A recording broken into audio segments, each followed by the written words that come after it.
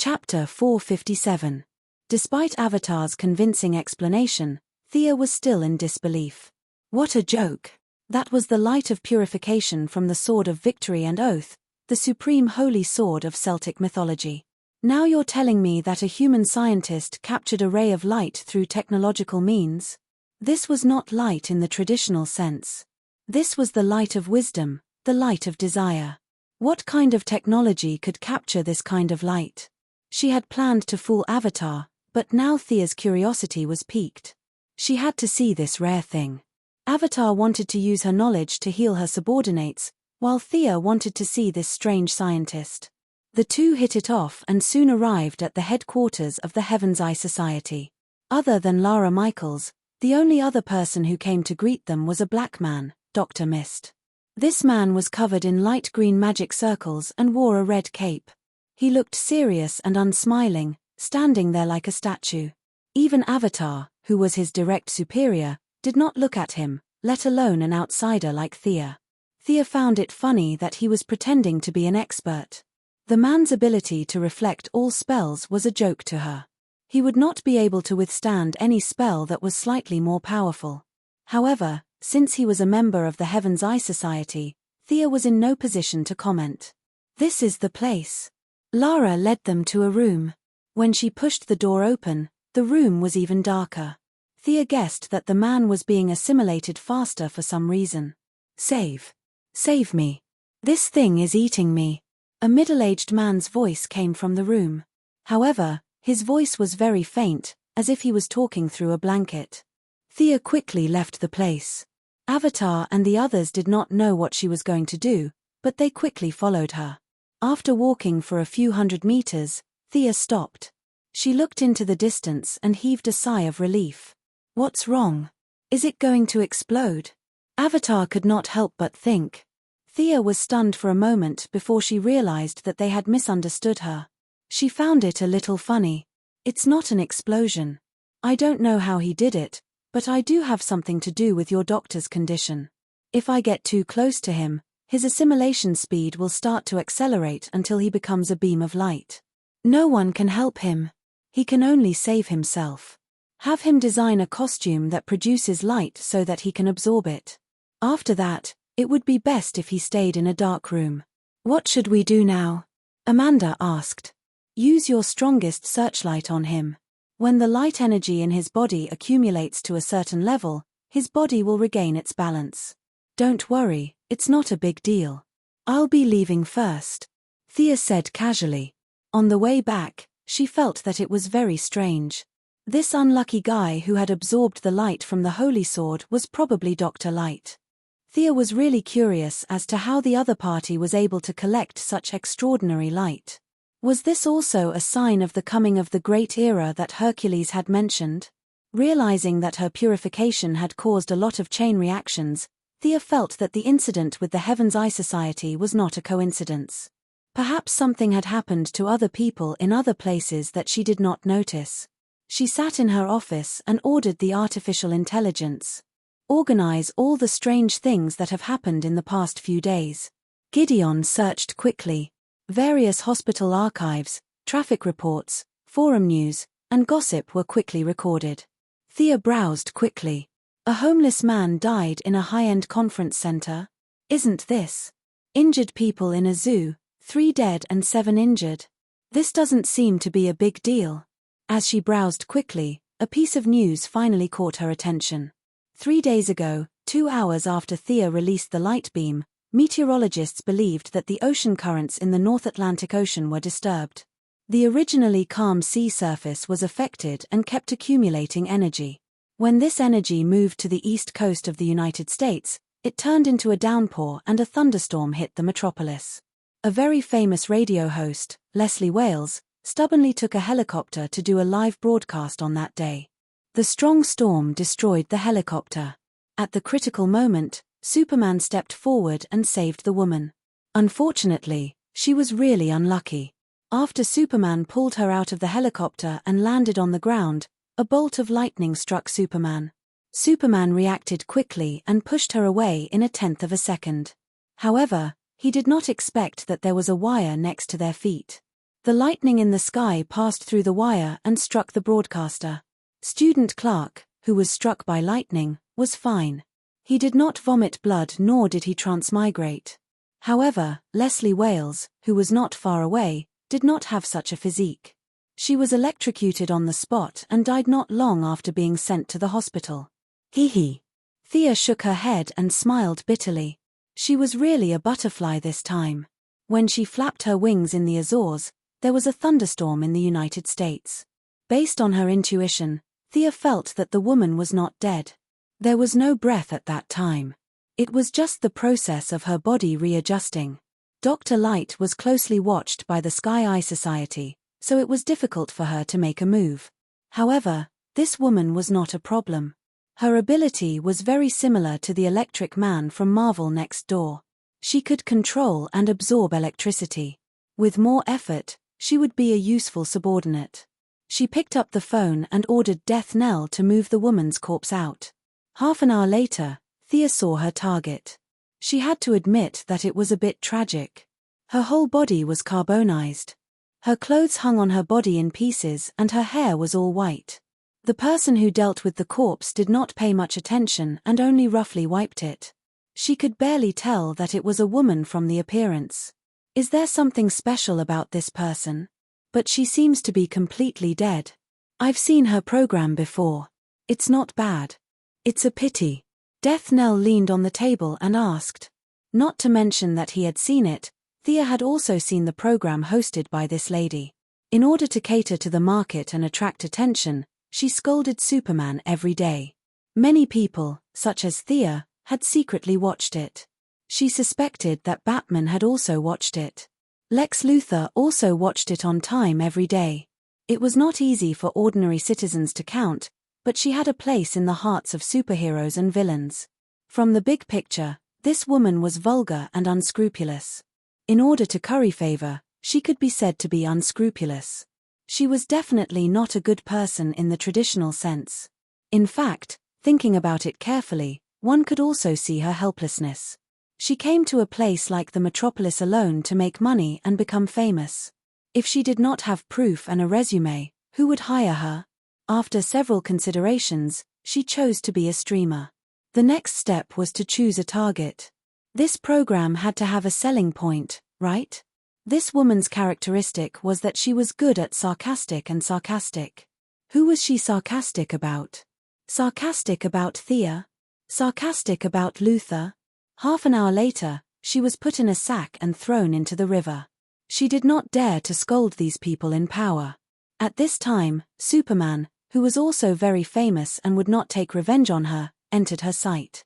Once the program was broadcast, it was indeed well received. Miss Wales seemed to have found a golden finger. Following that, she could not stop scolding Superman until today. Chapter 458. Thea's supervision allowed her to see inside her body. As a biological symbol, her blood circulation had been completely destroyed by the raging electric current.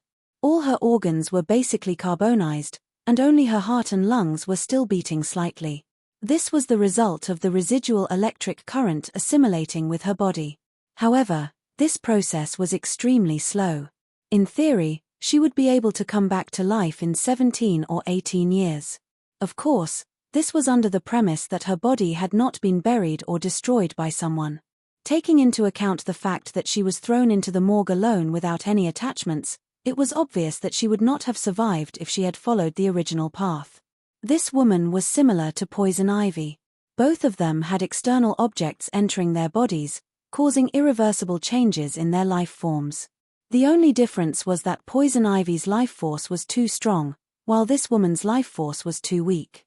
Connect her to the nutrient solution, max output. Thea signaled Death Knell. 3 thick needles were inserted into her severely necrotic skin, and various nutrients were injected into her almost dried-up body. 10 minutes later, Thea saw that her heart was wrapped in a layer of electric current, and it began to beat slowly. Does she have any abilities that are worth your attention? Death Knell asked thoughtfully. She can control and absorb electric current. When the electric current in her body reaches a certain level, her explosive power and speed will increase by a large margin. She can shoot out electric shock waves, and she can move between charged objects at high speed. Thea roughly explained a few points that she had thought of in a short period of time. Oh, that sounds good. But she must have some weaknesses, right? Of course. After gaining power in a short period of time, her mentality will definitely be unstable. Another is that she is extremely afraid of water. She can easily wipe out a fully armed American army, but she can also be defeated by a group of kindergartners with water guns. Seeing that Death Nell's expression was a little ugly, Thea hurriedly changed her words. Kindergartners are a little exaggerated, but the fire brigade can definitely defeat her. Then you still intend to recruit her? Thea did not answer immediately. The electric lady was the kind of person who had both advantages and disadvantages. Even without a great scientist, those who had studied for a few years would know how to deal with her. However, the other party's advantages could not be ignored. Now, the densely packed electrical equipment in the city would provide her with a huge amount of energy. Her mobility and destructive power were unparalleled. Thea thought for a moment. She'll be a great assistant if she's trained well. Oh right, she'll probably need to be trained for a few days. I can't stay here for too long. I'll leave the ring with you and return it to her when her arrogance has worn off, Thea said as she handed Death Nell an imitation yellow light ring. As evening came, the electricity lady's carbonized body continued to crack. Her charred skin fell to the ground and shattered. The newly exposed skin was almost transparent. The place where the blood vessels should have been was now replaced by electricity. Where am I? The electric lady sat up in a daze. First, she clenched her fists and looked at the electric current passing through her palms. Then, she looked around in shock. In the distance, there were dozens of fully armed burly men standing upright. They were all equipped with various instruments that he did not understand. A certain organization's base. This was her first thought. Had she become an experimental subject and been modified in various ways? It was no wonder that she thought so. American movies were full of such plots. It was hard for her to not go astray. Miss Leslie Wales, do you still remember what happened before? I saved you. Otherwise, you would be lying in the morgue right now. Thea saw that her eyes were a little unfocused. However, she did not scream like a lunatic. Thea felt that this was good news. You are. The electric lady's gaze automatically skipped over Death Nell, who was 2 meters tall and had a body like a bear. This was not because Death Nell was weak. In the original timeline, he was known as the greatest enemy of the young Titans. Death Nell, who was the nemesis of the brats, was no joke. Carrying 2 swords on his back and looking fierce, if it was in the past, he would have scared the former streamer out of her wits. However, today, the electric lady's gaze was still attracted by Thea. Unlike Diana's classic martial style, Thea had entered the middle stage of the demigod realm. Her appearance was more in line with modern aesthetics. Coupled with her rich knowledge, her overall temperament was raised by another level. Even as a female, it was rare for her to have feelings of jealousy. It was just that Thea would usually use magic to change some details in public so that her appearance would not be so stunning. Now that she was in her own base, she did not need to use magic to hide her appearance. What she showed was her original appearance. You know me, right? There were some differences in the details, but the overall appearance was the same. The electric lady's body had been modified. Her vision and hearing had improved greatly. She asked with uncertainty, "You are that billionaire? Are you the one who caught me here? None of you rich people are good people." Her tone was normal at first, but no one knew what she was thinking. As she spoke, she became so angry that her voice became shrill. The lights in the base flickered because of her. What should I do? She seems to hate the rich. Death Nell watched the show happily. He was not worried that she would go on a rampage and kill him. Now that his agility and strength had surpassed the limits of a human, he was not afraid of any metahumans. Moreover, this was a person who did not know the immensity of heaven and earth just because she had some abilities. Thea did not comment. The electric lady did hate the rich, but it was more of an electric current that affected her emotions. She could not control herself. I am a god. The electric lady became angrier the more she thought about it. What little rationality she had left was replaced by a crazy electric current. Her eyes rolled back and she floated in the air. The electric current in the base was crazily converging on her body. A few guards seemed to want to rush in, but they were stopped by death knell. Thea was speechless. This guy was different from Dr. Light. Dr. Light was a middle-aged man with a wife and children. He had a happy family and a good income. He was a middle-class person. This broadcasting lady was not doing well. She had been looked down upon by all kinds of people in her life. If she was not taught well, she would definitely become a villain. Blue light flickered between Thea's fingers. Water shield technique. A layer of aquablue film covered her body.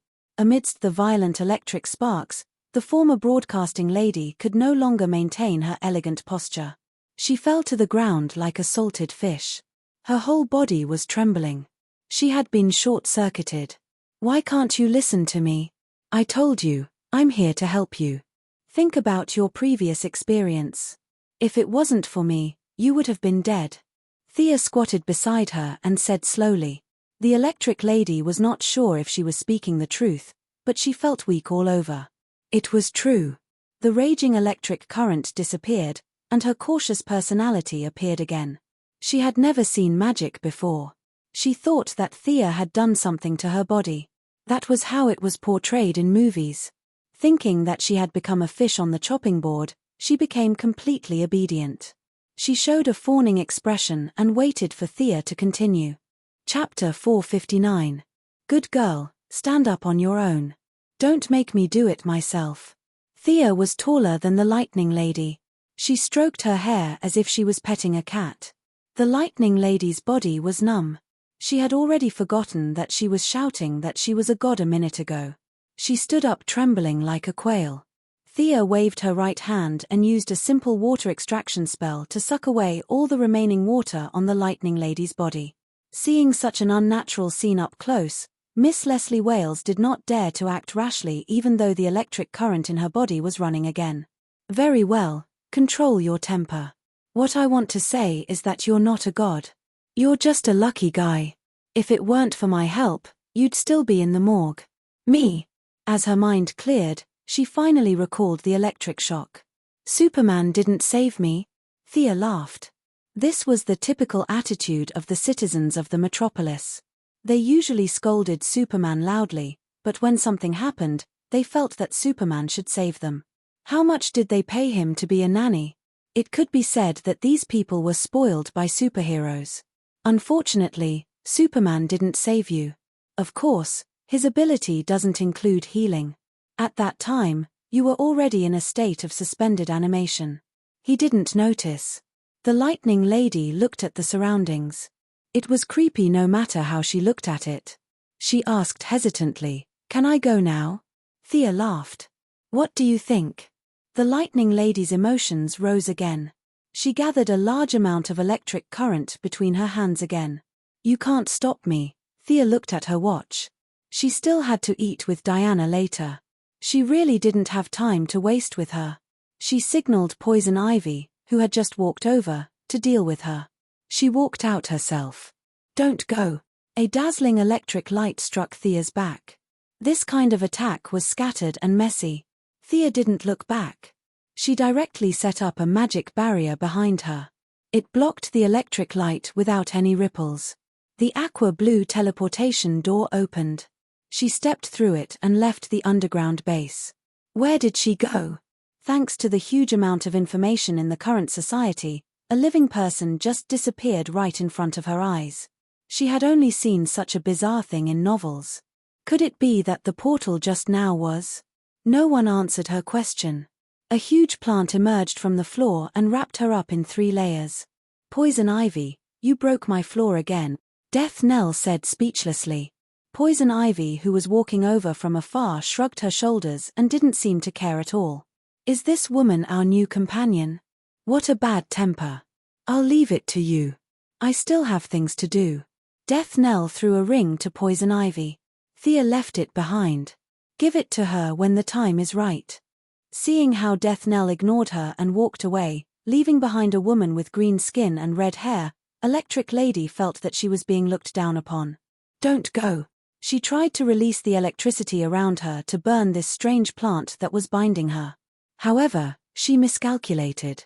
Poison Ivy's plant wasn't from Earth but from a peace-loving, high-tech planet. It didn't have any special abilities other than absorbing electricity. It could absorb anything that was related to electricity. Poison Ivy didn't intend to use it in battle and only kept it for fun out of curiosity. Now that it had come in handy, even she was surprised. Let me go. Let me go if you dare." No matter how hard Electric Lady released the electricity, the plant in front of her looked half dead, as if it would turn into charcoal in the next moment. However, after 10 minutes, Electric Lady's continuous discharge was a heavy burden on her body. She didn't know how to communicate with plants, but she could observe that the plant in front of her had undergone many subtle and indescribable changes. Poison Ivy was overjoyed. The joy of the plant was her joy. She was still cheering for Electric Lady. "Continue, don't stop." Thea left Electric Lady's violent temper to Poison Ivy's slow-witted temper. She was prepared to teach her a lesson. She shouldn't always think that the heavens were number one and she was number two. The prosperity of the Metropolis had returned to normal. The citizens on the streets and alleys resumed their daily lives. Thea left the underground base and was currently shopping crazily with Diana in a nearby store. Both of them were extremely tall. With their height and good figure, they could always wear long skirts as short skirts. Even though many of the clothes looked good, they couldn't fit the two of them. This had always been their problem. Of course, the young lady could call 100 assistants to buy clothes for her, but Diana enjoyed the pleasure of shopping, so she followed them out without a care. Long-sleeved ladies' blouse, round-collared autumn and winter long-sleeved wool coat, casual professional trousers, spaghetti straps, miniskirts, long boots, and various high heels. They didn't care if it was useful or not. Both of them bought a huge bag. "Hey, you're out shopping too? What a coincidence, what a coincidence." The two of them bought a huge pile of clothes. The clothing store owner personally escorted them out of the store. They bumped into Clark Kent and Louise Lane. Diana habitually greeted them. The two of them didn't expect to bump into each other on the streets. After all, no one had supervision and super hearing 24/7. Although Thea had changed slightly, her overall appearance hadn't changed. Those who had seen her before could still recognize her. On the surface, she and Clark knew each other, but they weren't close. However, Diana shouldn't know Clark. Louise Lane turned her head to look at her boyfriend in confusion. Then, she looked at the extraordinarily handsome Diana. Her mind was filled with questions. "I'll explain later." Bro Superman smiled sheepishly. Seeing that Thea and Louise were about to leave, he quickly stopped them. "Thank you for saving Jimmy. It's my treat. Let's have dinner together." Louise seemed to have thought of something but didn't interrupt. The two girls looked at each other. They hadn't eaten dinner yet. "Let's have a big meal together." Clark Kent wasn't a poor man. His family owned a farm, so he didn't need to hire anyone. He alone could take care of 10,000 people. In the Metropolis, the Daily Planet wasn't a street tabloid.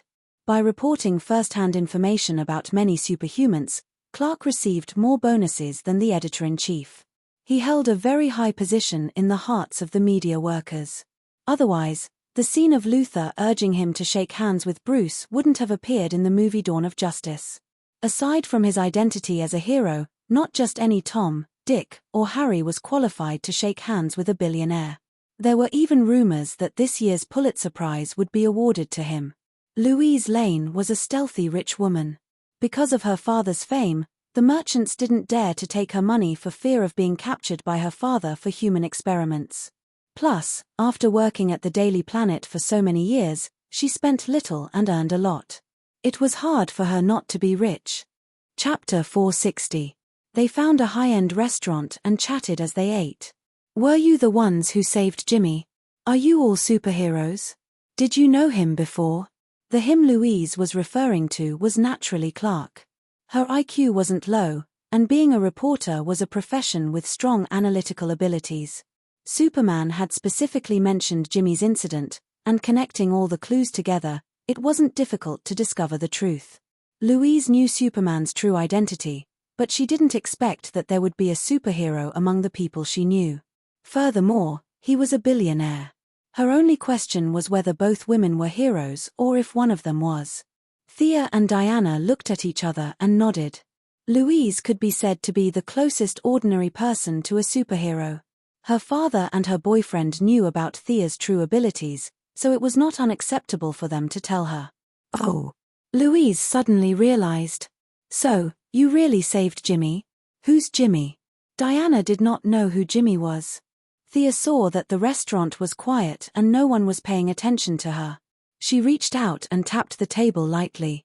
With a water mirror image, Jimmy Olsen's image was reflected. Diana looked at the image and felt that it was familiar. Oh, it's him. He's quite a brave person. Thea pursed her lips. This was called being dumb, okay? This was not bravery at all. Louise was completely convinced when she saw this. She curiously tapped her finger on the water mirror. Her finger was clean and there was nothing there. Seeing that they were open about it, Superman sighed in relief. What were the enemies you encountered on the island? Jimmy took a lot of pictures. Were they aliens? These things had been explained several times, and Sia was very familiar with it. She told him everything from the beginning to the end. Superman sometimes frowned and sometimes pursed his lips. When he heard that the enemies were all wiped out and that the Justice faction had one more Hercules, he felt much more relaxed. What Thea said had little impact on Superman. Whether it was gods or evil, it was the same to him. However, these things were a little unsettling to Louise. The Greek gods, the will of the world, and the Atlanteans were all contrary to her original worldview, especially when she found out that Diana was the daughter of the King of Gods, and that there was another well-known god who was currently recuperating in Metropolis. She was completely at a loss for words. Poseidon. Hercules. Superman was a little excited when he heard these names. Unlike the Martian manhunter who had lived for hundreds of years, Superman was still a young man according to the age of the Kryptonians. It was inevitable for him to be competitive, but he also knew that it was not the right time to suggest a fight, so he suppressed the urge. Now that they had a preliminary understanding of each other, it was easy to chat. Thea was mainly concerned about Superman's recent encounters. Superman was a little puzzled when he mentioned that some unknown forces had been attacking him with missiles recently. Thea pretended to be puzzled, but she knew that Luthor had started to collect Superman's genes to make clones. To clone someone like Superman, whose genes were perfect, required a lot of preparatory work. Even with the help of the Kryptonians who had surrendered, Luthor's workload was so heavy and cumbersome that it made him lose a lot of hair. It should be known that Earth's current technological level could only clone some animals. Even someone like Sia, who had scoured space for scientific and technological knowledge, could only clone ordinary people. Mr. Luthor was too careless. He directly went for the most difficult one and chose the hell difficulty as the starting point. Sia did not know what to say, but this person actually succeeded. It was truly shocking. As for the missiles that attacked Superman, Poison Ivy controlled the plants and collected some samples without anyone noticing. Thea only took a few glances to know that Luthor was the one behind it. He had installed a lot of nanomachines on the missile warhead, coupled with invisible kryptonite needles. He was using these things to silently collect Superman's cells. At present, only Thea and Luthor had the technology to use miniaturized equipment and knew how to use kryptonite. Since it wasn't Thea who did it, it went without saying who was behind it. When Thea saw the nanomachines picked up by Poison Ivy, she realized that Luthor had mastered the atomization knowledge she revealed on the spaceship. This man was really amazing. Although he didn't understand a lot of things at the time, he remembered everything Thea said on the spaceship and went home to study it. Just by looking at the nanomachines he made, she knew that he had put in a lot of effort. The only good news was Luthor's personality.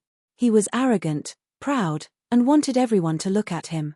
This personality determined that he wouldn't study the atomic suit. He wanted to make an indomitable robot and beat Superman to the ground. He wouldn't become invisible to a microscope to deal with Superman. The Atomic Man's philosophy and personality were too different from his. If one day he really became invisible and unknown, he would rather die. The four of them chatted, and time passed quickly. When they said goodbye to each other, Diana hesitated for a moment and said, "I want to fight with you." Diana was unusually serious when she spoke. Thea immediately realized that she had been holding this sentence in her heart for a long time, but she just couldn't find the opportunity to say it. She believed in Diana's strength and didn't stop her. Instead, she quietly waited for Superman's response. Louise also realized the seriousness of the atmosphere. In her impression, Superman was synonymous with invincibility. She was a little excited that someone was going to challenge him today. The right to choose fell into Superman's hands. According to his heart, he wanted to fight to his heart's content, but there were too few enemies on Earth that were worthy of him fighting. The comfortable environment had eroded the warlike nature of the Kryptonian in his blood. Tonight, he first heard the story of their battle with Hercules, and then Diana wanted to fight with him. The passion in his heart finally suppressed all his worries. "Okay, I promise you, but the venue of the battle, Thea will definitely think of a way," Diana said affirmatively. Ideas flashed through Louise's mind. Space combat was the most environmentally friendly. Although both of them could survive in space, Diana obviously wasn't good at space combat, so this option was directly rejected. If they fought on Earth, Superman could continuously absorb the energy of the yellow sun, which was also unfair to Diana. Plus, the various satellite observations were too troublesome, and they caused a lot of damage to the surface. Thea felt that the two of them could deviate the planet's orbit. For the sake of the 6 billion people, Earth was also rejected. The only option left was to go to outer space. Where to go? It was best to go to a place where there was neither a yellow sun nor a red sun. Can I go and watch the battle? I haven't seen him fight with all his strength yet. Louise Ryan gave Thea another difficult problem. Superman stared at her with bright eyes. His meaning was self-evident. Thea scratched her head. There were so many restrictions, and it had to be a planet where an ordinary person like Louise could survive. Chapter 461. After much consideration, they took out the light ring to search and finally found a barren planet. The planet was extremely far away from the star and there were no signs of life. Even if the two of them deviated the planet's orbit, they were not afraid. Most importantly, there was oxygen on the planet, which was suitable for Louise, an ordinary person who was not afraid of death. After telling them about their discovery, Superman and Diana naturally agreed. They had wanted to fight for a long time, but there were too few suitable battlefields. Go to another planet. How do we get there? Louise's worldview was about to collapse as she hurriedly asked her own question. Don't worry, there's oxygen there, but there's not enough light.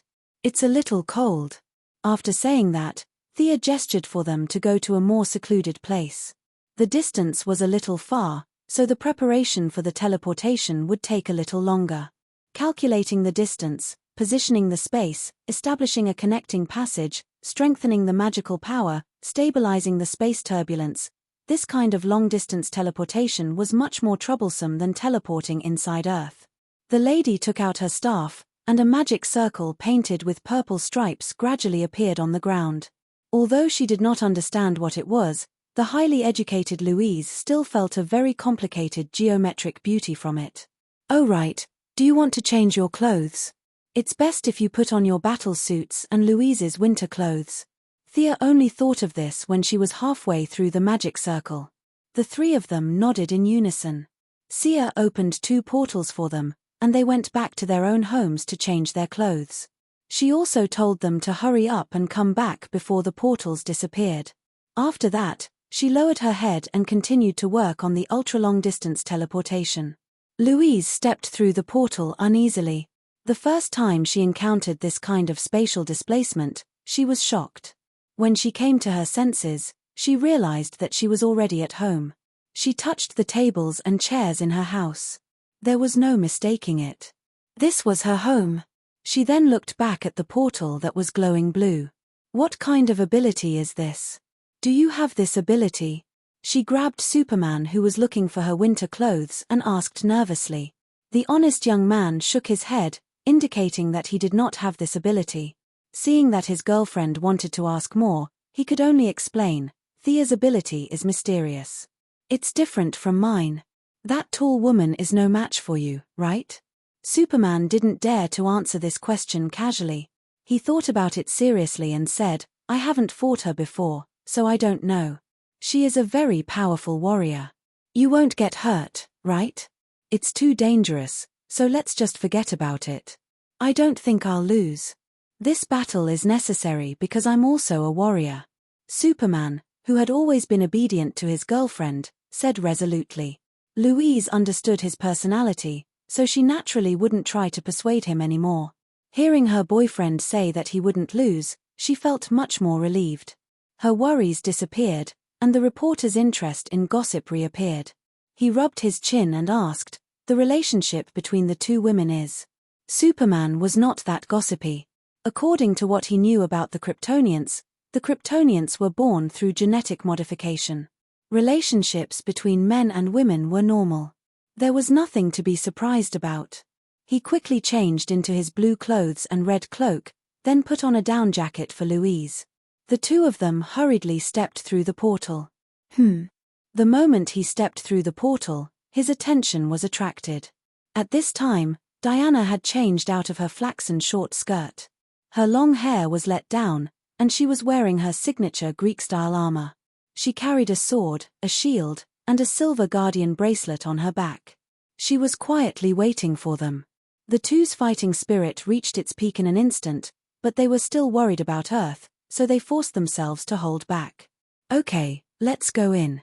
This is a deserted planet named Alaru according to the universal name. It's 5 light-years away from Earth and 24 light-years away from Krypton. Thea finished drawing the portal. Unlike the blue portal that could be opened easily on Earth, this portal was purple in color. Just maintaining the portal consumed 20% of her magic power. After checking it carefully and confirming that there were no mistakes, she walked in first. Diana followed closely behind, and Superman comfortingly pulled Louise into the portal as well. The few guys with extraordinary physiques did not feel anything, but the ordinary Louise suffered greatly. It was as if she was thrown into a washing machine. Her body was fine, but her brain felt like it was violently thrown out by centrifugal force. She could not tell if it was dizziness or pain, but she felt like she was floating when she walked. It was similar to being drunk. Fortunately, Thea's magic power was far better than before. She woke up as quickly as she fainted. She shook her head and began to observe the surrounding scenery. This was a dark planet. The clouds were thick, and only a few rays of light shone on the ground between the gaps. There was no vegetation to be seen with the naked eye, and the sky seemed to be covered in sand. The environment was worse than Arabia. The only good news was that there was oxygen here, but it was very thin. She tightened her coat and came to Thea's side. She asked curiously, "There's no sun here? You said it's 5 light-years away from Earth." There's actually a star shining here, but it's very far away. Plus, the star has entered a period of decline." Looking at her nonchalance, Louise could not help but ask, "Aren't you worried about your partner? Will Miss Prince be in danger?" Thea shook her head and did not answer the question. Logically speaking, no one could defeat Superman without kryptonite. However, Diana, who was also wearing a full set of godly equipment and had reached the peak of a demigod, was only one step away from becoming a true god. Thea did not think that she would lose. She was actually looking forward to this battle. Seeing that she had no intention of continuing the conversation, Louise also held back her desire to speak. She only glanced at Thea's short skirt and short sleeves. Thea was dressed like she was shopping. She was a little speechless when she compared herself to her trembling in a down jacket. Thea was secretly amused. If it were anyone else, they would have already gone back. However, this curious woman had no intention of backing down. She was currently staring at the two people in the distance with shining eyes. "Are you good at aerial combat or ground combat?" Superman floated 3 meters above the ground and asked politely. Although Superman opened the battle calmly, Diana still read something new in his words.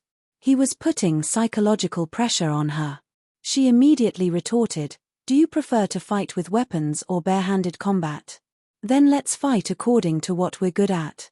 Realizing that his opponent did not want to engage in aerial combat with him, Superman was a little disappointed. As for weapons, there was no Superman's sword in this world. He did not use any weapons. He flew directly into the air and looked down at Diana. He knew that his opponent was good at defense. This meant that she wanted him to attack first. He did not hold back. His legs suddenly stopped in the air and angled down at a 45-degree angle. He maximized his speed advantage and rushed toward Diana as fast as lightning. Diana did not use her sword and shield directly. After talking with Hercules for a few days, her martial arts had improved greatly. According to Thea's original words, she already had the intention of gaining the upper hand after making the first move. At this time, seeing Superman rushing at her, she was extremely calm. She quickly judged the opponent's several attack points. When the two were about to come into contact, she sidestepped to avoid the first wave of impact. Chapter 462. Then, without waiting for Superman to stop, Diana stretched out her hands and grabbed Superman's red cloak. Using all her strength, her feet, knees, waist, and arms, she spun a few times on the ground at high speed. Then, she suddenly released her hands and smashed Superman onto a rock. Boom! With a loud bang, more than half of the mountain that was hit collapsed. Rocks flew everywhere, and a strong vibration was transmitted to the ground. Thea and Louise, who were miles away, could feel the obvious vibration. "Will Clark be okay?" Louise asked nervously. Thea had supervision and was very engrossed in watching. Only then did she realize that Louise couldn't see anything even though she was craning her neck. She used magic to control the ground under her feet to fly into the air and cast a long-distance vision spell on Louise. After thinking about it, she still had to ensure Louise's safety when the two of them fought until the sky fell and the earth cracked. Louise was watching a battle of this level as an ordinary person. If it were someone else with fewer tricks up her sleeve, they wouldn't be able to protect her. Thea used her light ring to conjure a small house. The two of them sat in the house and watched the fight outside. Thea was very proud of her conjuration. Even Superman's full-force attack couldn't break it. It was more than enough to resist the aftermath of their battle. This level of wrestling couldn't even be considered a warm-up. Only Louise showed a panicked expression, but when she saw Thea's calm face, her nervousness gradually subsided. Superman didn't stay in the mountain for long. He smashed the surrounding rocks with a punch, flew up, and fired a heat ray at Diana from afar. The two of them were miles apart, and the heat ray wasn't fast enough to catch them off guard. Diana took 2 steps to the side. The heat ray hit the ground and vaporized the hard black earth instantly. However, Superman didn't stop the energy output of the heat ray. He shook his head slightly and swept to the side. Diana immediately realized that she had miscalculated. The extent of the opponent's head swing was much smaller than her dodging movement. She pushed off with both feet, switched the shield to her left hand, and charged forward while enduring the heat ray. She tried to close the distance between them. The heat ray hit the shield and made a sizzling sound. Although this was a high-energy ray converted from the solar energy in Superman's body, it was still a little weak in front of Diana's divine shield. Diana didn't just blindly fight back. She made some feints from time to time while running. She switched back and forth between straight and diagonal lines and tilted her shield. She tried to attract Superman's attention with some small tricks. Realizing that Diana wanted to engage in close combat, this was exactly what Superman wanted. He stopped shooting heat rays and grabbed a mountain rock that weighed several tons with both hands and threw it at Diana. Such a large rock, even if one ignored the force it carried, the huge kinetic energy it carried was extremely powerful. The rock was huge and fast, sealing off Diana's left and right paths for her to dodge. Retreat.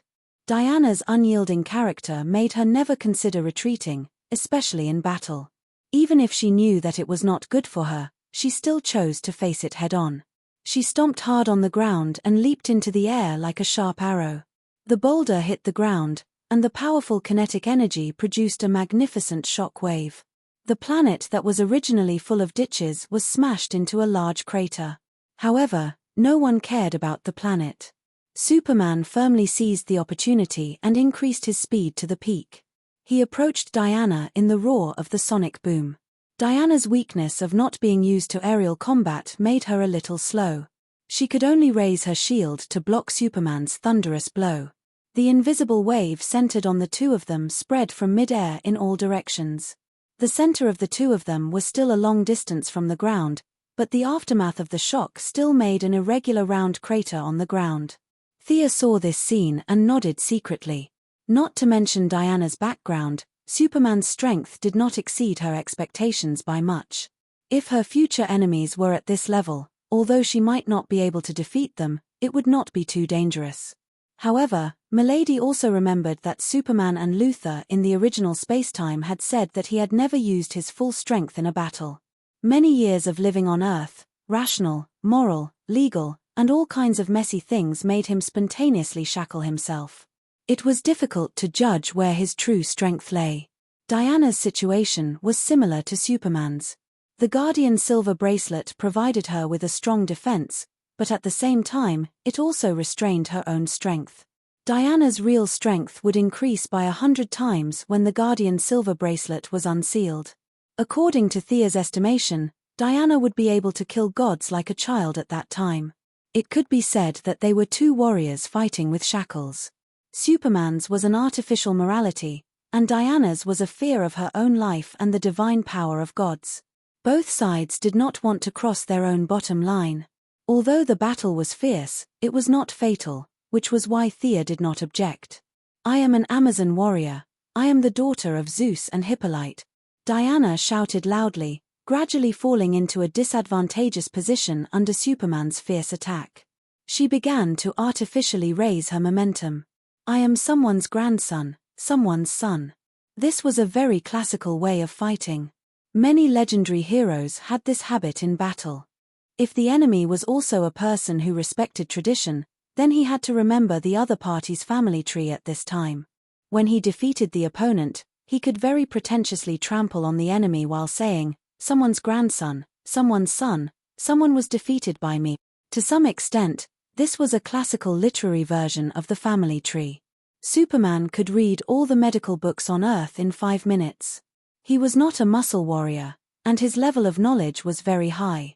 He did know this habit, but it was a little embarrassing for him, an alien, to say the name of his own father and grandfather in battle. Her taciturn response had weakened his stormy attacks by a little. Diana seized the opportunity, threw away her shield, and attacked Superman with the Vulcan's sword in one hand. Without the early advantage, Superman's combat intuition was still terrifyingly high. However, combat intuition could not always be there. There was a lot of randomness in it, and it was not as reliable as real martial arts.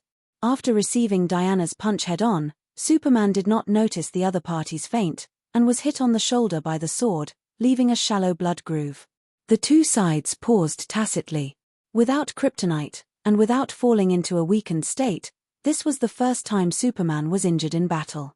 This also made him realize that the body of steel was just an adjective.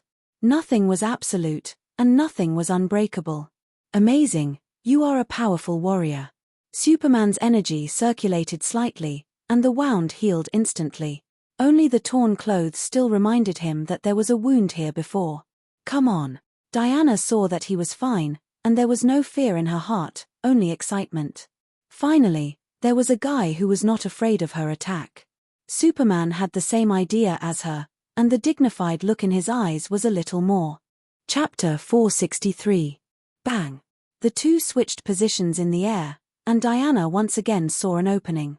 The silver bracelet was imbued with immense power, and she punched Superman in the stomach. Even though he had a body of steel, this punch was enough to make brother Superman bleed. Thea glanced at Louise without batting an eyelid. She didn't know if this punch would affect their happy life in the future. Superman realized that he was at a disadvantage when it came to fighting moves, and he instantly changed the rhythm of his attacks. He began to use his powerful physique, and instead of pursuing any moves, he used pure strength to drive his speed. His fists rained down on Diana like raindrops. As he became more serious, the frequency of his punches increased, and the yellow sun's energy absorbed in his body naturally overflowed. On this dim planet, it looked like a sun that was gradually heating up and glowing. It was getting brighter and brighter, as if a wheel of fire had risen from the horizon. Diana also refused to show weakness. She threw away the fire god's sword, and her silver bracelet of protection sensed her fighting spirit. Although it was not unsealed, a steady stream of divine power began to fill her body. She did not have the scorching heat of the sun, only the belief of protection. Streaks of silver light appeared on the surface of her body and hid in her body, and she attacked Superman. One of them shone brightly, and each of his punches carried great power. The other was like a bright moon in the sky, unparalleled in defense, and could also mix in a fatal counterattack. After fighting in the air for less than a minute, they landed on the ground. Aerial combat was not suitable for this kind of attack. Every time Superman threw a few punches, Diana only needed to fly back a few centimeters to make Superman's attacks useless. Similarly, Diana's attacks were the same, and it really went against the original intention of sparring. Entering the ground battle, Diana's martial arts skills were finally displayed to the extreme. Each of her attacks carried a burst of cold light, bright and hazy. In a short period of time, Superman took 2 punches and 1 kick. What a pity. Thea sighed. What's a pity? Even though Thea had cast Farsight on Louise, she was still dazzled. As an amateur, she really couldn't see anything. Thea blurted out that it was a pity. She only thought that it was unwise for Diana to give up the divine sword to compete with Superman. However, she also knew that it was reasonable to give up the divine sword after giving up the shield. For Diana, it was better to be empty-handed than to play with a one-handed sword. In the future, the fire deity would forge 2 one-handed swords for her. Perhaps dual-wielding was her future path. Thea, can you do this as well? You're a deity too? Louise asked with lingering fear as she watched the 2 of them dig trenches in the ground and open holes in the mountain from time to time. The eldest young mistress laughed. This question was too unprofessional. What should she say? Bragging that she was a demigod would be too much of a show-off, and there was no need for that. I'm just an ordinary earthling. I can't compare to them, haha. Louise rolled her eyes at a place where she couldn't see. Normal people? Who are you kidding? I'm an ordinary earthling, okay? Especially when Superman and the others were fighting farther and farther away. Thea could only control the materialization under her feet to catch up with them. This further confirmed Louise's thoughts. She was the only ordinary person among the 4 of them. As the energy used by the 2 of them increased, the destruction of the planet began to show. Superman had already scanned the area with his supervision early in the battle. This planet did not even have many microbes, let alone intelligent life. He had no qualms about destroying it. Diana was even more so. As long as she was not an earthling, the life and death of extraterrestrials had nothing to do with her. Even if the planet was destroyed, the few of them could go back. They had no qualms about fighting. Diana exerted force with both hands, lifting up an entire piece of the ground and throwing it at Superman. Such a crude way of fighting suited Superman's intentions perfectly. He raised his right fist and jumped up, punching through the flying object. At the same time, not to be outdone, he looked left and right. Suddenly, his eyes lit up. He flew to the side, exerted force with both hands, and pulled up a mountain that was dozens of meters tall and weighed hundreds of tons from the ground. When he raised it above his head and was about to throw it, he suddenly noticed something. His eyes could not help but look into the distance. Diana reacted quickly. She realized that something had happened and stopped attacking. Seeing Superman lifting a mountain like a gorilla, Thea wanted to laugh. When she saw the change in their expressions, she also noticed that something was wrong. She switched to her supervision and looked in the direction Superman was looking. After searching for 1,500 kilometers, Thea finally noticed something strange. 2 alien spaceships landed on the surface of the planet one after another. The first spaceship was equivalent to the crash of a fugitive, and the second spaceship was the pursuer's if nothing unexpected happened. Little death-courting expert landed on the ground with Louise. She did not know what had happened. She looked at Superman nervously. What's the matter? Diana could see very far. 1,500 kilometers was also within her range. She just needed to fly high. Thea truthfully told the two girls what she had seen. Louise was even more certain that the capitalists were not telling the truth. How could an earthling like you see 1,500 kilometers away? Superman put down the mountain regretfully. It was tiring to keep lifting it. What should I do? Or should they meddle in other people's business? Did they say anything? Can you hear them? Thea asked Superman. As the only man present, Superman listened seriously. He was a little speechless. I can hear them, but I don't understand their language. So troublesome. Thea let out a long breath. Even running to a deserted planet to watch a show could cause such a drama. This proved that Superman and Diana were very lucky to be the children of the world. If she was here alone, she could just retreat. Diana might be able to take care of the matter in front of her. Even if she was thousands of kilometers away, she might not care. Unfortunately, Superman and his wife were also in the group. These two were enthusiastic people. They were the kind of people who could not sleep if they did not take care of other people. Thea could only bite the bullet and join in. She glanced at the 30 or so people in front and behind. They were all armed with technological weapons, but she could not tell how strong they were. She could understand a few mainstream alien languages. If she really could not, she could translate through the light ring. The only thing that limited her was that her hearing was not that good. She softly chanted an incantation and released Morgan Le Fay's reality simulation. She then released a water mirror spell, projecting the movements and voices of the other people onto the mirror. It was convenient for her to translate in real time. She saw a group of people chasing after the person in front. The person in the back shouted from time to time. The person in front was tightly covered. There seemed to be lead in his clothes. It was impossible to tell who he was. Thea listened for a while and smiled bitterly. She could not understand. She could only take out the light ring. After listening for a while, she said to them, "The person in front is the Princess of Tamaran. She's called Corian. The people behind are the soldiers sent by her sister to kill her." Chapter 464. The vendetta within the royal family, the antagonism between family members, and the influence of Earth's movies and TV series made it easy for them to analyze some of the inside stories here.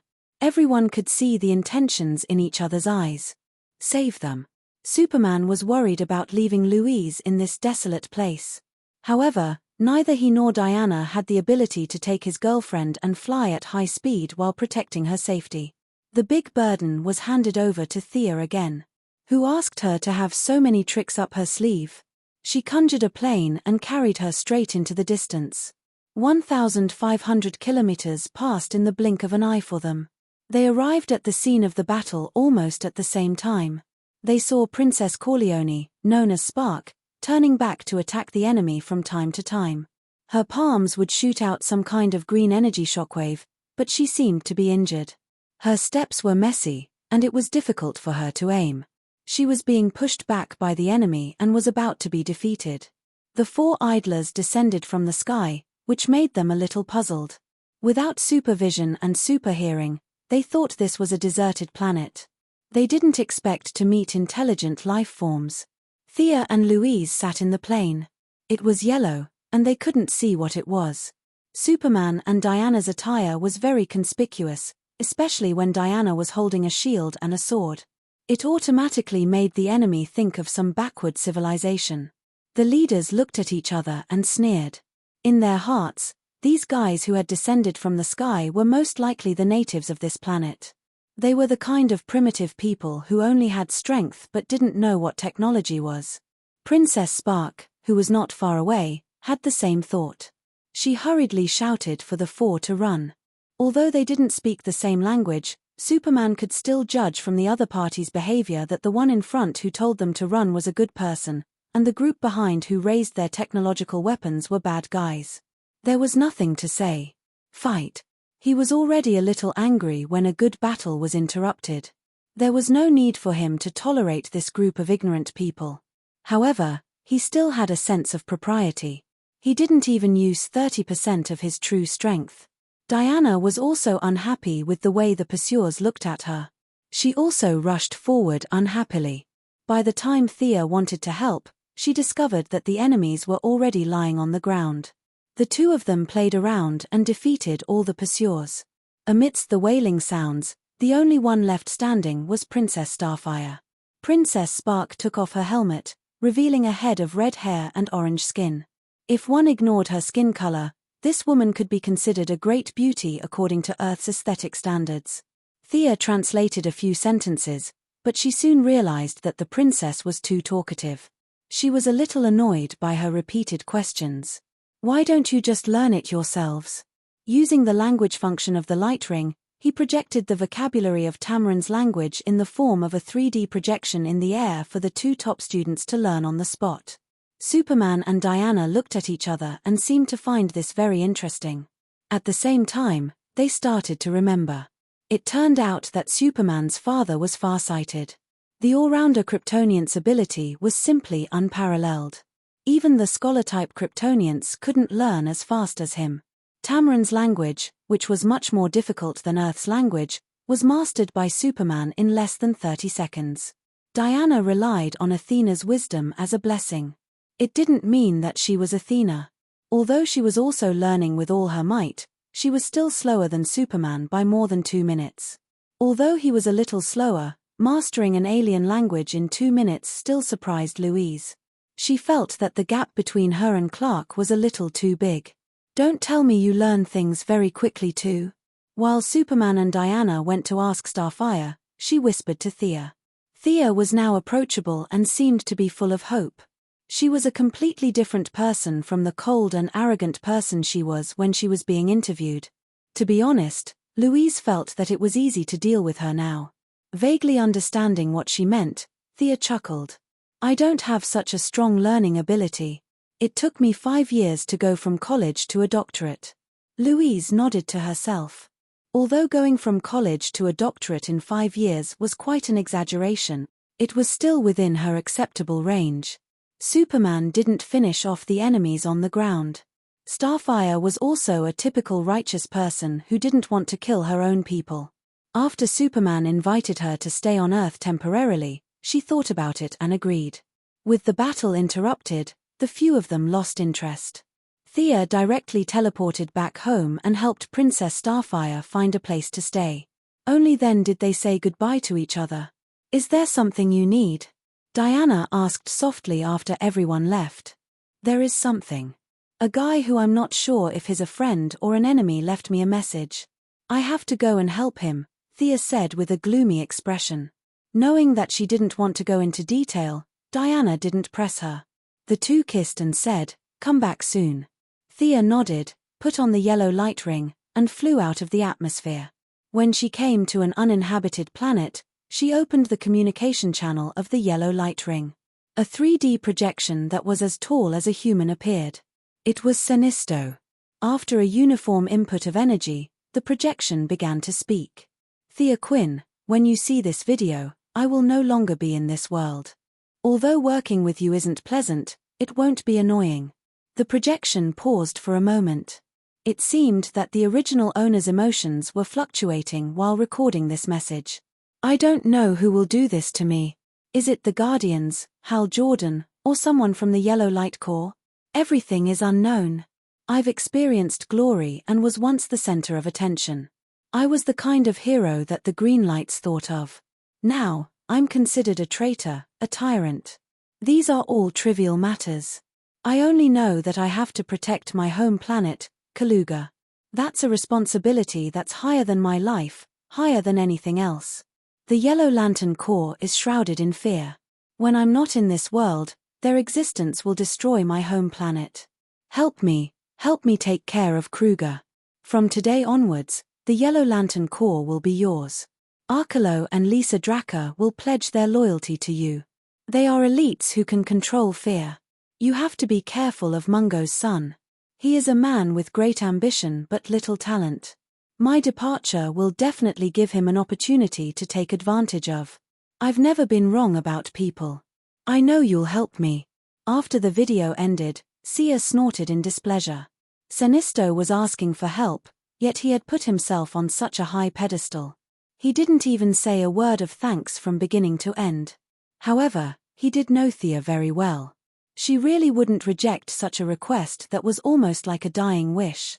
Strange, if he's no longer in this world, why didn't that part of the yellow light ring return to me? Did it blow up directly, or did someone tamper with it? Her first suspect was the little blue guardians who had lived for hundreds of millions of years. These guys had unfathomable strength. It was hard to say if they were controlling something behind the scenes. Chapter 465. The planet controlled by Gerard was not far from Karuga. Thea ordered the official members of the Light Ring, the Dead Man, and Fura to meet up with her there. She tried to find Sinisto's last traces based on the faint connection she had with the lamp ring. This was the wreckage of a planet. Countless cosmic dust was floating here, and from time to time, there were boulders that could not bear the weight and broke into pieces under the influence of gravity. Thea followed the guidance of the light ring and gradually approached this area. There were still many traces of battle here, and emotional energy was still filling this place. On one side was the green light of courage, and on the other side was the yellow light of fear. The green light was not unfamiliar to her. It was the one that she had worn for a short time, the one that Hal Jordan had inherited from Abin Su. The yellow light was even more familiar. It came from the same source as her light ring. It was Sinisto. She looked into the distance and did not see any corpse. When she was about to explore deeper, a figure suddenly flashed not far from her side. The white-haired, blue-skinned guardian wearing a red suit and a white robe was looking at her thoughtfully. Only one? Thea looked around blatantly and found that there was only one guardian in front of her. She put away the teleportation gem in her hand. She nodded slightly and said, "Respected guardian, what alarmed you and made you leave the main planet of OUA that you have guarded for hundreds of millions of years?" "Hello, Earthling, we meet again. You can call me Gantz," the little blue guardian said expressionlessly. "Oh, it's him." Gantz could be said to be the only guardian who still had feelings. Maybe it was because he was kind by nature, or maybe it was because the ring of the first lantern warrior Huarong was sealed in his body, so his feelings were not completely erased. This guy could be said to be the only guardian left who could be dealt with. Thea followed his advice and said, "Lord Gantz, is there anything I can help you with?" She could not see the depths of their strength on OUA that day. Now that she was a demigod, she finally had some understanding of the strength of these guys. Strong. Really strong. She just used an imperceptible spirit power to sweep the edge of his body, and it was easily bounced off by an indescribable force. The guardian named Gantzer looked at her blankly as if he didn't know. Thea gritted her teeth. No one she knew was as strong as him. Although in the original spacetime, Ganther boasted that Spectre was not as good as him and was pressed to the ground by Spectre 3 minutes later, his level was indeed higher than the current Thea. Thea felt that she had to at least become a new god or fuse with the Parallax monster to be able to compete with him. Gantzer didn't mind her little tricks. Perhaps it was because of the billions of years that they had spent together, but there were too many people who wanted to test them. They were all immune to it. Do you think Sinisto did the right thing? He used his own order, his own understanding, to plunge the planet into a vortex of fear. Hal Jordan disagreed with his actions, and the two fought. "You and Hal are both from Earth. What is your point of view?" Thea really didn't think about this question. Half an hour ago, Kaluja's explosion had nothing to do with her. She was as busy as a spinning top every day. How could she have the time to think about it blindly?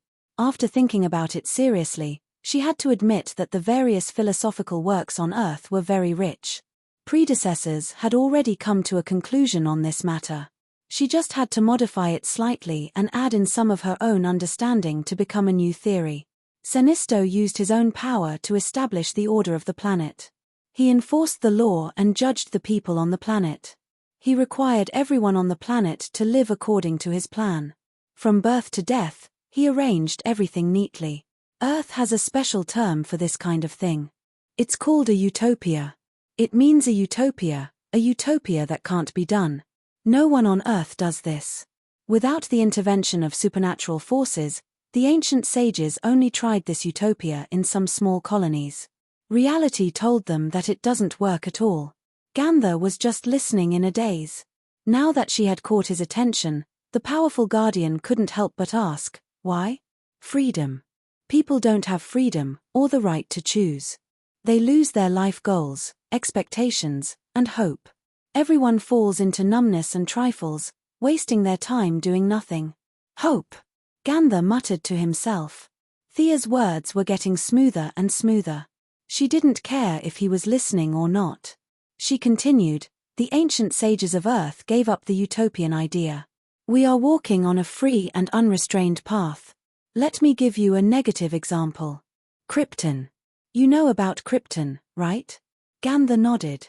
He knew about such a famous planet. He also had a premonition of what Thea was going to say next. Krypton has the best genetic modification technology in the universe. They screen the babies at the embryonic stage and use a huge algorithm to calculate the future direction of the child. Before they are born, they have already determined their future direction. Every Kryptonian understands their mission when they can remember. Like a machine, they do their own things in a cycle. Their planet was eventually destroyed. Only one Kryptonian who gave birth naturally escaped. His parents gave him the right to choose. The glory of humanity is now sprinkled on Earth. This is the birth of a great soul. Gandha seemed to be thinking about the truth behind her words. Hope, is it? Hope can change life. Only hope can save them. He muttered to himself. Slowly, he seemed to understand some truth. There was a hint of emotion on his emotionless face. He stepped back emotionlessly and threw a residue wrapped in energy to Thea before disappearing. This is the remaining part of Senisto's ring. I have collected it. You should be able to use its power. Senisto was only banished to the antimaterial world. Don't worry. According to the records of the Book of Aurora, his story has not ended. Take care, Earthlings with ideas. We will meet again. It was not until this person disappeared without a trace that Sia looked at the ball of energy. She was not worried about Senisto. This old man first served the Green Lantern, then the Yellow Lantern, then the Green Lantern, and then the Yellow Lantern again. In the records of the Green Lantern history, he seemed to have returned to the Green Lantern for retirement. Senisto's life had been changing between Green Lantern, Yellow Lantern, and White Lantern for a short period of time. It could be said that his story had just begun. It was not an exaggeration to describe him as having 3 ups and downs. Gandha kept talking about hope. Was this a sign that he was going to establish a Blue Lantern? Thea shrank her neck. In all honesty, she was just talking nonsense. There was no special purpose. Chapter 466.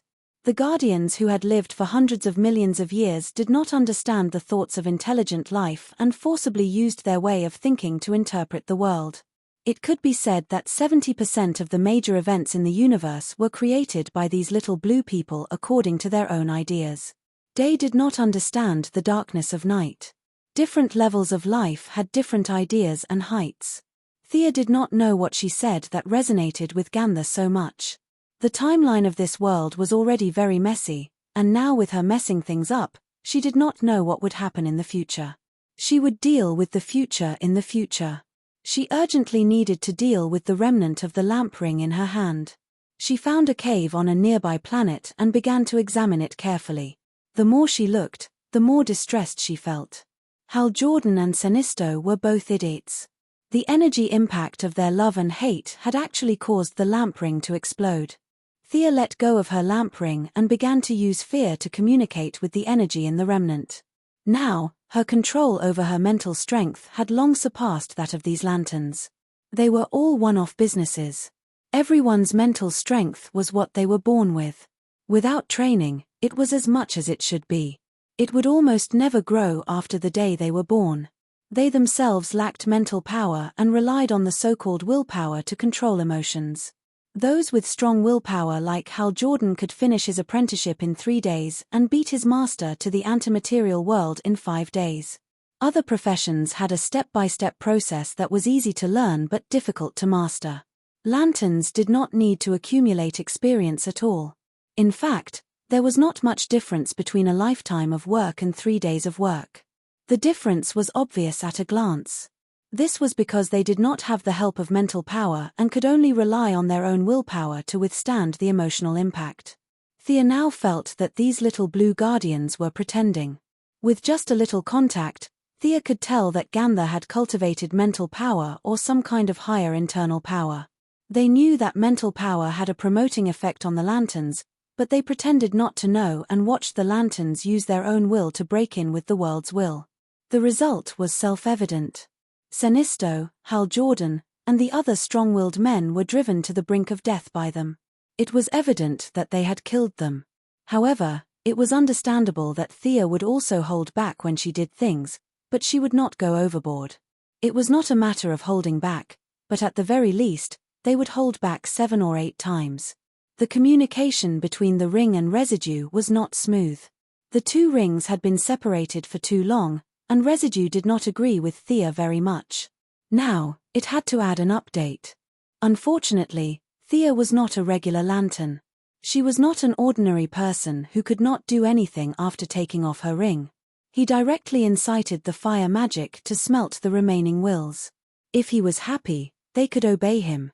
If he was unhappy, they had to obey him. She might not be able to deal with Gancelli, but if Thea couldn't deal with this ring, then she would have wasted so many years of effort. She had even mixed a trace of power of will into it. The remnants of the lamp ring could no longer withstand it, and yellow particles kept flying into her lamp ring. The originally pale yellow lamp ring was gradually darkening. The weak resistance was suppressed by force, and the strong resistance was transformed by power of will. The speed of fusion was gradually increasing. Thea tried to imprint her spiritual imprint into the ring during the fusion period. The ring almost did not resist, and it acquiesced to her ownership. With this imprint, her control over the ring had deepened a bit. Even if Senisto jumped out now and shouted himself hoarse, the ring would not listen to him. If you want the yellow ring, you have to remake it yourself. After 4 hours of hard work, all the residue was absorbed, and the color depth exceeded Senisto's that day.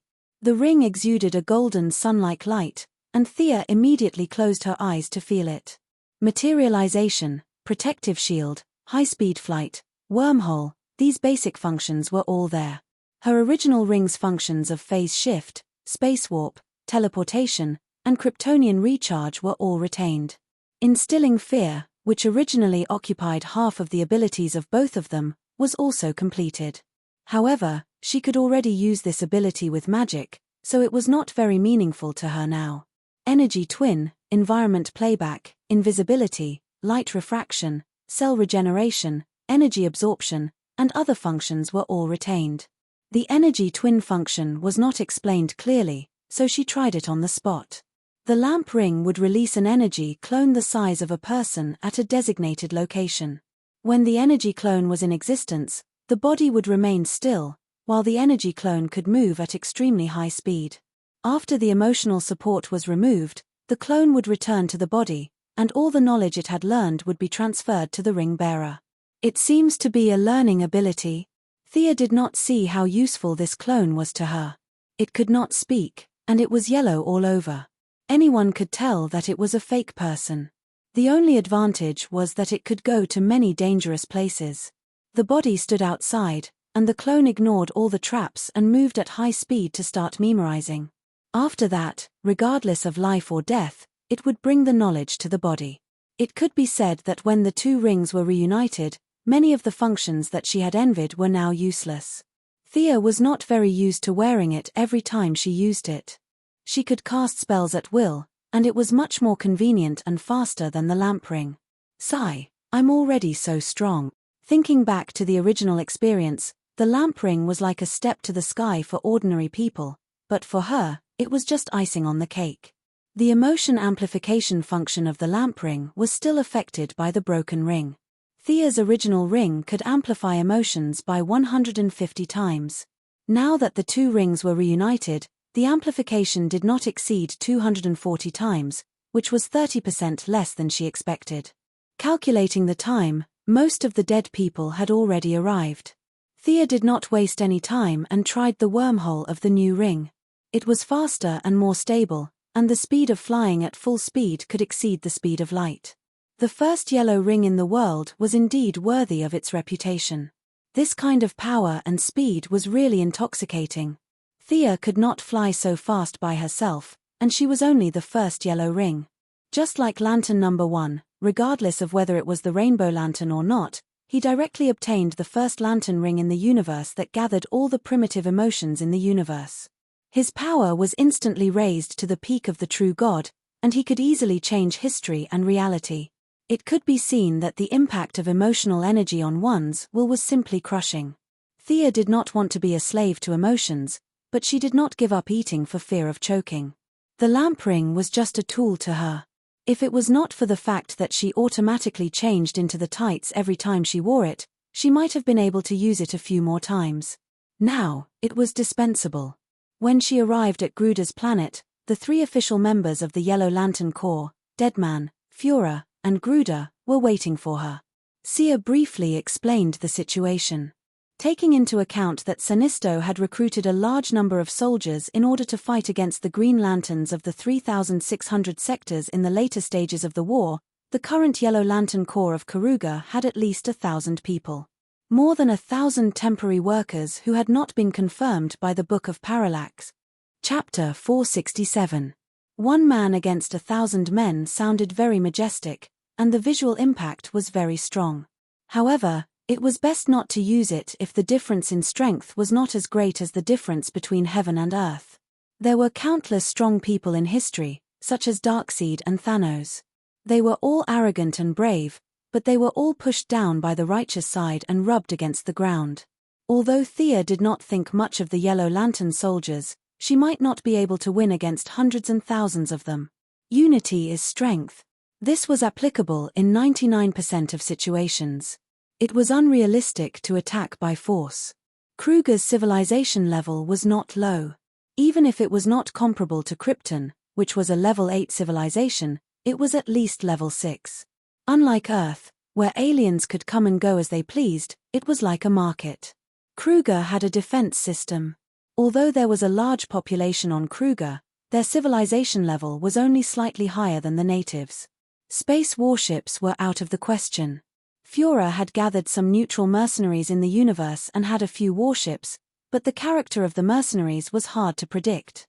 They could be used in a favorable battle, but with such a large number of enemies, it was possible that they would defect to the enemy directly. The enemy had more people, and their defense system was intact. They had fewer people, and they had to attack. There was only one choice in front of Sia, and that was to organize a small team to carry out a surprise attack, as had been done countless times in movies. She instructed Fiora to get the few people on Earth. They could not fight in space, but their fighting ability on the ground was off the charts. She began to contact Sinisto's supporters in Kruger. The more guides there were, the better. The first person she contacted was Lisa Draka, who claimed to have a certain precognitive ability. Unfortunately, she could not get through. She also knew Akiro, who was mentioned by Sinisto. He was a tall and burly blue-skinned alien. He was the training officer of the Yellow Lantern Corps. Akiro had once gone to Earth alone to gain Thea's approval. He was loyal and honest. Although he was a barbaric guy, Thea had a good impression of him. Unfortunately, she could not contact this guy either. Needless to say, it must be because of Sinisto's disappearance. His ambitious subordinates had defeated his loyal subordinates. She could not contact the members of the Light Ring. Fortunately, she had other means to contact others. Asona, can you hear me? Telescopic vision, supervision, imaging technique, and the light refraction and projection function of the Light Ring. Spells, abilities, and the 3 abilities of the Light Ring were integrated together and began to communicate across light years. Who? The purple alien woman on the other side of the camera was a bit surprised. She stared at the water curtain that suddenly appeared in front of her and asked tentatively, "Thank God you're still alive. I'm Thea, remember? I'm Sinisto's." Thea thought for a long time. Was she related to Sinisto? It was almost unrelated. "I'm Sinisto's colleague. We've met once before." Thea could not think of anything good to say, so she could only give a vague answer. The purple alien woman nodded calmly. "I have a deep impression of you. Senisto complained many times that you took away his supreme power. Thea almost vomited blood. She knew that Senisto had said something bad about her behind her back. Although this woman was not a member of the Light Ring, she was the highest commander of the Karuga Defense Force. At the same time, she was also Senisto's lover after his wife died. The two must have talked about her after they did something indescribable. That was why this woman had a deep impression of her. Having an impression was better than not having one. How's the situation in Karuga? Senisto left me a message. Is there anything I can help you with? The purple woman, Asona, said stiffly. Karuga does not need another dictator. Senisto betrayed his people and betrayed me. Karuga does not need any lanterns, green or yellow. We don't need any. After that, she threw something that looked like a weapon at the water curtain. However, it was useless. Thea's water curtain was invisible. If she did not cancel it, no one could do anything about it. After throwing things for a long time, Asona threw a tantrum and looked at the water curtain with a serious face. What do you want? I want to fulfill a promise. Or rather, help Senisto get rid of his Yellow Lantern Corps and liberate Karuga. And after that? After that? Thea thought for a while. The unqualified Light Ring members will be stripped of their rings and sent back to where they came from. I'll take the rest with me. In the future, Earth would be the center of the universe. Other than Senisto, no one would care about a planet like Karuga. This answer was out of Asona's expectations. She was a very decisive woman. What do you need me to do? Help me find a secret room. I want to take the team directly to Karuga. As the person in charge of the planet's military force, Asona immediately thought of a few words. She did not know that Thea did not have enough manpower. She only thought that the other party was not going to launch a large-scale attack. This was very much in line with her intentions. Okay. Asona agreed without hesitation. Before ending the call, Thea told her, collect information about the core. See you later. After that, she began to set up a long-distance teleportation circle. The Light Ring's foundation had increased greatly, so there was no need to abandon it. At the same time, she was also worried that Asona would do something bad to them. The teleportation circle was reinforced with magic and emotional energy at the same time. It could last for a long time and the channel was stable. Without a specific method, even a nuclear bomb could not destroy it. The few people from Earth quickly arrived. The somewhat awkward electric lady still put on her imitation light ring. The suggestion spell was constantly affecting her. Death Knell and Poison Ivy were fine, but this was the first time Father Midnight had come to an alien planet. Especially when he saw many primitive natives carrying the chubby Gruder to meet up with them, he was even more surprised. Is this guy also my companion? Fiora stood alone beside Thea and watched her make the teleportation circle. Death Knell and Father Midnight came from a mixed background, so they had more in common. After that, Gruder joined their conversation. On the other side, Death Knell was bragging with Poison Ivy and Electric Lady.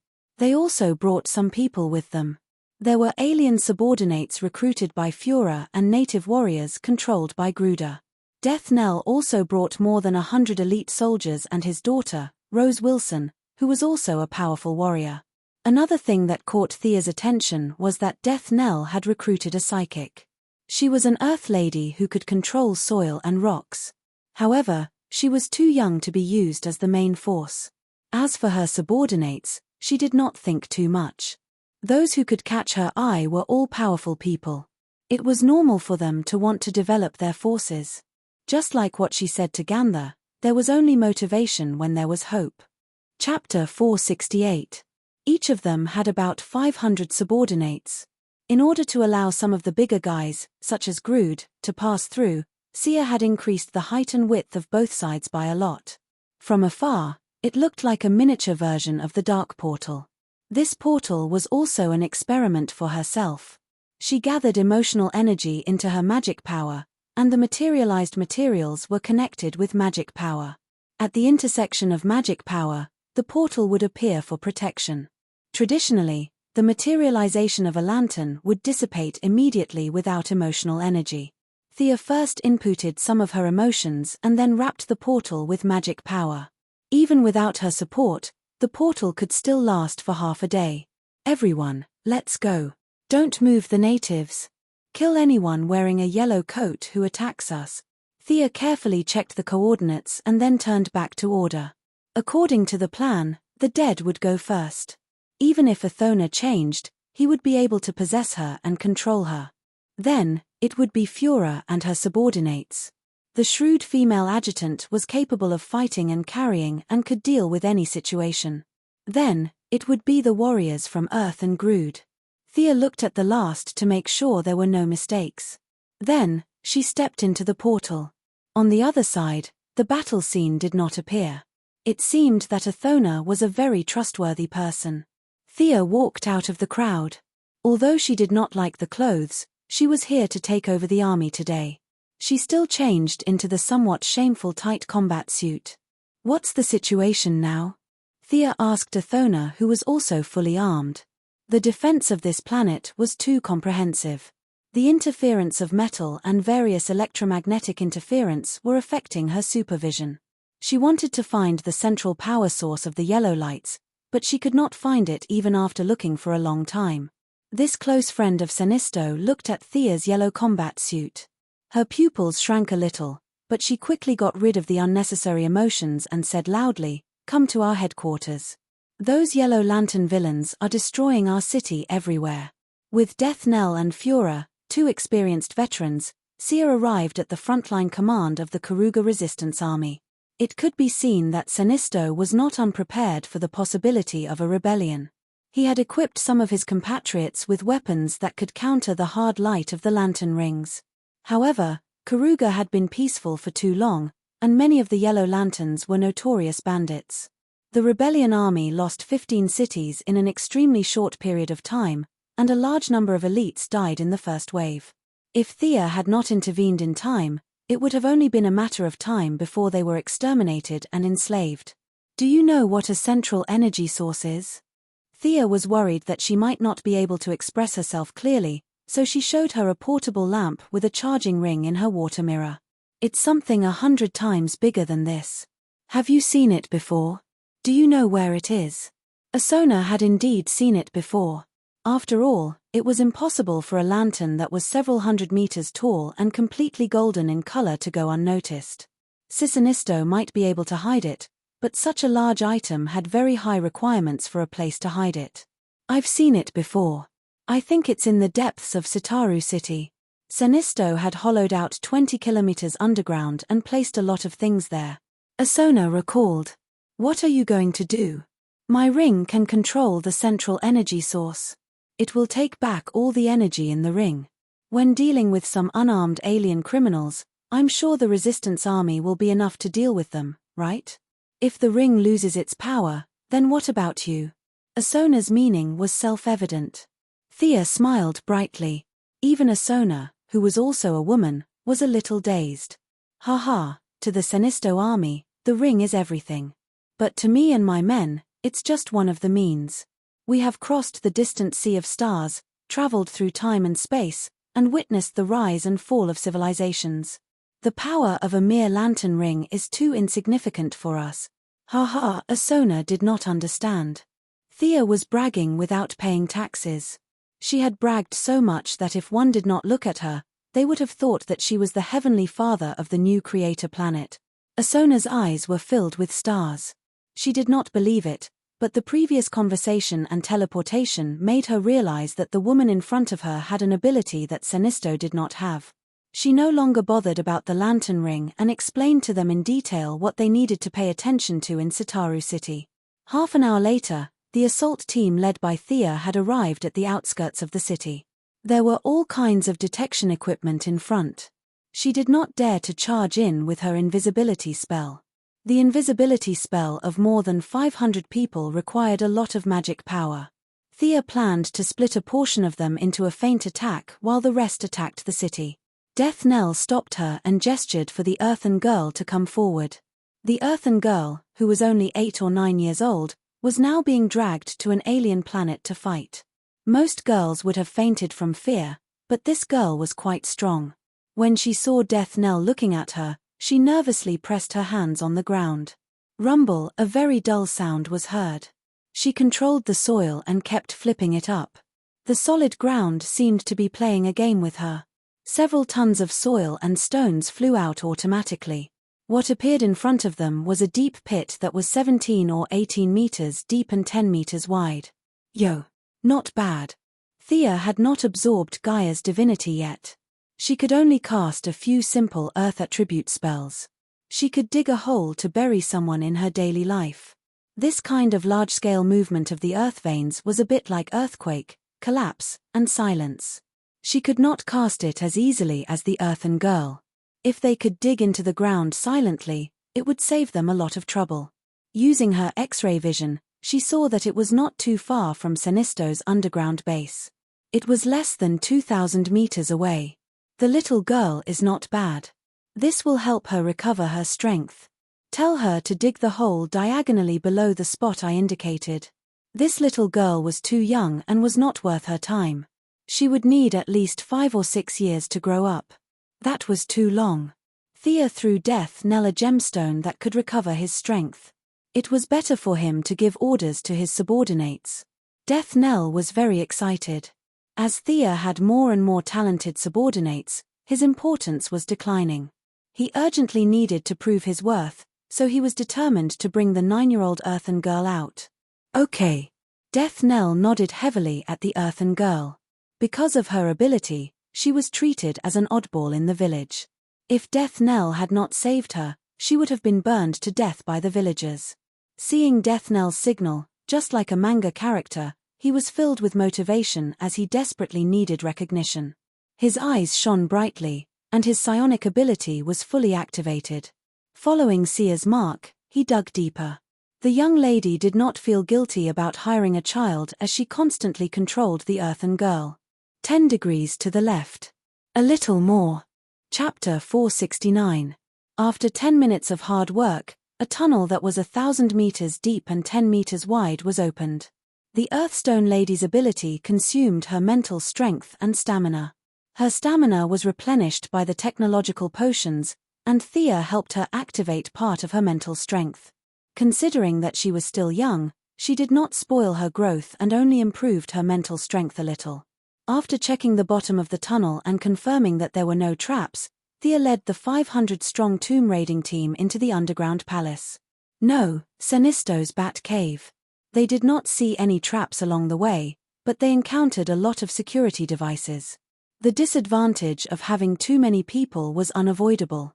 One of the mercenaries accidentally stepped on a trap, and the wall immediately rang with a rapid alarm. Forget it, let's go to the southwest. Thea could only see that the direction was blocked by her X-ray vision. The central power source must be there.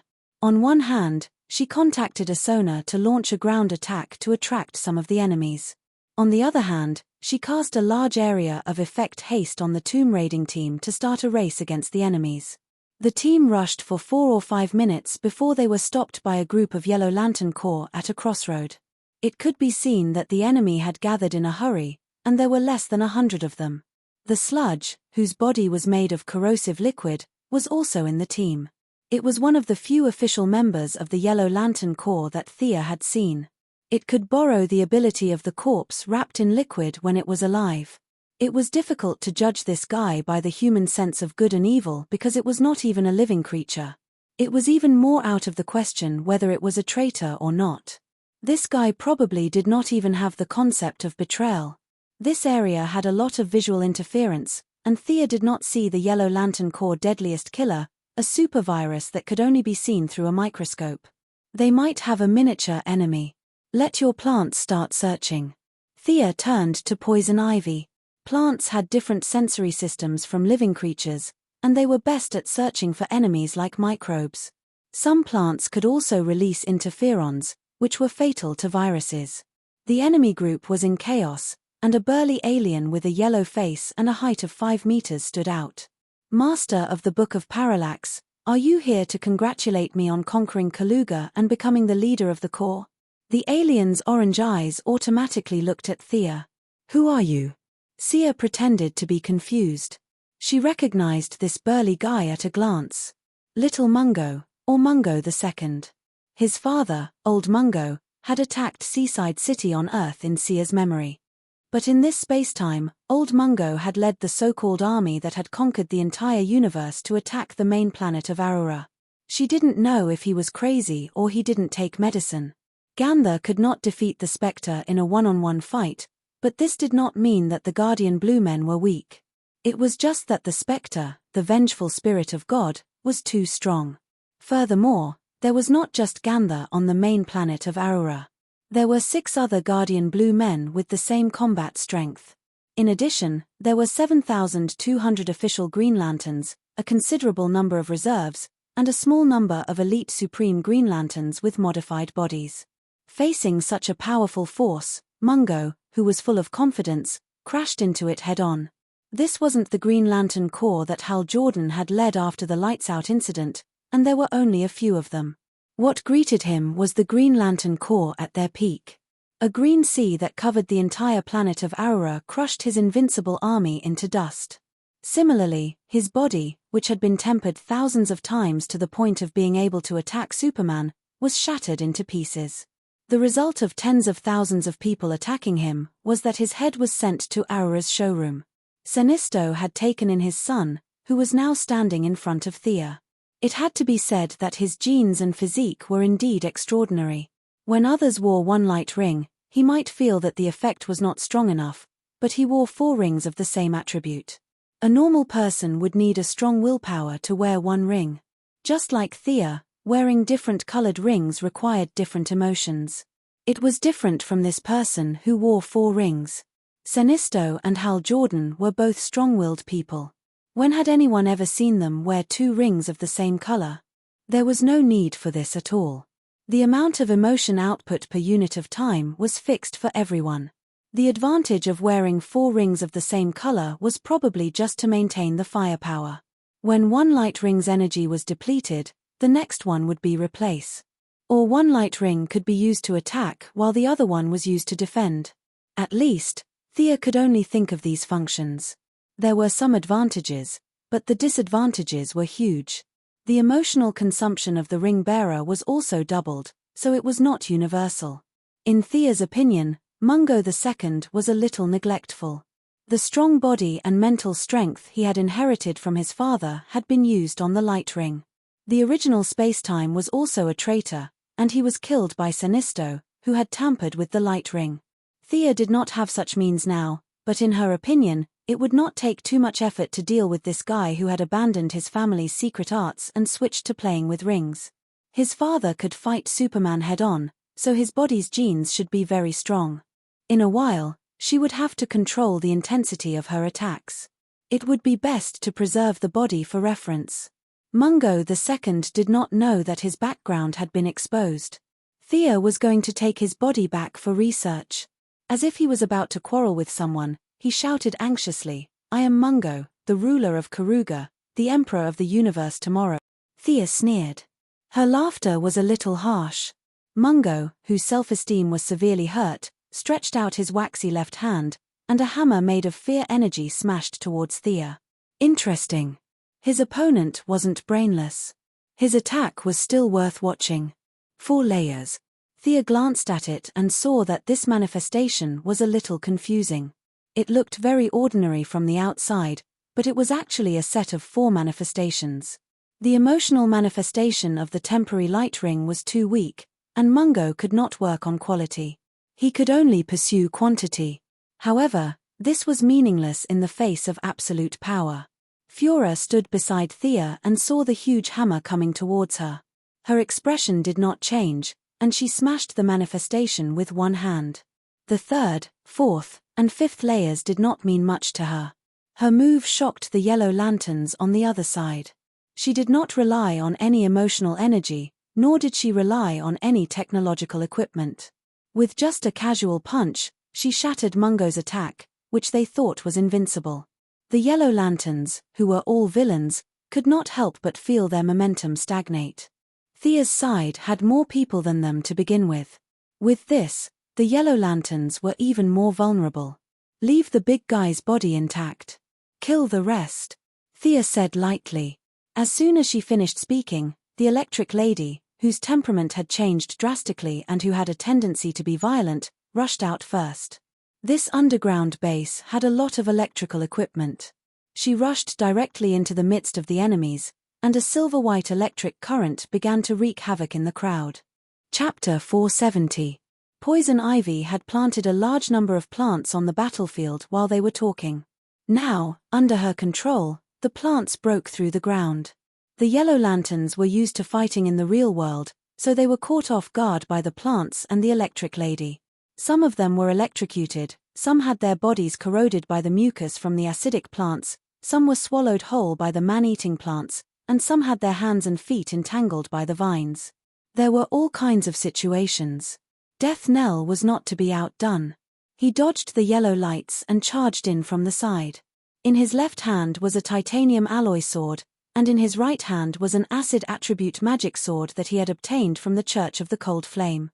Many of the aliens looked very abstract, and he did not care what the enemies looked like. He just slashed at their necks, wrists, and ankles. His physical fitness had long surpassed the limits of the human body. Coupled with his strange footwork and proficient martial arts, many yellow lanterns were cut down by him like a whirlwind just as they realized that there was someone around them. Midnight Daddy cast 2 group spells. His magic was not as strong as Thea's, so the effect was barely satisfactory. Suddenly, he saw a sludge that looked like a sludge monster trying to run away. There was a corpse hidden in its outer membrane, but Midnight didn't care. The corpse looked like an alien, and it had nothing to do with his ancestral spirits on Earth. He chanted a spell and forcefully controlled it. Not to mention, the ancestral spirit of Earth was quite powerful.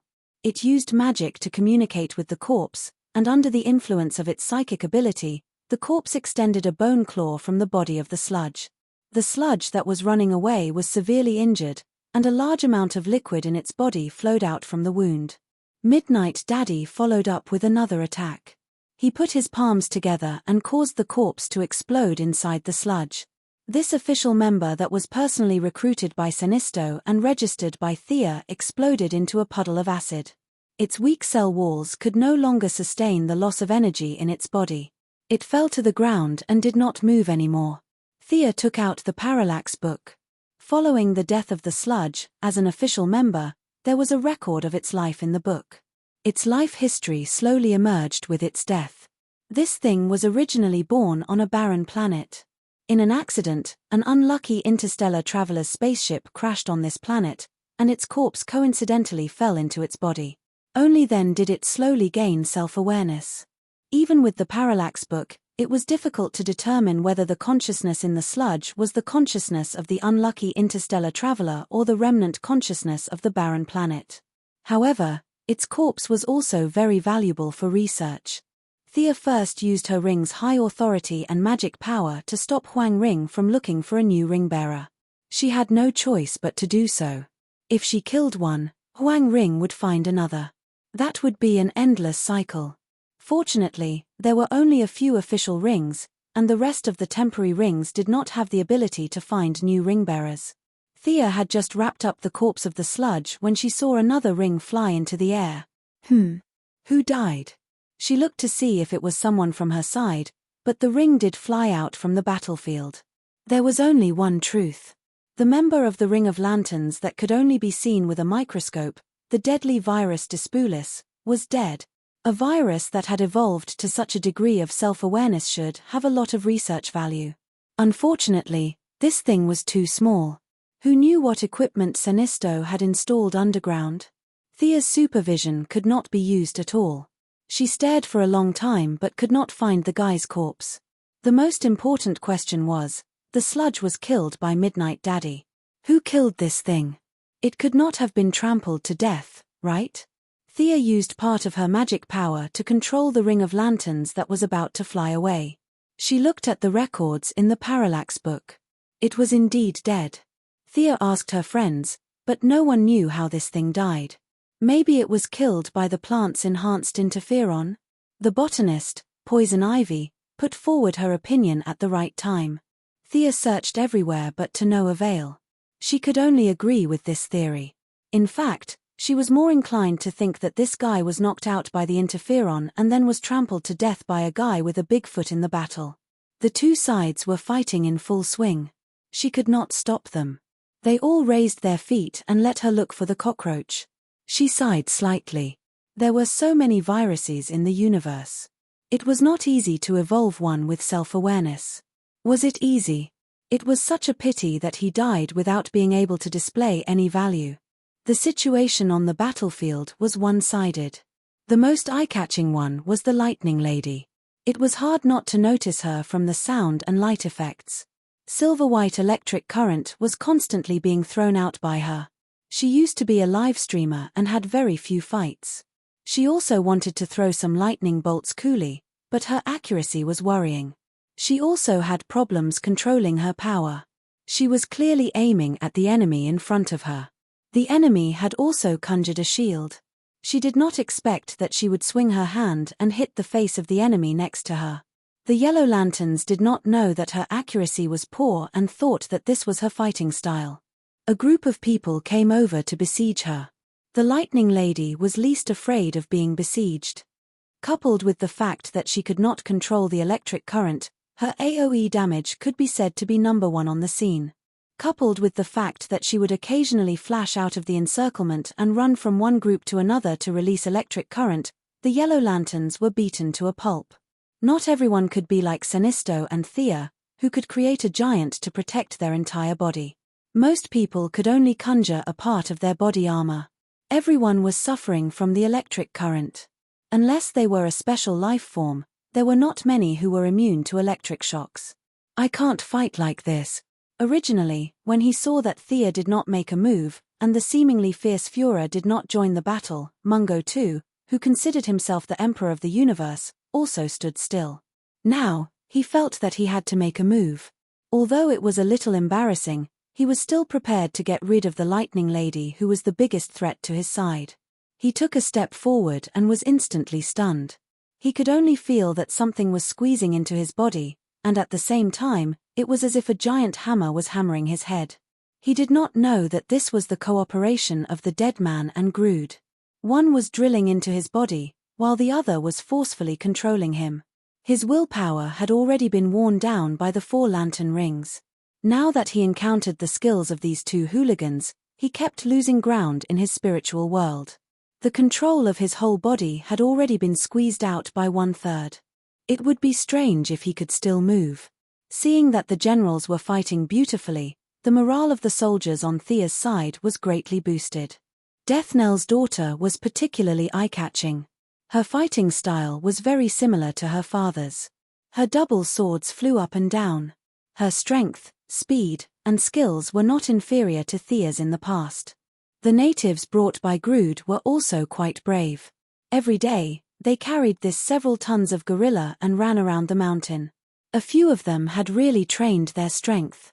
The javelins that were as thick as an arm were thrown by them, leaving after images. The throwing objects of the leader of the strong men could even shatter the shield. Chapter 471. Mungo too was dragged into the spiritual world by Grudra and Dead Man to play tug-of-war. Sludge and Supervirus were directly destroyed, and the remaining Yellow Lanterns died one after another. If it weren't for the constant return of the Lantern Ring members from the battlefield on the ground, they would have collapsed long ago. However, they had no coordination ability and no command system. There were too many loopholes in their fighting style. Facing Thea, who had the upper hand, they were beaten to a pulp. One after another, two after another, three after another. It seemed that they were still persevering, but the number of people who supported Mungo was rapidly decreasing. Many people had begun to think of a way out. Seeing that the situation was good, Führer, the adjutant, as the highest combat power second only to Thea, personally came out. On the battlefield, enemies and allies were mixed, and powerful moves were not suitable to be used. This was a little restrictive for Superman Supergirl, who could punch a hole in the ground and break a mountain with a kick, but Führer didn't have this problem. Her combat skills were already very delicate. The Kryptonian combat skills she used back then were no longer suitable for her body that had skyrocketed. However, she still had her combat experience. If Superman was like a farmer with infinite strength, Then Fura was like a thief with full strength. Her figure was extremely fast as she weaved in and out of the crowd. None of her attacks were a match for her. These ordinary materializations were completely defenseless against her. After killing more than 10 people in an instant, she walked to the side of the dazed Mungo 2. She signaled to Dead Man and Grudra in the distance, and the two people, orangutans, withdrew the control at the same time. Mungo was dizzy and didn't understand what was going on. He saw Fura grabbing the top of his head with one hand and his chin with the other. With a crisp crack, the giant's neck was directly broken by her. His tenacious vitality prevented him from dying immediately. His lips moved slightly as if he wanted to say something, but unfortunately, his vocal trachea was destroyed. He tried for a long time but couldn't say a word. The lantern ring on his hand was still shining, as if he wanted to do something. However, the loss of vitality also took away his willpower.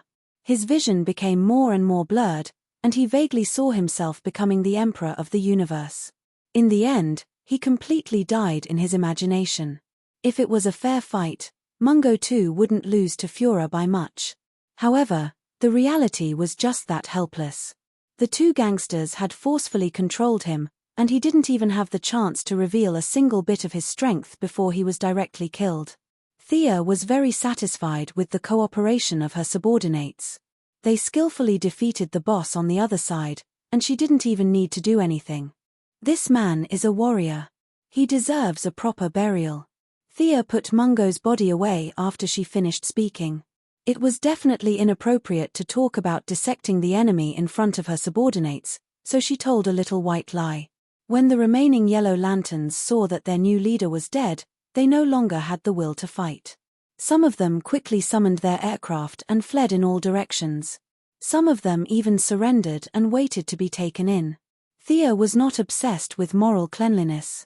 She had a lot of bad people under her command. Regardless of whether they were good or bad, she would take them all in and screen them out later. She didn't send anyone to chase after them. As long as she took control of the central power source and took back all the energy from the light rings, these people would be in for a good show. The lucky ones might fall directly from the sky, the weak ones would fall to their deaths on the spot, and the strong ones would fall to their deaths. The unlucky ones would fly out of the planet into space, and their rings would suddenly lose power. Those who didn't have the ability to survive in space could only wait for death. As for those who ran the fastest and had the worst luck, it was possible that their rings would lose power as soon as they entered the wormhole. Thea really didn't know what kind of horrible things would happen to them. The resistance forces were scattered. Under the guidance of a few people who led the way, the large group entered the passage without any obstructions. After walking for a short distance, Thea saw the incomparably huge central power source of the Yellow Lanterns. It was the same shape as the usual charging lanterns, but it was 100 times bigger. How uncreative. She looked around the huge power source and was a little dissatisfied. Back then, Sinisto had spent a lot of effort to accumulate that small ball of yellow energy to such a large size. However, this shape was a little speechless. The central power source of the Green Lanterns on Aura's main planet also looked like this. However, this was mainly because the little blue people didn't have any artistic cells. After billions of years, their brains had become rigid. You, Sinisto, can't be that unimaginative, right? It was exactly the same except for the color. From this, one could see how deeply the Green Lanterns influenced Sinisto. Hey, you're here. Why is it you? Thea separated a bit of her mental power into the central power source and accidentally bumped into the creature inside. The Parallax Demon's main body was sleeping inside. He didn't expect to meet Thea, who wasn't afraid of him. Thea also didn't expect this guy to be hiding in the central power source. The Parallax Demon didn't have any good way to deal with this human who had feelings of fear but wasn't afraid of him. The Parallax Demon was afraid of the existence that she was afraid of. The Parallax Demon didn't dare to conjure the images of those powerful unknown existences to scare Thea. A very strange paradox made him feel a little helpless, and he could also see that the strength of Thea's spiritual power was much stronger than before, and there was a huge difference between her and a mortal like Sinisto. He asked casually if he wanted to possess her or if he wanted to have a strong power. You don't want either? Fine, I'll go back to sleep. You go do your thing. Thea didn't care about this kind of external fake power at all. The parallax demon also looked uninterested. After a simple routine, the parallax demon fell into a deep sleep. Retract all the energy in the light rings, Thea ordered decisively. The golden central power source received the highest order and began to roar silently. The entire planet could see yellow light gathering there. The light rings on the scene didn't differentiate between friend and foe. Except for Thea's own ring, all the energy returned to the main power source. Even in the distant outer space, accompanied by all kinds of unbelievable screams, yellow energy flew out of the light rings and gathered at Kaluga. Asona, how are you guys doing outside? We won. We won. It could be heard that the commander on the other side was so excited that he had forgotten his surname as he spoke incoherently. The rest of the battle was nothing to write home about. The tens of thousands of Kaluga resistance army fought against more than 1,000 unarmed aliens. It was a massacre. When there were only about 300 people left, Thea and Asona signed a new agreement. Both sides officially stopped fighting, and the defense of Kaluga was finally over. Asona needed to reclaim their cities. 15 cities were lost, 6 of them were in ruins. Countless lives were lost, and the loss of all kinds of resources was astronomical. Asona was busy, and so was Thea. She had to accept the current members and identify the good and the bad. Some of the rings were confiscated and sent back to their original planets. Chapter 472. She did not care if the ex-Yellow Lamp members would return home and continue to wreak havoc. Lisa Draka, Akelo, and the other loyal followers of Senisto were also rescued by them. Akelo immediately pledged his loyalty to Thea. Thea recognized his ability to train new recruits. This guy was vulgar and rude, focused on strength, and had a fierce face.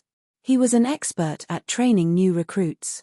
Karu Hill, compared to Lisa Draka, who was a little neurotic, was a rare girl among the members of the Ring of Lights. After hesitating for a while, she also chose to pledge her loyalty. It was fine if she did not speak. From afar, she looked like a beautiful woman.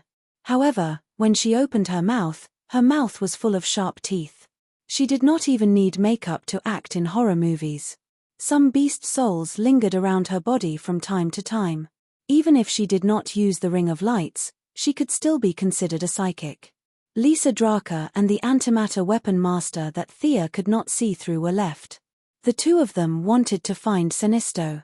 They did not have any conflict of interest with Thea. In the original time, Senisto wanted to come back to save the people and quickly walk out of the shadow of failure. Now, he might not have such great determination. Thea did not make it difficult for them.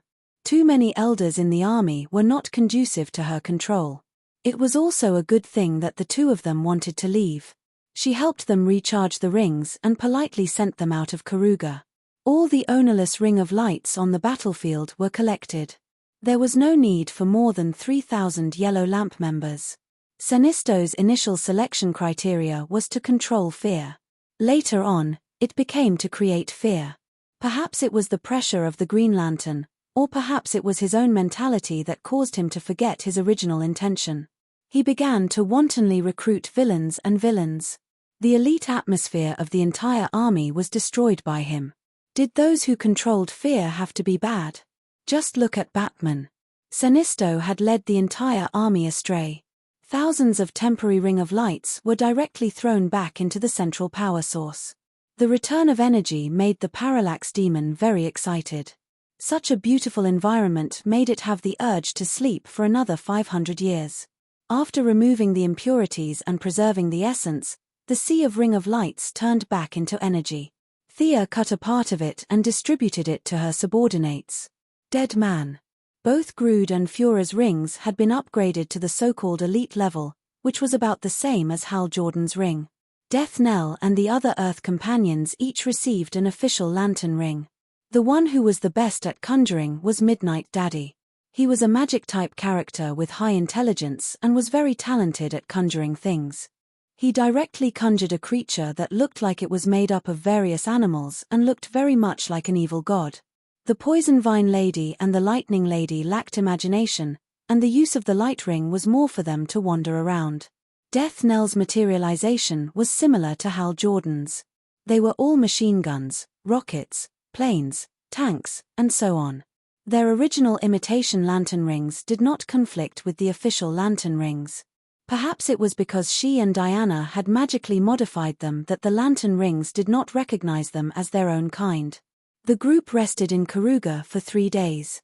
Including those who did not participate in the robbery and those who were loyal to Senisto, as well as those who were originally from the battlefield, the remaining 1,000 or so in the army were reduced to 300 by her.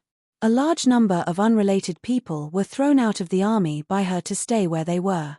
Although the number of people was reduced by nearly 70%, they were more united and registered one by one. The scene of the entire army being temporary workers was gone forever. With the close connection between each other and the energy restriction of the lantern ring being lifted, it could be said that the combat power of the new Yellow Lantern ring was not reduced by much. The reorganized Yellow Lantern Corps began to withdraw from Karuga. Karuga belonged to Sector 1417 of the Green Lantern Ring. With the death of Senisto, the new Green Lantern Ring would soon take office. Thea was not ready to fight against the main planet of OUA, so the right thing to do was to lead the team and leave. She said goodbye to Asona. Seeing that she was very cooperative, Thea left her a communicator so that she could contact her if she had any trouble in the future. Death Knell and Grud's men chose to return to their original planets. Thea began to consider the new base of the Yellow Lantern Corps. It was definitely not suitable to bring them all to Earth. Many people here were wild and difficult to tame, and there was no way to control them on Earth. The only way was to make use of their strengths and gain benefits for herself. What could these people do? They were all big and burly, and there was no way they could help the old and the young. It was even more impossible for a group of people who only had muscles for brains to do some technical research. Referring to the red light and orange light conventions, it was a good idea to find an area and dominate it. There were not many places in the universe that the Guardians could not control, but at least there were a few. Thea did not go to those remote star regions. It was not in her interest. Her plan for the future of the Yellow Lantern Corps was to be mercenaries and collect protection fees. She could find neutral locations to collect protection fees, and take on missions on a daily basis. She could train her troops and earn money, so why not? Of course, she had to be careful when choosing this target. For example, in a place like Apocalypse Star, where the people were simple and honest, even with the Mother Box technology, Thea did not have the guts to collect protection fees. The target she chose was a trading company called Ibn. This was the closest translation from Earth's language. In fact, Ibn was an interstellar alliance that focused on trade, not a shell company that could kill 3 managers with a brick. They were located in Sector 0571, and the information recorded in the light ring was Oasis Bay Starport, which belonged to Ibn Trading Company. "It's really big." Fiora, who had seen a lot, could not help but exclaim. "Yes, it's a good place." Thea also felt that the flying object that was slowly moving in space was too magnificent. They had modified the entire planet and used the planet's core as the power source of the spacecraft, turning the entire planet into a supersized space battleship. The central area was the original planet, about 20,000 kilometers in diameter. Countless city buildings stood on the planet's surface, and there were various kinds of aliens on the ground shuttling back and forth. As the name suggested, the port was for ships to dock. However, they did not dock ships, but spaceships of various civilizations. There were parking aprons tens of thousands of kilometers around the planet, and all kinds of weapons that Thea did not recognize were densely packed as far as the eye could see. This was the crystallization of technological weapons.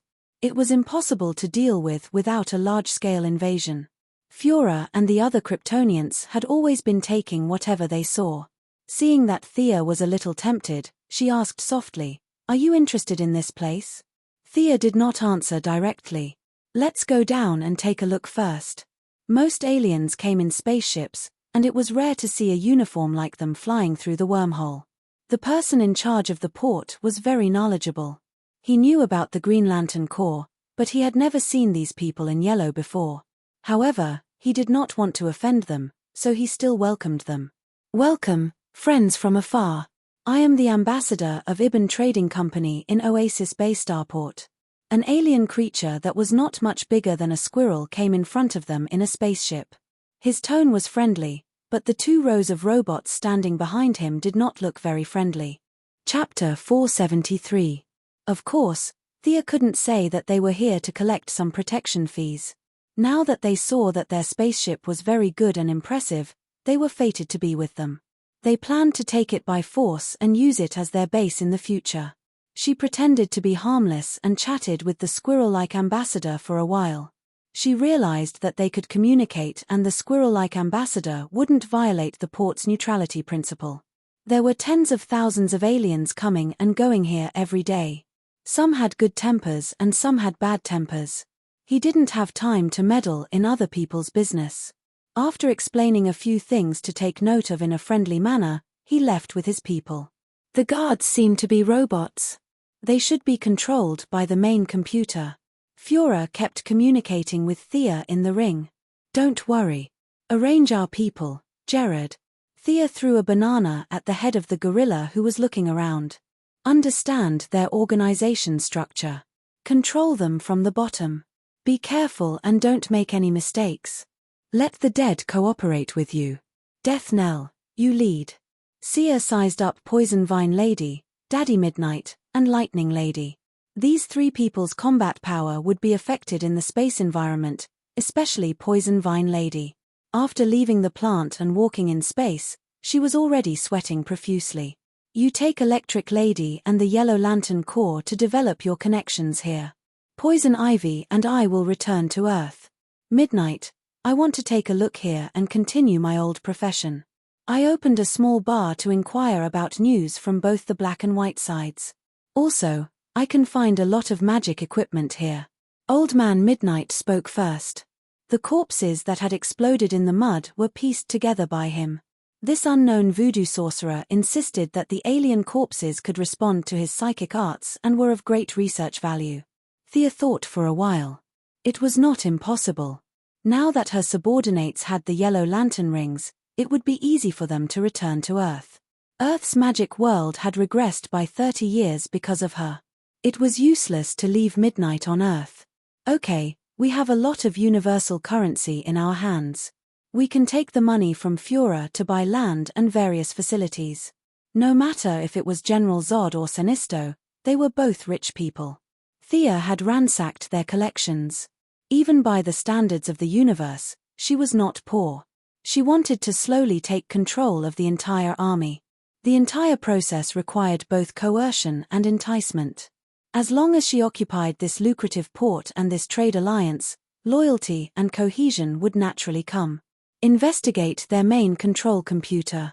Brainiac is still a threat, so they won't develop artificial intelligence. At most, they'll use artificial intelligence. They'll create a few robot rebellions, and we'll help him solve the problem.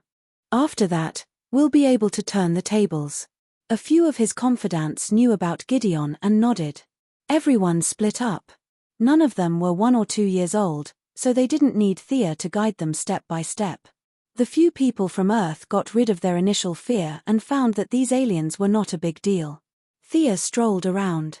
Although it was called a port, it was actually a planet. With her supervision, she scanned the surroundings. There were very few residents here. The city was filled with various types of interstellar hunters, robbers, and mercenaries. There was no production of food or machinery. Everything depended on currency. She looked around and was slightly disappointed that there was no high-tech R&D facility like she had imagined. She left a few messages and returned to Earth with Poison Ivy. Thea returned to the Metropolis first and found Diana. Only then did she know that Hercules had gone through another round of treatment. His own willpower was now strong enough to kill the tainted consciousness. He stopped after a little treatment. According to his original words to the Martian hunter, he wanted to rely on his own strength to defeat the devil in his heart. Did your business go well? Too well. Thea didn't do anything from the beginning to the end, and the battle was over.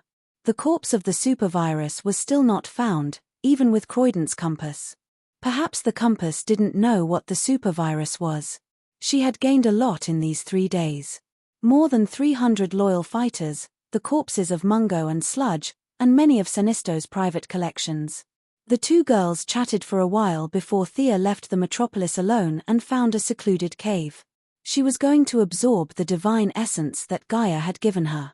She was already very familiar with the order of changing the magic structure in her body. First, she suppressed the 5 elements in her body and relied on her body's instinct to resonate with the divine essence. If the first time didn't work, she tried twice. If the second time didn't work, she tried thrice. Thea was very confident in her own talent. To a certain extent, as the wielder of the sacred sword, she also represented the wishes of the people. The power of the people's hearts would help her increase her chances of success. Sure enough, after 3 tries, her body and the divine power had completely merged. Thea looked carefully and found that it was the earth element magic that she urgently needed. Earth, fire, water, wind, light, and dark, the 6 elements began to form a small cycle in her body. The remaining divine power of Gaia was completely absorbed by her and turned into magic. The cycle in her body began to cycle endlessly. Thanks to the purity and thickness of Gaia's divine power, her overall magic level rapidly increased.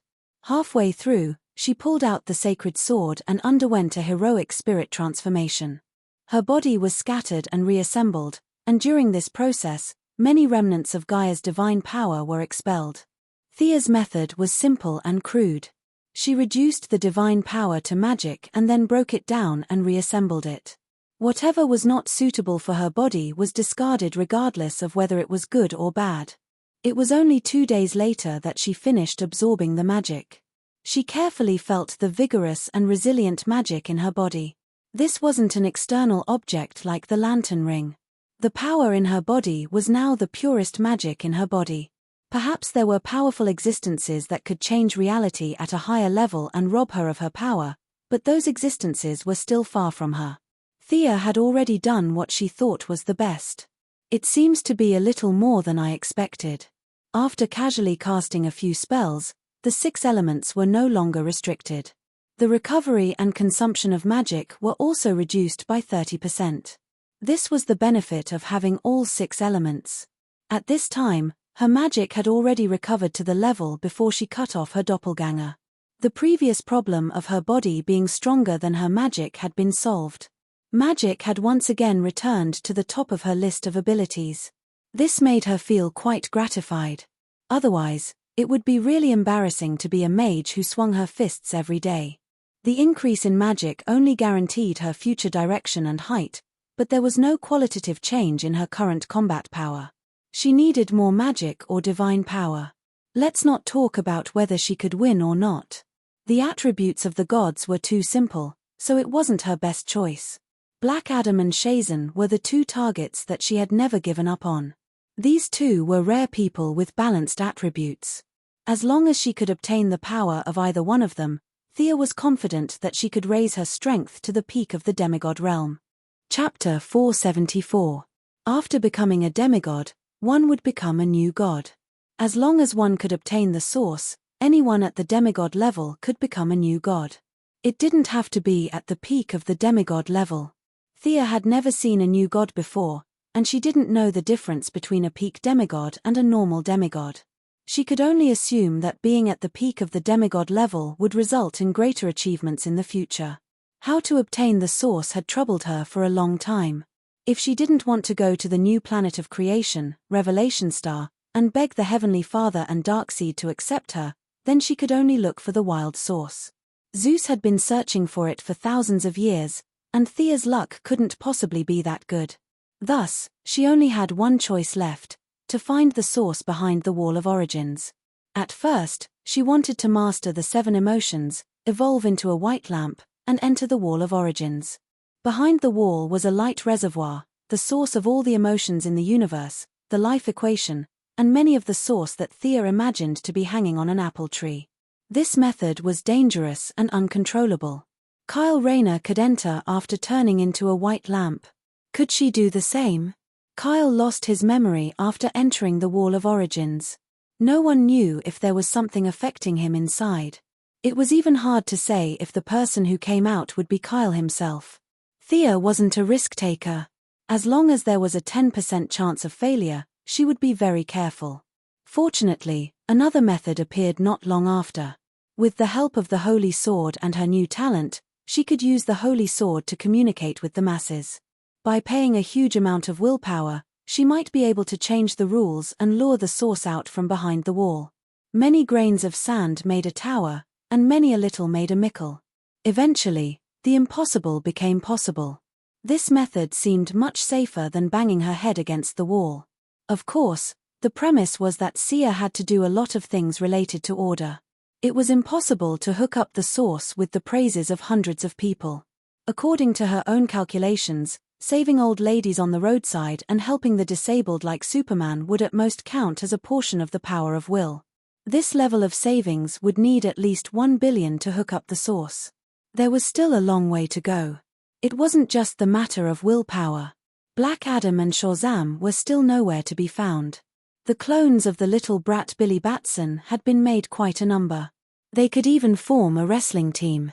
However, old Shazam still needed a few more years to complete his mission.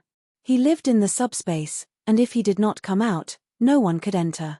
Billy was quite easy to deal with. All he had to do was seal his mouth and have the clone with the voice most similar to his shout Shazam.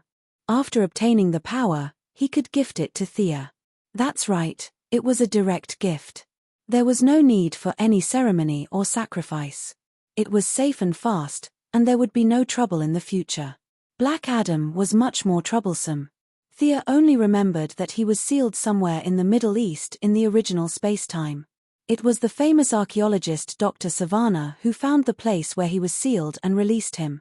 As long as he could find the location of the seal, things would be easy. Black Adam's strength wasn't bad, but it wasn't to the extent that he couldn't be looked directly at. She could set up a trap in advance. When he came out, a group of people would surround him and beat him up. After that, they would knock him out and draw his blood to clone him. The key problem was that they couldn't find him. Thea not only planted spies in Dr. Savannah's expedition team, but also in several large expedition teams near the Middle East. However, after spending a lot of time and money, they couldn't find anything. Everything seemed to be telling her that the time wasn't right. She still needed to continue to endure. When she returned to the Metropolis, she immediately began the preliminary preparations to do good deeds. Faced with the dazzling array of various difficult and complicated diseases in the market, there was no panacea. Even if there was one, she wouldn't immediately release it. Thea chose 2 diseases that were considered to have a large number of patients to begin the preliminary research and development. Amyotrophic lateral sclerosis, which was a type of motor neuron disease. Patients generally only lived for 2 to 5 years, and there was no cure. In addition, she chose spontaneous interstitial pneumonia. The patients only had half a year to live. The only treatment at present was a lung transplant, but the success rate was pitifully low. With her profound knowledge in genetics, she led the scientists of her own group to research for half a month. The 2 new drugs began to enter the clinical stage. Compared to Luther's advanced technology, she was only developing 2 special drugs. She was not afraid of suspicion at all. However, speak of the devil.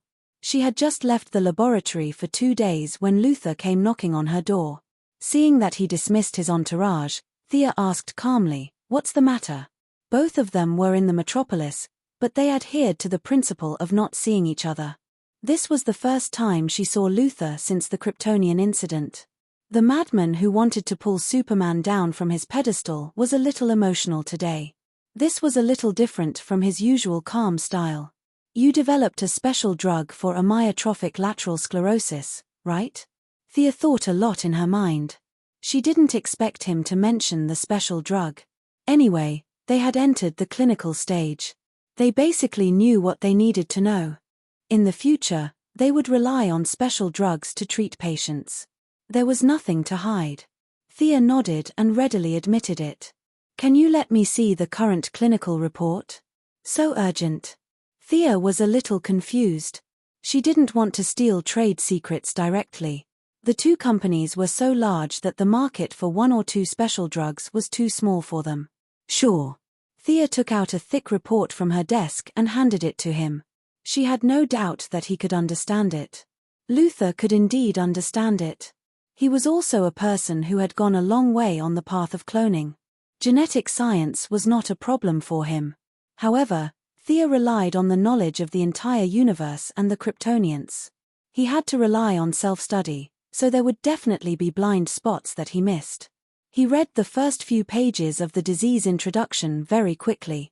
He only paid attention to the treatment process and results later. Thea was busy with her work. Luther could read freely. However, it was impossible for Thea to serve him tea and give up her seat. The room was extremely quiet. Only the rustling of Thea's writing and the rustling of Luther's paper could be heard. My sister has the same disease. Luther finished reading the report and let out a long sigh. He seemed to be talking to himself. Lena Luther. Thea was a little surprised. The well-behaved little girl was still holding the shares of her new company. They hadn't seen each other for a long time. Yes, it's been a year. I also want to develop a new drug, but I haven't been sure. Your drug? Are you sure there won't be any side effects? Thea smiled. It's rare to see you so worried. Of course, I have my own confidence. You've seen the experiment report. I don't need to explain too much to you. Luther suppressed his excitement and said good 3 times in a row. He didn't talk nonsense and directly opened the door to leave Quinn Merlin Group. Chapter 475. Thea did not intend to use such a special drug to suppress Luther. She was going to gain fame anyway, so it did not matter who she gave it to. Her bottom line was not so low as to let the little girl suffer and wait for death while she used a few pills as a bargaining chip. The clinical trial was progressing very quickly. She had a lot of follow-up plans, so she did not want to spend too much time on it. She ordered several departments to speed up production. Luther had seen the composition of the medicine, but he did not dare to give it to his sister directly. He also hoped to see her special drug on the market. Many patients were treated as guinea pigs. He had to wait and see for a while. The more patients there were, the more confidence he would have. Quinn Group's public relations was focused on the new product, and Luther was quietly pushing it from behind. The two of them worked together, and the various procedures were completed very quickly. Countless social elites helped the government to promote the magic of the 2 special drugs. The president urgently sought help from his staff. He almost thought that the whole country had contracted these 2 diseases. He was relieved to know that only a few people had contracted these diseases. He had to give face to the elites from all walks of life. Even if it was a poison, he had to approve it. He skipped the layers of approval and directly signed the approval for the special drug to be on the market. It was a terminal illness in modern medicine, but it was not a big deal in the field of genetics. They only needed to slightly adjust the internal structure of the gene. Thea's special drug had been on the market for a week, and the 2 diseases had been classified from terminal illnesses to the level of colds and fevers. Seeing that countless patients had been cured without any sequelae or complications, Luther bought a bunch of medicine for his sister. The little girl, who was originally lying in a wheelchair, regained basic mobility after 3 days. She was completely normal after 5 days. The little girl, Lena Luther, did not have as many concerns as her brother. She personally went to thank him. The 2 of them were very polite and complimented each other. Because of their opposing sides, they did not talk too much. However, from Lena's words, Thea could tell that Luther had made progress in his research on Doomsday. As for Supergirl's uncle, Norn, and the other 3 Kryptonian elites, they had all been killed by Luther. As a result of the battle of wits between the simple Kryptonians and the Earthlings, they had offered up their bodies and all their knowledge. It took Luther a lot of time to digest this gift. Now that the seed had been planted, all that was left was to water it and wait. With the corpses of the Kryptonians and the genetic technology that he had pieced together, it was not difficult to develop the remaining Doomsday genes on his own. After all, this was the super biochemical weapon that the Kryptonian scientists had developed based on their own bodies. The characteristic of the biochemical weapon was that it could be spread widely, and its structure was not difficult to construct. With Luther's intelligence, he could easily discover the huge opportunity of breeding in the Kryptonian cells. In this time and space, There was no pseudo-artificial intelligence on the Kryptonian spaceship to remind him. He probably did not know the name Doomsday, but it was enough to know that this biochemical weapon could harm Superman. Unlike in the movies, the military was also busy researching the Kryptonian genes. They did not have Luthor's high intelligence, but they had the geographical advantage. When General Zod's spaceship was broken into 3 pieces, they collected the wreckage and reverse-engineered it. Coupled with the little information left in the spaceship, they managed to achieve some initial results by relying on the strength of numbers. What surprised Thea even more was that the military had forcibly conscripted the mad scientist, Dr. Avio. Without caring about the cost, they had started Project Demogon. A large amount of manpower and material resources had been poured into this project. It could be said that they had carried the spirit of seeking death to the extreme. Thea could stop Luthor, but the military was more troublesome. These people were stubborn. Only when they saw the power of Doomsday would they be able to extinguish the fantasy in their hearts. Thea's plan was to sit back and watch Doomsday cause a ruckus. Then, she would come out and clean up the mess. She wasn't the one who planned this, nor was she the one who supported it. No matter how she looked at it, she had nothing to do with Doomsday. The scales of order would only reward her for bravely jumping out at the crucial moment, and would not blame her for it. However, she was not going to just sit around and wait. Some basic preparations still had to be done. She had collected a lot of kryptonite in the early stages. It was more than enough to make a few weapons. However, she did not completely trust her memory. Reality had changed too much. If she did things according to her fixed thinking, it would be troublesome. She began to carefully study Doomsday's cells. She had done so several times. She could not understand why Doomsday, who resembled the holy warrior of the DC world, could not use the same move twice. It should be known that Doomsday was able to withstand Darkseid's Omega Ray in the later stages. Omega Ray represented the source. Doomsday's body could evolve without limit. Every time he was killed, he would be immune to the previous fatal damage when he was resurrected. This ability was not something his body possessed. It was provided by the continuous evolution of his cells. Sia's research showed that each of its cells was actually a tiny individual. Doomsday was more like a collection of wills.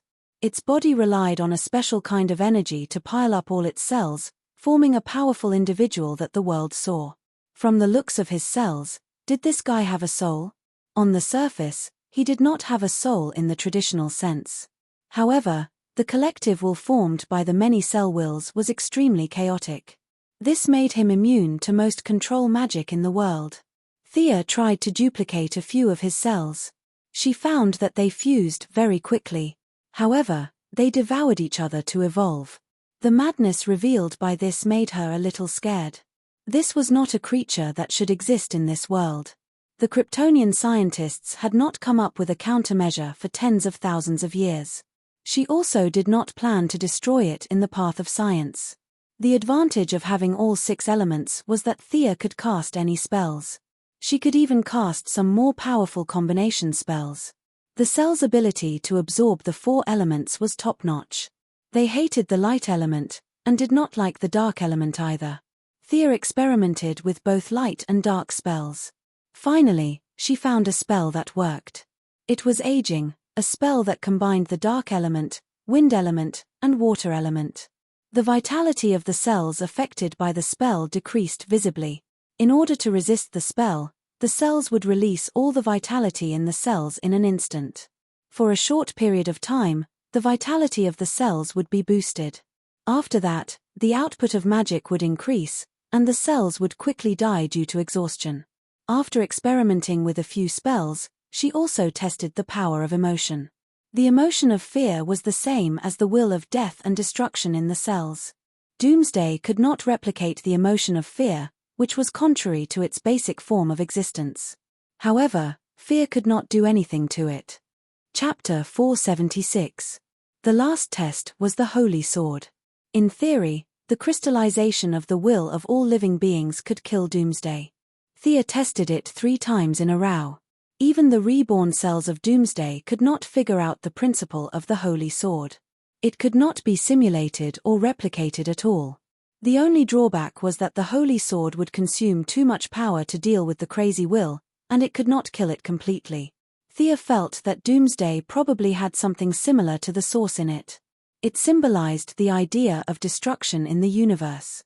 As long as this behavior existed, it would never die. The holy sword was the last step. If the kryptonite failed to kill it, Thea thought of a safe way to seal it. This was the traditional method summed up by countless heroes in the process of dealing with the great demon. The space technology of the Kryptonians was not top-notch. Hundreds of people could escape from their so-called shadow area if they were slightly affected by the energy waves. Thea just looked at it and gave up. The infiltration of the neutral port in the Oasis was still going on secretly, but it was not a problem to buy a few high-tech cages at a high price. Fiora sent her 3 different types of sealing devices in a day.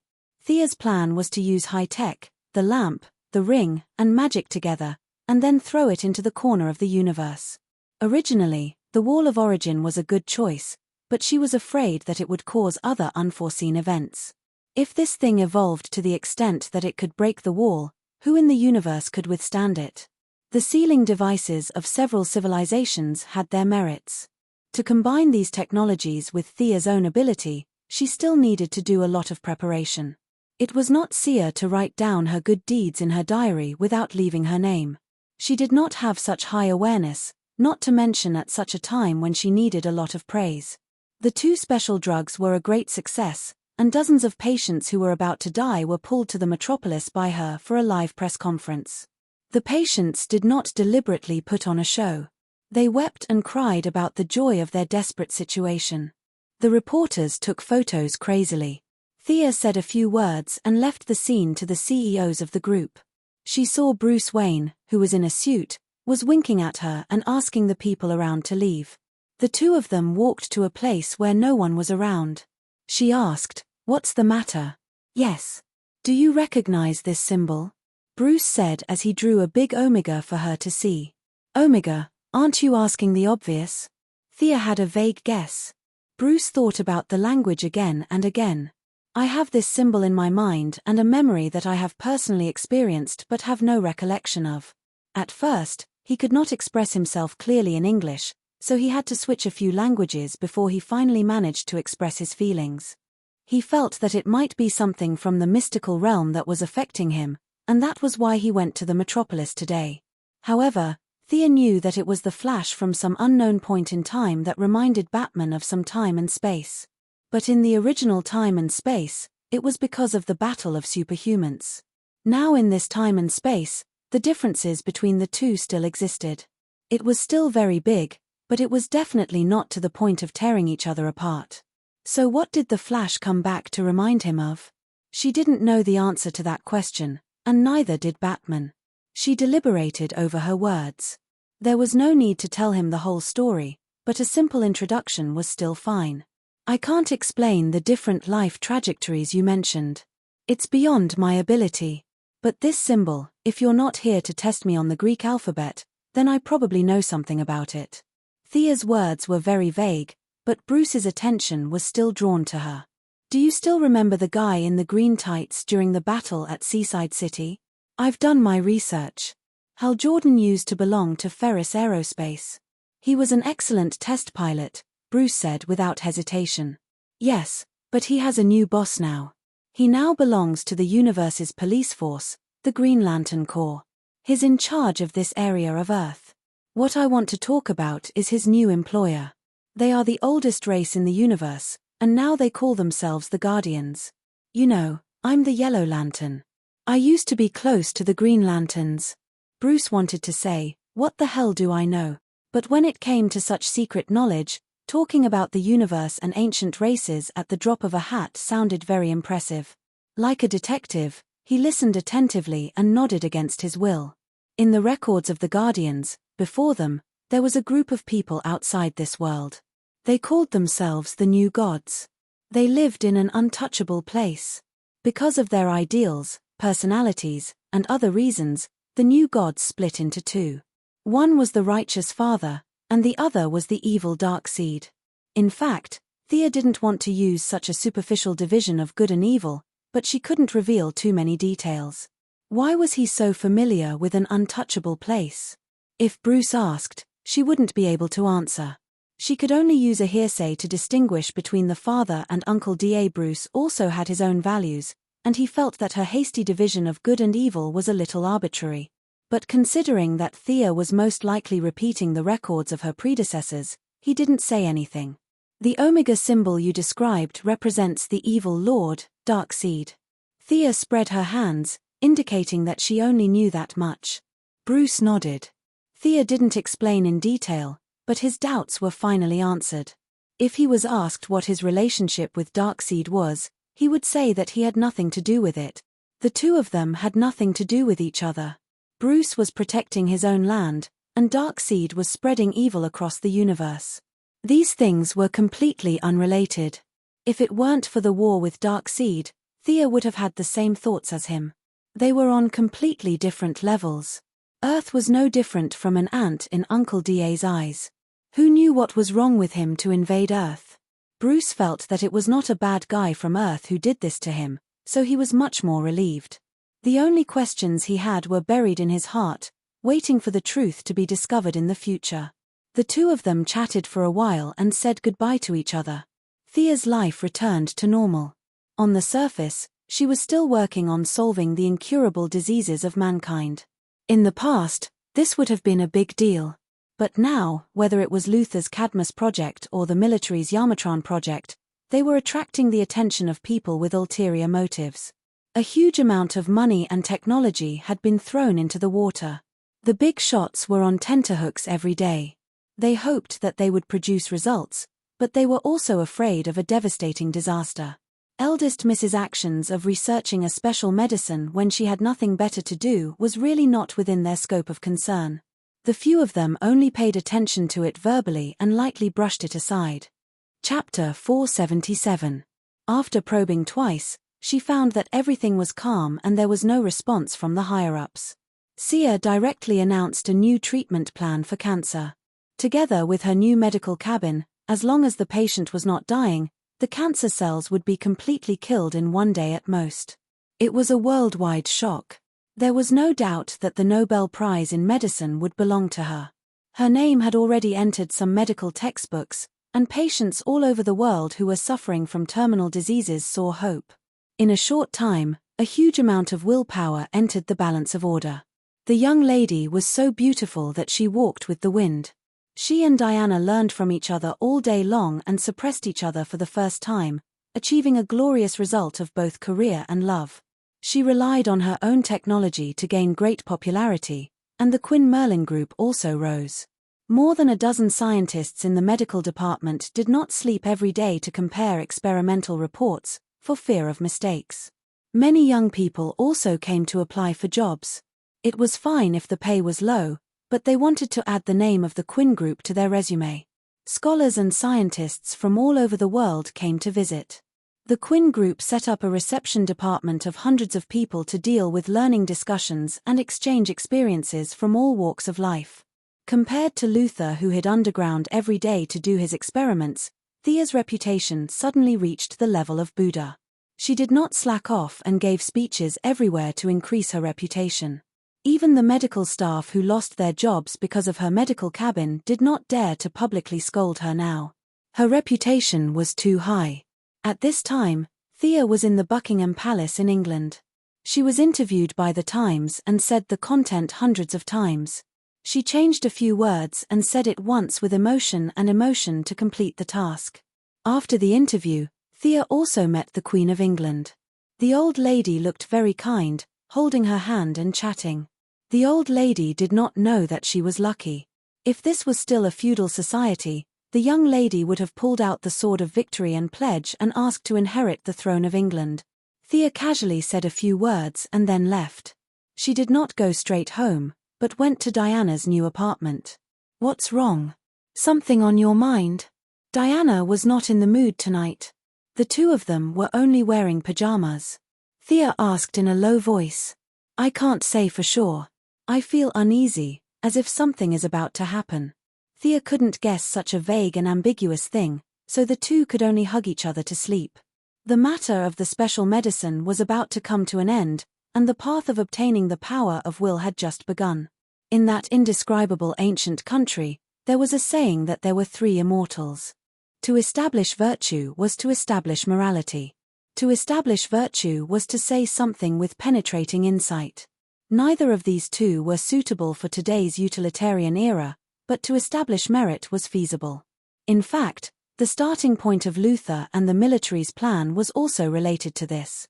They were either billionaires or high-ranking officials, so they didn't have many pursuits for themselves. This was why they came up with the so-called Cadmus plan and the Yamadan plan for the future of humanity. The starting point was good, but their actions were too self-centered, and they didn't really put the welfare of the ordinary people first. They never considered what ordinary people lacked. Instead, they considered what they should give to ordinary people. This so-called democratic system was, in fact, an elite system for the minority. Thea herself was also a beneficiary of this system. She didn't have the sentiments of those great sages who claimed to change certain realities. She could only do what she could to make the lives of ordinary people better. Physical illness was the first step, and cultural dissemination was the second step. Ordinary people on Earth were too backward. They didn't care about Darkseid, and many people were unwilling to believe in the existence of aliens. They stubbornly followed their own path of life, working, studying, and living. This was the current situation of ordinary people. Thea hoped that through her own efforts, she could change the minds of ordinary people. Aliens weren't as bad as in the movies. Many alien technology products were very convenient and should be introduced. She even encouraged some scientists to go out instead of cooped up in the laboratory thinking about how to blow up Earth. The road had to be taken step by step. At the very least, some ideas had to be changed. Otherwise, it would be too tiring for her to be the only one leading the way. She couldn't drive a car to work in the morning and take a maglev back home at night. The technological leap wasn't that fast, so she needed some time to adapt. As for the new breakthrough, the scene of Superman and Diana learning the Tamaran language gave her some inspiration. Learn the universal language. General Lane and the others had just taken their seats in the Alien Management Committee when Thea dropped a bombshell and asked them to discuss it. The meeting this time was very important. The black man, Digger, had come as a temporary service member and handed over documents to the representatives. He was also a little nervous because as a middle-level member of the administrative committee, he was also required to learn the common language. God had mercy on him, he only knew English and a few Afghan phrases like surrender and kneel down. Learning something as high-end as the universal language was giving him a headache. He was having a headache because his perspective was too low. The other participants understood the implications, especially when the military was trying to crack the Kryptonian spaceship. Language was a stumbling block, and they were the ones who were most affected by it. Looking at the bitter faces of these people, Sia wanted to laugh. Her memories as a transmigrator made her realize how terrible it was for all the people in this country to learn English. It was the cycle of life, and now it was time for them to taste the bitterness of it. As for asking all the aliens in the universe to speak English, even the most arrogant and irrational general in the military wouldn't say that. Everyone, we will have to leave Earth sooner or later. The era is advancing rapidly. Learning the language and communicating with the aliens on an equal footing should be the responsibility of the committee. Thea easily put the project on her shoulders. The white people who slaughtered the Native Americans had the most right to say what would happen if they didn't communicate with the aliens. Dr. Quinn, what do you mean? Joan Finch was a 50-year-old middle-aged woman who represented the government in Kentucky. She had no problem convincing her constituents, but she couldn't help but tremble when she was in a weak position and had to communicate with the aliens. Thea saw her sallow face and knew that she had misunderstood. This pure politician probably thought that she was going to attack with a spaceship. What I mean is very simple. It's just a preliminary preparation. Based on the principle of voluntary participation, we will neither advertise nor ignore it. We will publish a set of teaching materials in the name of the committee. Anyone who wants to learn can buy them. The middle-aged woman's face regained some color. General Lane and Steve Trevor were both patients with persecutory delusions. For them, it was always good to be prepared. Unless Earth conquered the universe, learning the alien language was a hurdle that couldn't be avoided. Chapter 478. The committee's daily expenses were in the hundreds of thousands, so the learning materials that were mentioned didn't cost much. Several people agreed with Thea's proposal, but each of them went back and told the big shots behind them about today's far-reaching small matter. The few big shots had higher expectations. Perhaps some of them only wanted to preserve what they had, but this was not something they could change. When the aliens came knocking on their door, they would be the first to suffer losses. Compared to Luther and the military's method of focusing on making big weapons, Sia's method of silently moisturizing things made people feel comfortable. It was not difficult to guess their thoughts. If Luther succeeded and wanted to use force to gain more power, who among the politicians would give him a place? Or let him wipe out everyone and become a dictator? Thea's method was very popular with the politicians, and no one stopped her. The learning materials that she wrote in the name of the committee chairman were quickly produced. There was no shortage of people with foresight. The first 100,000 sets of learning materials were sold out before they even entered the market. People like Luther directly bought 1,000 sets and distributed them to the people in the company. Those who couldn't learn were directly kicked out. Bruce Wayne also bought a few sets and prepared to give them to the Bat team. Leaders of various countries, foreign affairs personnel, spy organizations, whether it was the king or the president, more or less bought a few sets. It wasn't a nuclear weapon, and the Americans were open-minded enough to let them pass, as they had the intention of dealing with the big trouble together. After that, Thea urgently produced more than 100,000 sets. This time, the sales were relatively weak. Many ordinary people thought it was an April Fool's joke, and only a few people realized something. But after all, they were the minority, and their opinions were quickly drowned in the laughter of the crowd. Thea didn't care too much about this. Fixed ideas were not so easy to break. The seeds of hope had been sown and would slowly grow. Seeing that Batman's team was not tired of learning, the young lady didn't forget her own brothers. Although Thea felt that the average education level of the Green Arrow team was only in junior high school, she still brought a pile of learning materials back to Star City. When she returned to the secret base she opened, the current Green Arrow base, she found that there was one more person there. Roy Harper, Thea's lover in the original Spacetime, was currently being trained by Oliver. It's so lively. Thea wanted to laugh when she saw the bustling scene in the base. 2 green arrows, 1 black arrow, and 1 red arrow who had yet to graduate. This must be the Star City Archery Club. When she walked into the base, the 4 of them were training in full swing. Felicity and Laurel, who didn't know any martial arts, were watching them from a distance. However, after careful observation, Thea found that Laurel's fingers also had traces of archery practice, which made her even more speechless. Thea. The first person to notice her was naturally Olivier. They all greeted her in a friendly manner. Roy Harper was also a little nervous as he thanked her for saving his mother. When she passed the study materials to them, their expressions were a little strange. Felicity, Laurel, and Shadow had all graduated from university, so they weren't under much pressure. They flipped through the pages seriously. Olivier, Tommy, and Roy Harper were all bad students. The first 2 didn't study hard, and the last one didn't study hard because his family couldn't afford to. The 3 of them had very poor foundations. Even though Sia had made it easy to understand when she wrote it, they still had bitter expressions on their faces. Thea felt that they could all learn. Olivier and Tommy's bodies had been modified by God's blood and genofluid. Their learning ability had surpassed the average level of smart people. As long as they put in the effort, it would be easy for them to learn. They chatted briefly. Thea found out that Olivier had met Batman through Laurel and Barbara's recommendation. Both of them had similar beliefs and experiences. Plus, Thea was a senior superhero. As a senior superhero, Batman told Green Arrow a lot about his experience. Green Arrow, who had been wavering, finally decided not to kill. After seeing the training of the 3rd-generation Red Robin, he also had the idea of training an assistant. After that, the brave and tenacious Roy Harper came into his sight. After getting the approval of the team, he began to train the young man. Under the relentless attacks of the archery club, The security of Star City had recovered. Olivier even defeated the Death Archer in a one-on-one battle and handed the captive of the Death Archer to Amanda, who came after hearing the news. With their series of victories, the underground forces of Star City were forced into hibernation. After leaving the Green Arrow team, Thea went to see Moira.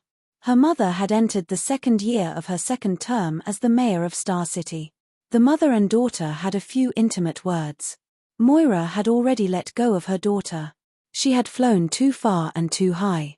Do you think my next step should be the Congress or the White House?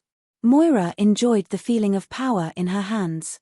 She knew that Thea now had great influence. She wanted to hear her daughter's opinion. If Moira had asked this question a few years ago, Thea would definitely have told her to stay in Star City. The outside world was too dangerous.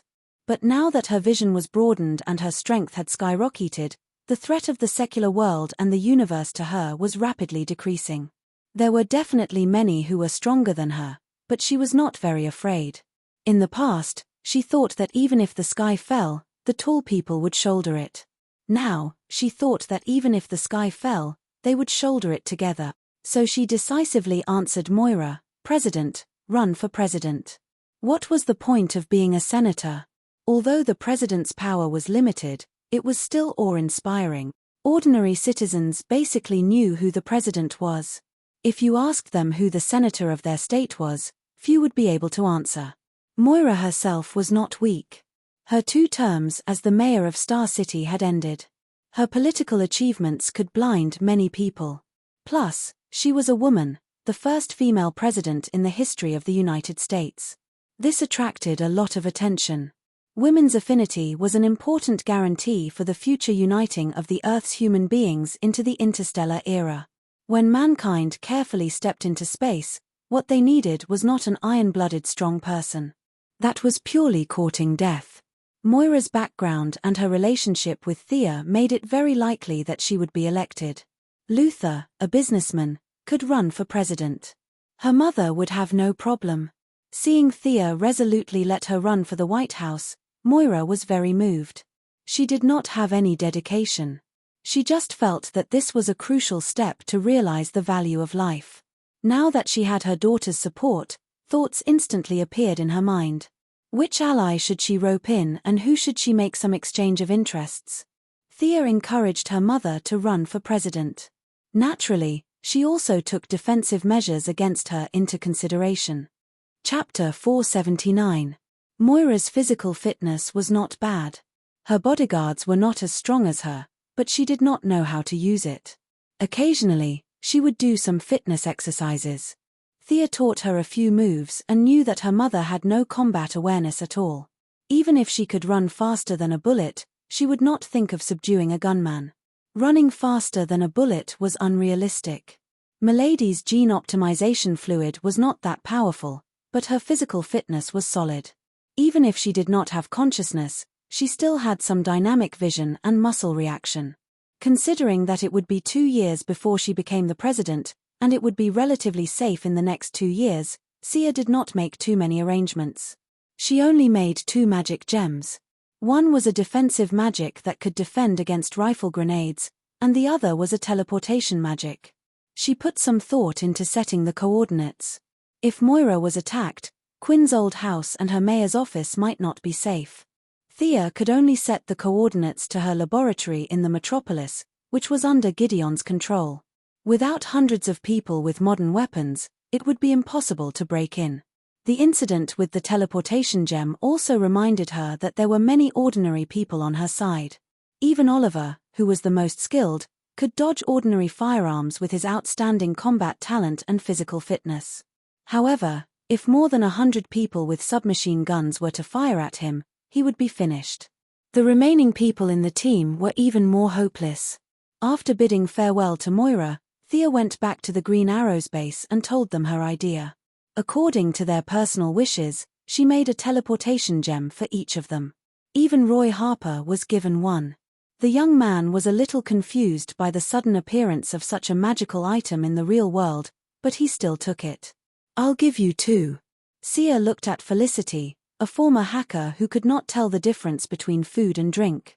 She was clearly a weakling, but she still liked to go to dangerous places. Unlike the original space-time, the Green Arrow's triangle was torn to pieces. Without the black man as a buffer, Oliver's stubbornness was unbearable. Oliver and Tommy, Laurel and Shodo. The four of them were intertwined with each other. Outsiders would feel dizzy just by looking at them. No one would want to get involved. In this space-time, Felicity and Oliver's relationship was only SOSO. Although she didn't go to the Metropolis to take care of her mother, she stayed in Star City instead. She only helped out a few times because of Laurel, her sister.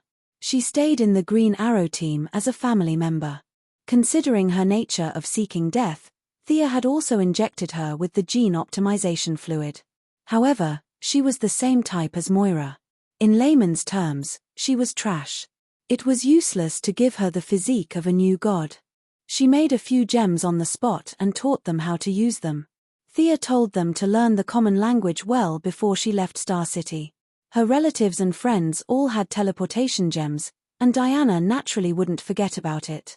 Although Thea didn't think that there was anyone who could beat Diana to the point that she couldn't fight back, she still had to be prepared. Diana's thoughts were similar to what she had expected. She was about to run away. Could Earth still be saved? However, she still accepted the teleportation gems modestly. With Thea's frequent actions, more and more people, not just in the Metropolis, realized that aliens did exist. There were few fools in modern society. Especially after seeing that the officials didn't refute the rumors but instead acquiesced to them, many citizens felt anxious. Thea's learning materials finally caused a sensation. A large number of citizens began to scramble for them. However, she soon found that there were many pessimistic voices on some small forums and social media sites. Aliens were invincible, Earthlings were weak. There were all kinds of opinions. She was overreacting. She saw that the power of Vow on the order scale had decreased by a small amount. She felt that people's hearts were unpredictable. What should she do? Increase the publicity. It was nonsense to tell ordinary people about the Guardians and the new gods. Moreover, Thea couldn't personally tell them about this. She couldn't possibly explain to ordinary people how she knew about this. Therefore, it was necessary for an alien to tell the story. Princess Starfire, whom she met a while ago, was a good candidate. First of all, she was a righteous person. Even if she was scolded, she wouldn't do anything extreme. Secondly, her appearance. If one didn't look at her green eyes, she would definitely be a beauty. In fact, if one got used to it, green eyes wouldn't be unacceptable. When Thea took over the Yellow Lantern Corps, she only remembered asking Superman to arrange a place for her to stay. As for the specific location, she had to ask Superman. She activated her supervision and found Superman at the scene of a fire. Princess Starfire. Bro Superman scratched his head in response to Thea's question. Why? Did something happen to her? No, but I asked the Martian hunters to take care of her. Superman said vaguely. Thea was confused. Under her continuous questioning, Bro Superman didn't say anything. Then, she went to look for the Martian hunters. Only then did she know that Superman's Louise was jealous of Hai Shengbo. In order to not cause any conflicts in the family, she could only throw the beautiful Princess Starfire to the Martian hunters. After asking for the address, Thea went to Starfire's apartment. Just as she was about to knock on the door, she saw the door open from the inside. The tall and handsome Nightwing, Dick Grayson, was holding hands with Princess Starfire. They were about to go out. What a coincidence, what a coincidence. After knowing each other for so many years, it was impossible to pretend not to know each other. Dick Grayson could only awkwardly greet Thea. This was a winner in life. Even though he had broken up with Barbara, he still had some feelings for her. Occasionally, they would even have some friendly sex. This was even more impressive. Starfire had only been on Earth for a short period of time, but the two of them had already hooked up. Thea could only admire them. Originally, she was worried that she wasn't familiar with Starfire. Now that Nightwing was acting as the middleman, it was easier for them to talk. Thea forcefully pulled back Nightwing, who was about to run away. Your Broodhaven doesn't need to be saved. You can leave after you finish my business. After briefly explaining her original intention, Thea began to talk about her goal. Miss Starfire, are you willing to do a television program to introduce Earthlings to extraterrestrials? From your point of view, don't scare the citizens, but don't nurture their arrogance. Television program? Starfire and Nightwing looked at each other. What should I say? I can't possibly talk about Tam Allen, right? Sure, you can say whatever you want. You know, Earth's scientific research ability isn't weak. We can bring many extraterrestrial technological products to Earth. At this time, you just have to help promote it. However, in the early stages of the program, there will likely be some negative comments. You have to be mentally prepared. Chapter 480. Spark had come to Earth alone, but she was a playful person. Otherwise, she would not have met Nightwing, who was running around the streets. As a righteous person, she could not rob others even if she did not have any income. Now that Thea offered her a job opportunity, she thought about it carefully. Seeing that Nightwing did not object, she agreed. The TV program definitely couldn't be made boring. If Spark were to read the script on stage alone and talk about extraterrestrials, and the wonders of extraterrestrial technology, no one would watch it. She also had to find an assistant. This person had to be an Earthling with good looks and not afraid of aliens. It would be best if he or she had some experience in recording TV programs. With so many conditions, there were not many candidates, but Thea soon found a suitable candidate. The former anchor lady was recalled to Earth by her. You still want me to do the program? The former anchor lady was a little frustrated. She was forced to do it to make a living. Now that she was so powerful, did she still have to do it? Yes, she had to do it. The young lady's order was unquestionable, so the former anchor lady had to come out again. Spark was not difficult to get along with. Although the anchor lady was still a little unhappy, returning to the program recording site gave her an illusion that it was a lifetime ago. Everything was paved with money. The first episode of the program was broadcasted smoothly. Princess Spark did not need to tell the Earthlings how big the universe was. She just focused on the environment she grew up in and the humanities. The experienced anchor lady asked some questions at the right time, and the two worked well together for the first time. Once the program was broadcasted, the response was not very enthusiastic. However, Spark's beautiful appearance and sincere voice still received some praise. Thea did not expect much abuse, which made her more confident in the follow-up plan. Except for Luther, who was a little dissatisfied that the anchor lady no longer mocked Superman, it was generally very harmonious. The control of IBEN Trading Company was in full swing. One of their 15 decision-makers had been secretly controlled by Jared. The next step was to control their active computers and lead the robots to rebel. The Yellow Lantern Corps set things right at the critical moment. They started with the armed forces and gradually nibbled away this neutral universe business alliance. Later, they would develop their forces and feed back some technological equipment to Earth. The neutral camp was the entry point that Thea prepared for Earth to go out of the solar system in the future. After determining the future direction of development, Moira's enthusiasm was unprecedentedly high. In order to expand her network, she decided to hold a grand Christmas dinner in the name of the city government. Naturally, her children were all present. Even Diana, who had a bad premonition, was pulled over by Thea. Mrs. Quinn, I've heard a lot about you. Diana bowed slightly. Her etiquette was impeccable. It was the etiquette of a junior to an elder. Miss Prince, I often hear Thea talk about you. Moira was well aware of the relationship between the beautiful woman in front of her and her daughter. Nowadays, this was not a rare thing. Since they were willing, Moira was naturally not dissatisfied. She gently held Diana's hand and said a few words. Soon, other guests arrived. Thea pulled Diana aside. Your mother is very elegant. She's an amazing person.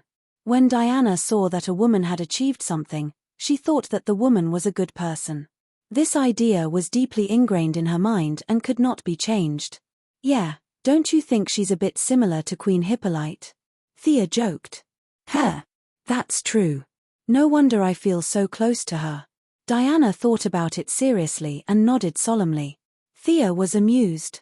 These women in power had the same basic characteristics. As if to prove her point, another middle-aged woman chatted with Moira. It was Lex Luthor's mother, Lady Thea Luthor. She had brought her daughter, Lena Luthor, to the dinner party. Not long after, Oliver brought Shado and Tommy brought Laurel to the venue. Moira's ambition was not small this time. She had mobilized all her connections, and with Sia's timely help, there were a lot of politicians on the scene. The vice president, members of Congress, several ministers, and many socialites who had received the invitation were all present. The safety of the politicians could not be neglected. The Super Investigation Bureau of the Heaven's Eye Society had sent their best men to protect the guests. The Martian hunter, who pretended to be cool every day, was also present. Not only was he present, but the Gotham tycoon Bruce Wayne and this year's Pulitzer Prize winner, Clark Kent, were also present. Thea's eyelids twitched when she saw them. However, they had to pretend not to know each other. This was a severe test for Diana and Superman, whose acting was slightly immature. There were even more irrelevant people, such as Catwoman and Louise Lane, who were relatives, and Damian and Raven, who were there to eat and drink. Thea even saw Spark and Nightwing whispering to each other, which made Barbara, who came with her father, unhappy.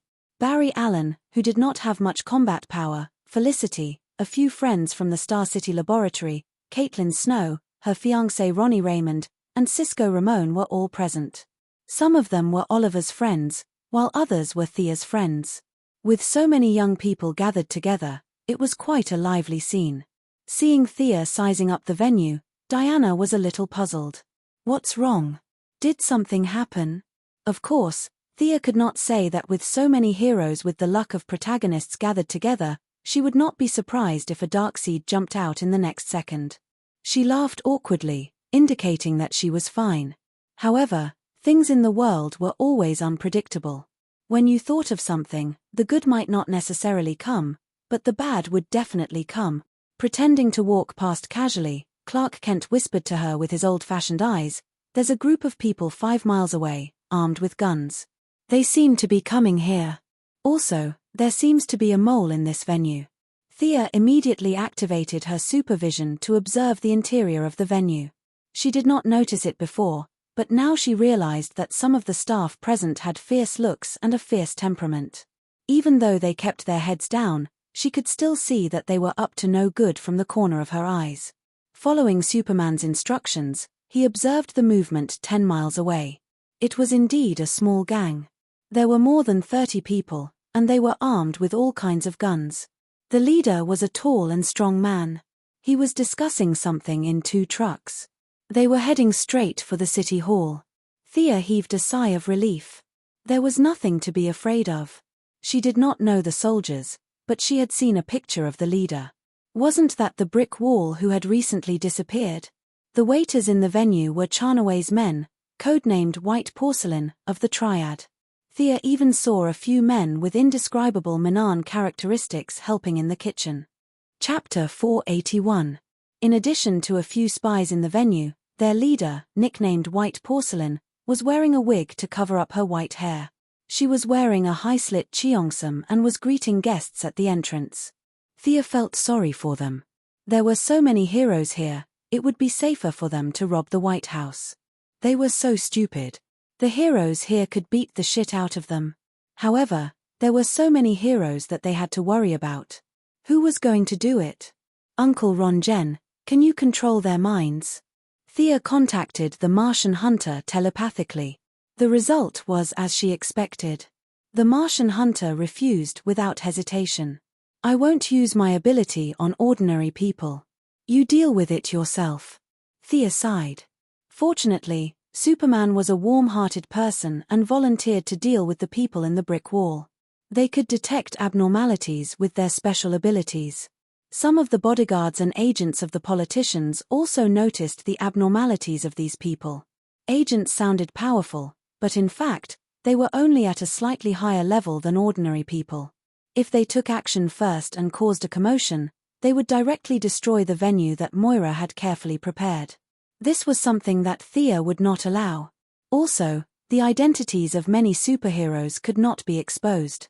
This made her a little cautious.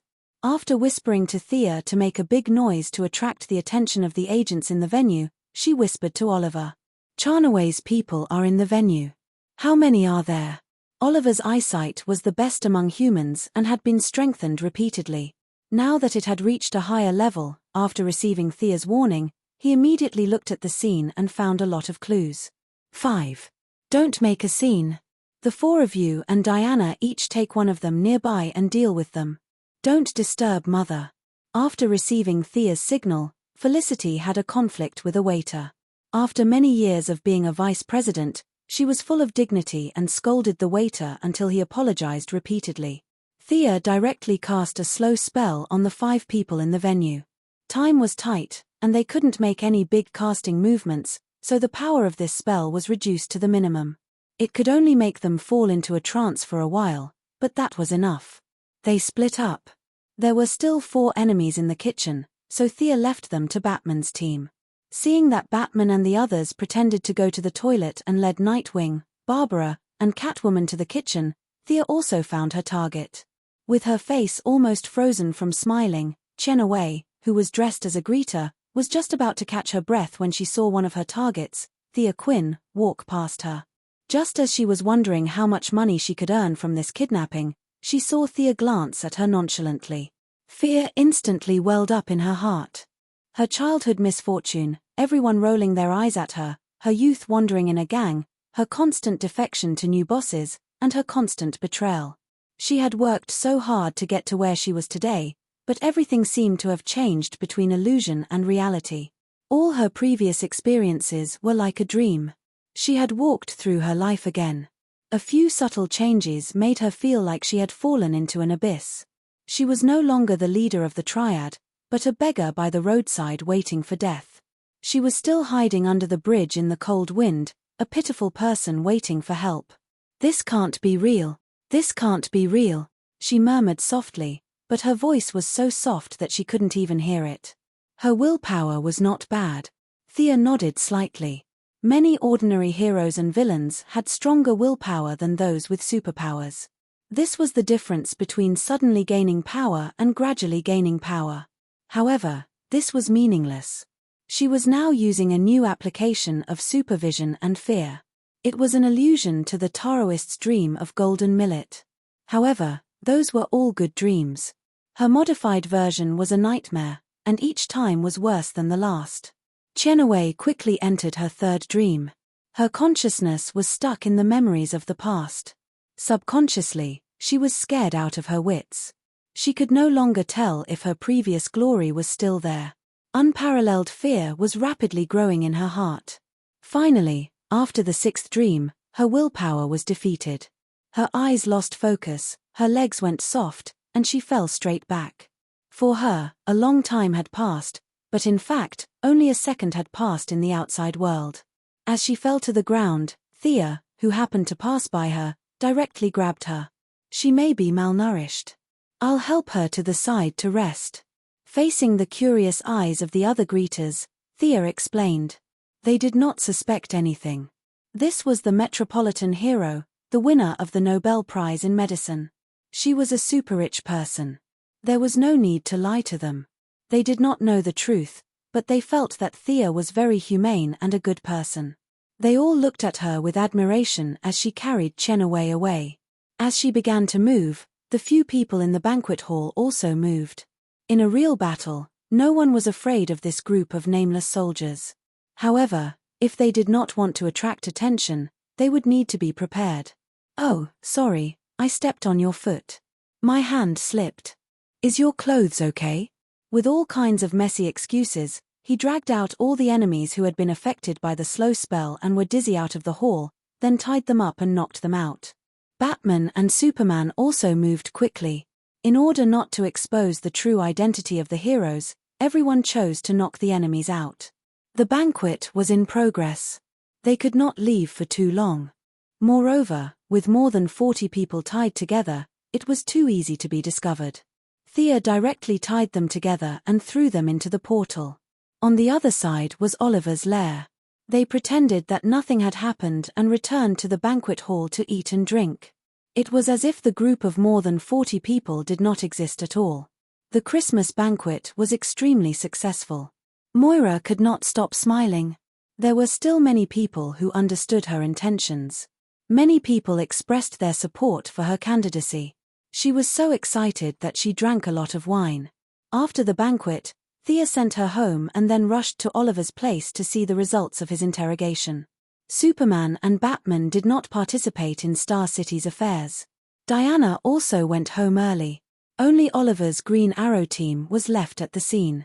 Oliver was helpless about his enemy's idiocy today and sent him to his door as a Christmas gift.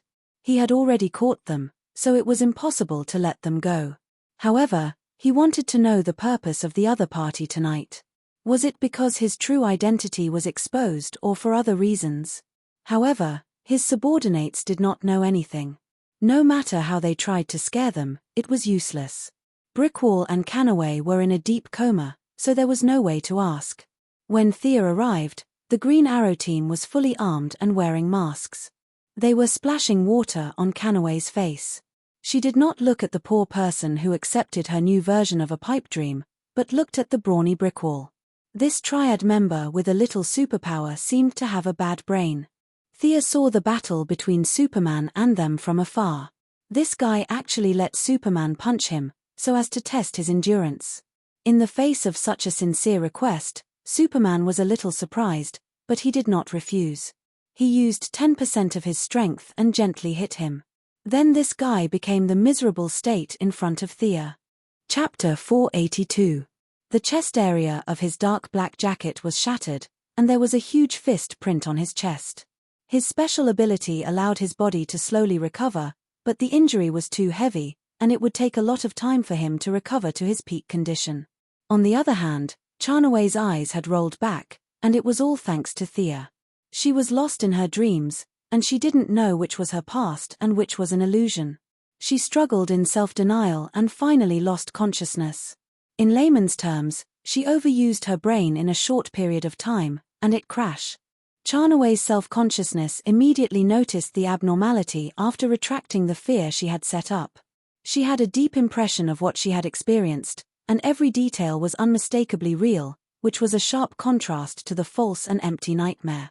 She wasn't a beggar on the street, nor was she a tragic and indescribable woman. She was the leader of the triad. Charnaway's consciousness instantly took over her body. Although she was extremely weak and dizzy, she still tried to stand up to defend against the enemy's attack. "Who's there?" Like a patient with a high fever, she stood up shakily and tried to open one eye. When she saw Green Arrow's bow aimed at her, her heart sank. "What are you doing at the city hall?" Oliver, who had a voice changer, pulled the bowstring and asked sternly. "I'm going to the city hall. What am I going to do there?" Charnaway's memory was a little chaotic, and it took her a long time to sort it out. Looking at her companions who were tied up like dumplings, she knew that the operation had failed, but where did it fail? She didn't know that there were a lot of superheroes in the city hall, and she only felt that she had lost unjustly. She had climbed up from the bottom, and she had always believed that failure was the mother of success. If she lost today, she would find the problem and win it back tomorrow. This had always been her creed. But today's operation was really inexplicable. If it was said that the Green Arrow Party had defeated her, she would not believe it at all. Both parties had been fighting for half a year. If the other party had the means to silently capture her, how could she have survived until today? But a wise man knew better than to fight when the odds were against him. She knew too well that she had to admit her mistakes and stand properly when she was beaten. "We're going to kidnap some city officials and extort a sum of money." Oliver was a little incredulous. "You're so courageous that you're going to challenge the world's superheroes, just for a little money?" There was a hint of doubt in his tone. "That's all." Canaway looked at him, puzzled. Her mind spun rapidly as she analyzed the information Oliver had revealed.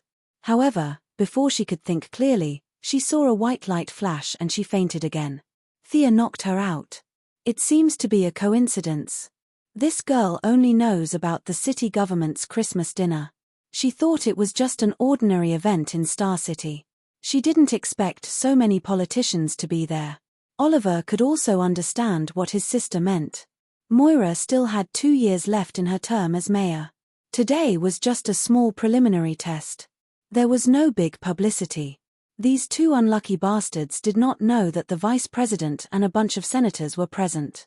The so-called democracy and equality were all nonsense. Kidnapping a clerk was a criminal case.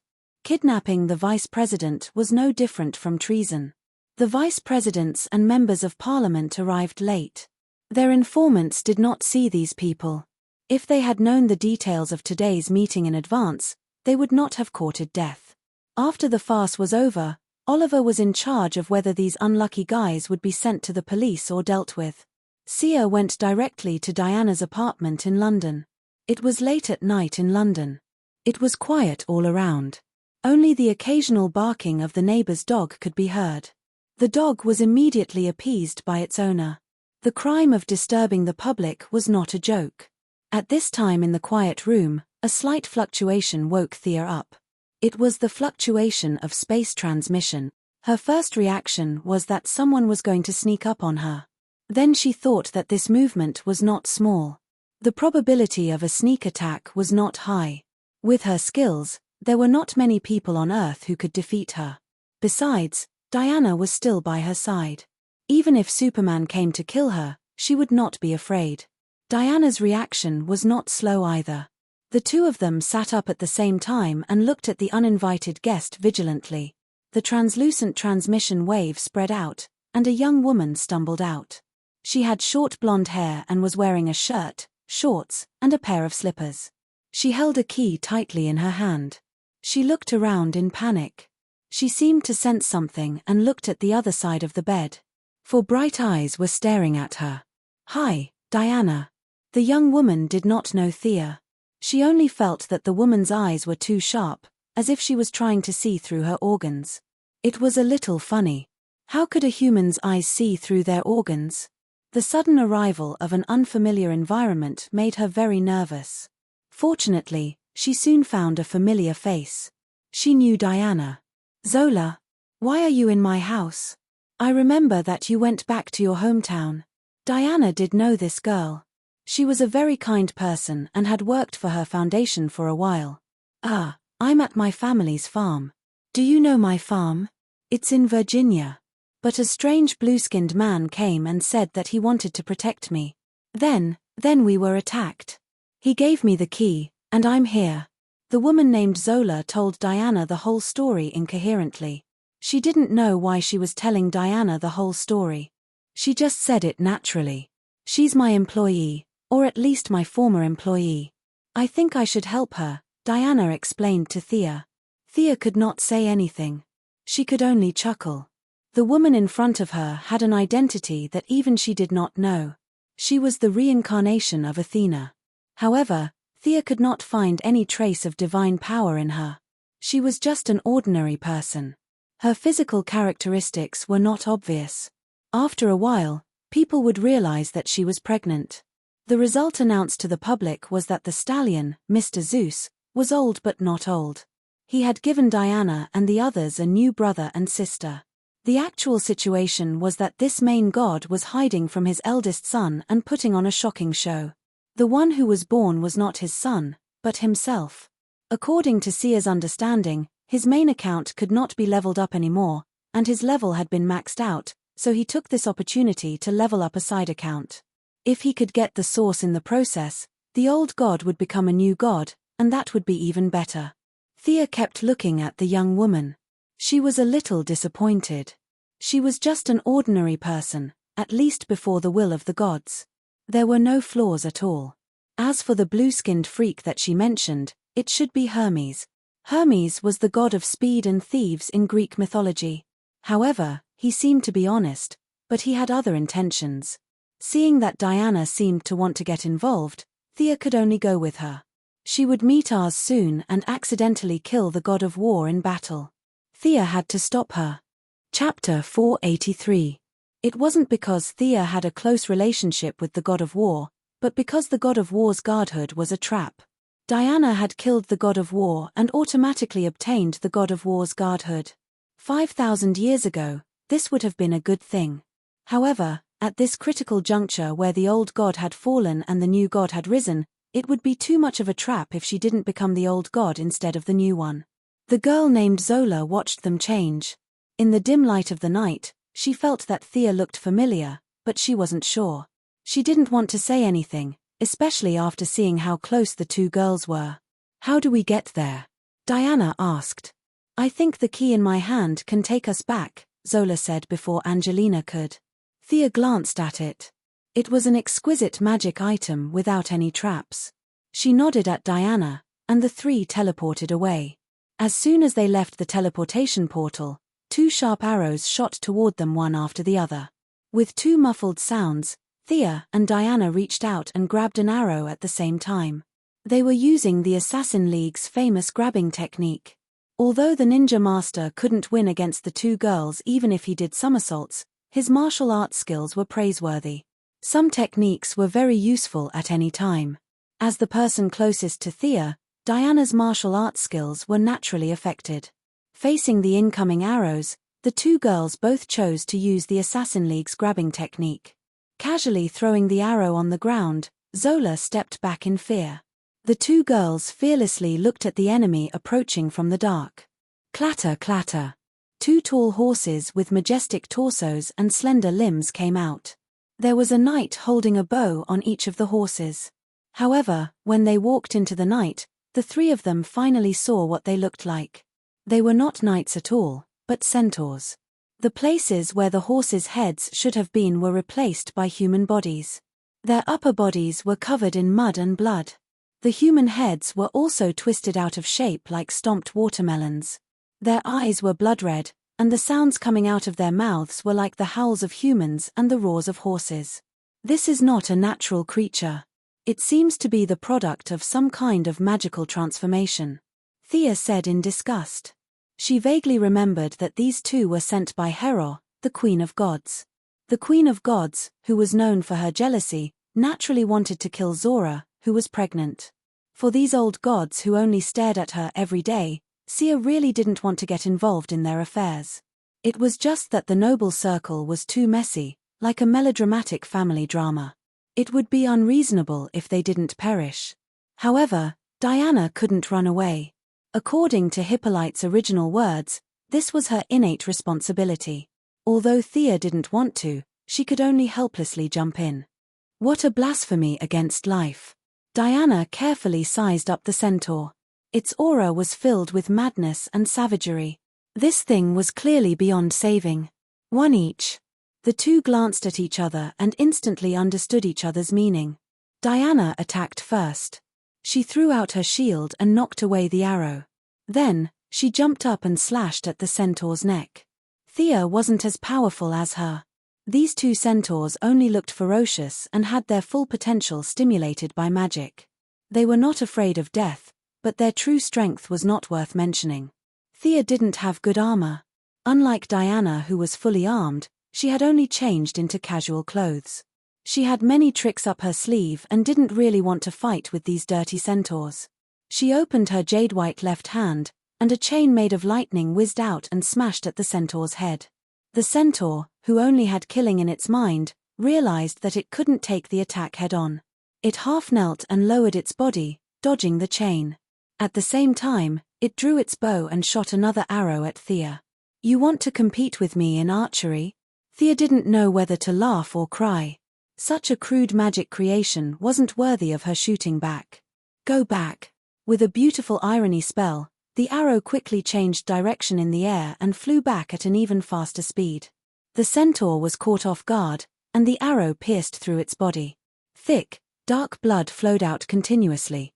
Sia was unforgiving. The lightning chain that she had thrown out earlier was remolded by her, and a spear surrounded by lightning was thrown out by her. She wasn't too sure about the centaur's fatal points, but aiming at the head was usually the right choice. Poochie. The lightning spear pierced a large hole in the center of the centaur's head. The centaur looked like it was drunk as it spun around on the spot. Then, it lost its sense of direction and fell to the ground. Its limbs trembled a few times before it completely lost its breath.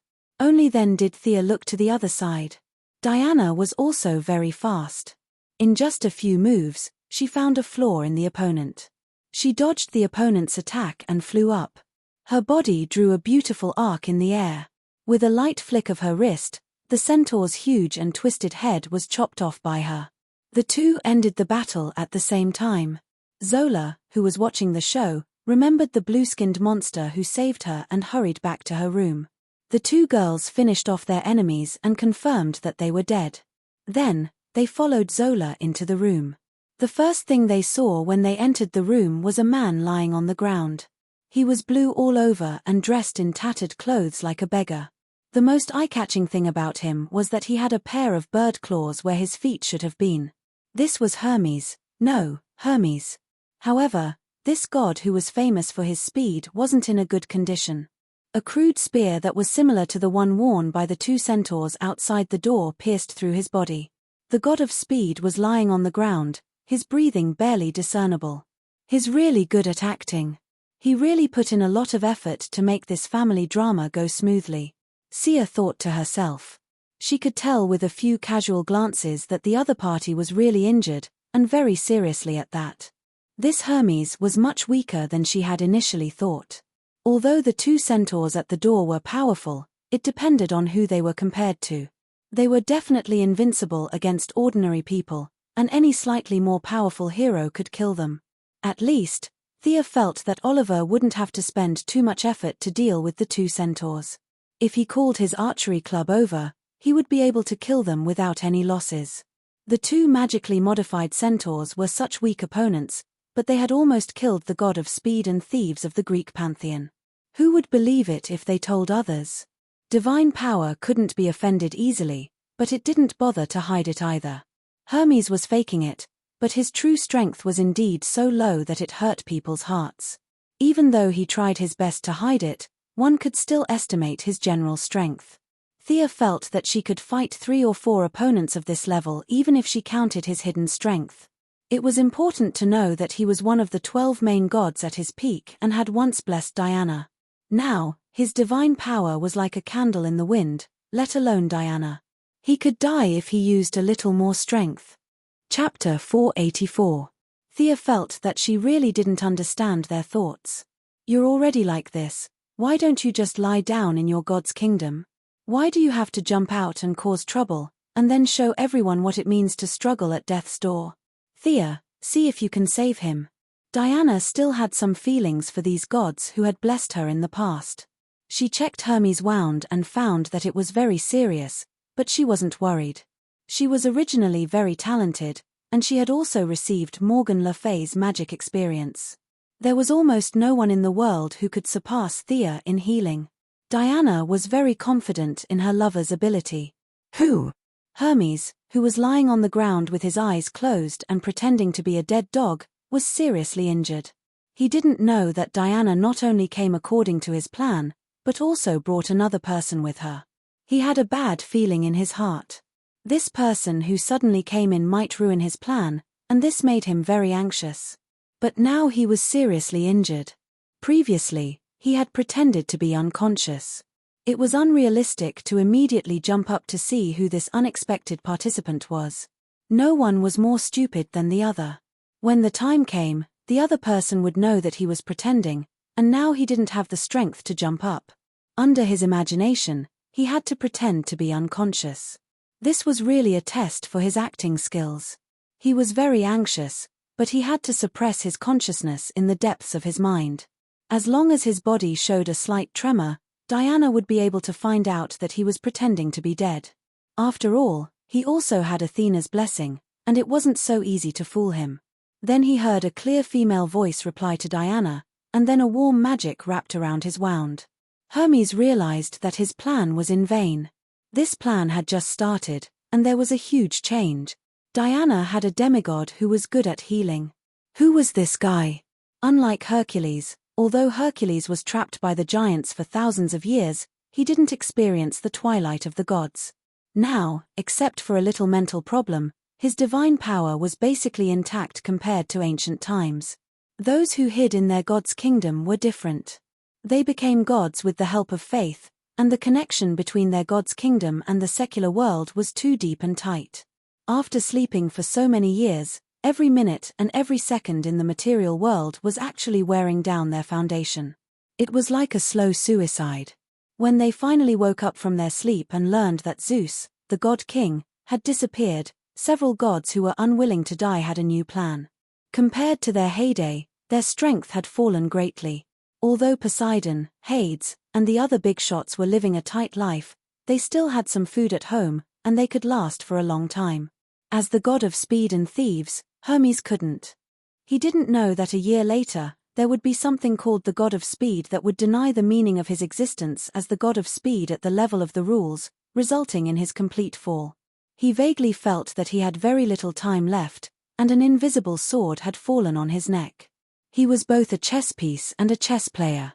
He wanted to survive in the chaos, but his plan was very good. He considered several possibilities and even designed several emergency plans. However, he never expected that such a big change like Thea would jump out in the first act. There must be someone who knew about the relationship between Thea and Diana, but this group of old gods who had just climbed out of their god's kingdom didn't know. They were proud and arrogant. Hermes didn't have much divine power left. He just roughly checked the information and began to put on today's big show. Thea's divine power was that of a real demigod, and there was a vague shadow of the Greek divine power. This couldn't be faked at all. Hermes had to do a deeper analysis. Could it be that old woman Hippolyte had deceived all the gods? At that time, Diana wasn't the only child, but two? Otherwise, it really didn't make sense. In an era when the gods had retired, other than Diana, there was also a young and lively demigod wandering in the world. This was too incredible. Although it was incredible, a warm and vigorous magic power that was full of vitality directly healed his wound. It was not suitable for him to lie on the ground and pretend to be a dead dog.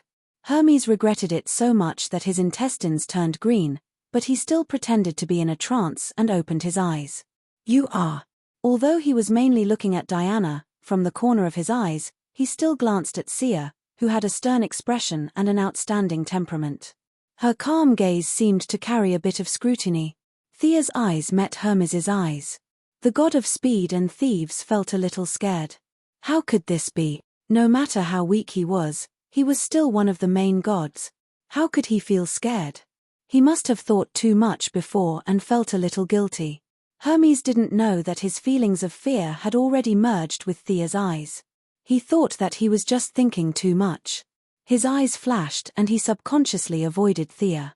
Although he felt that there was a big mistake in his plan, he still tried to continue the act.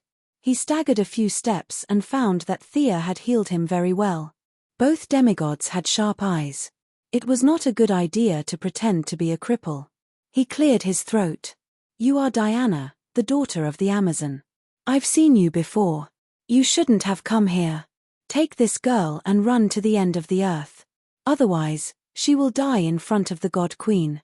His words were prepared in advance, but he regretted it as soon as he said them. Thea naturally caught his flaw and said very sincerely, "You are Hermes, the god of speed. Your speed is the best among the gods. We will cover you. Take this woman and leave first." Hermes wanted to give himself 2 tight slaps. He was indeed an idiot. What should he do now? Say that he was not fast enough? Humans could brag, but he was a god. If he said that he was not fast enough, he would be finished in minutes. There was no room for discussion. This was the limit of the rules. If he said that he was not fast enough, it was equivalent to giving up his clergy. The consequences were too serious. Just as he was thinking of a solution, Diana's interruption saved him temporarily. "God Queen. The god queen you are talking about is Hera?" "Yes, Hera's power is everywhere. Her jealousy is also unparalleled, so..." He did not continue. What should he say next? Thea laughed out loud. She was everywhere. What was he bragging about? He was just borrowing the power of the divine artifact. Olympus had a divine mirror that observed everything in the world. This was the source of his understanding of everything. Since the beginning of the battle with the centaurs, she had felt a vague prying. Hermes felt that Thea's laughter was a little harsh. "Young man, don't underestimate the god queen. She has unimaginable divine power." "Is that so?"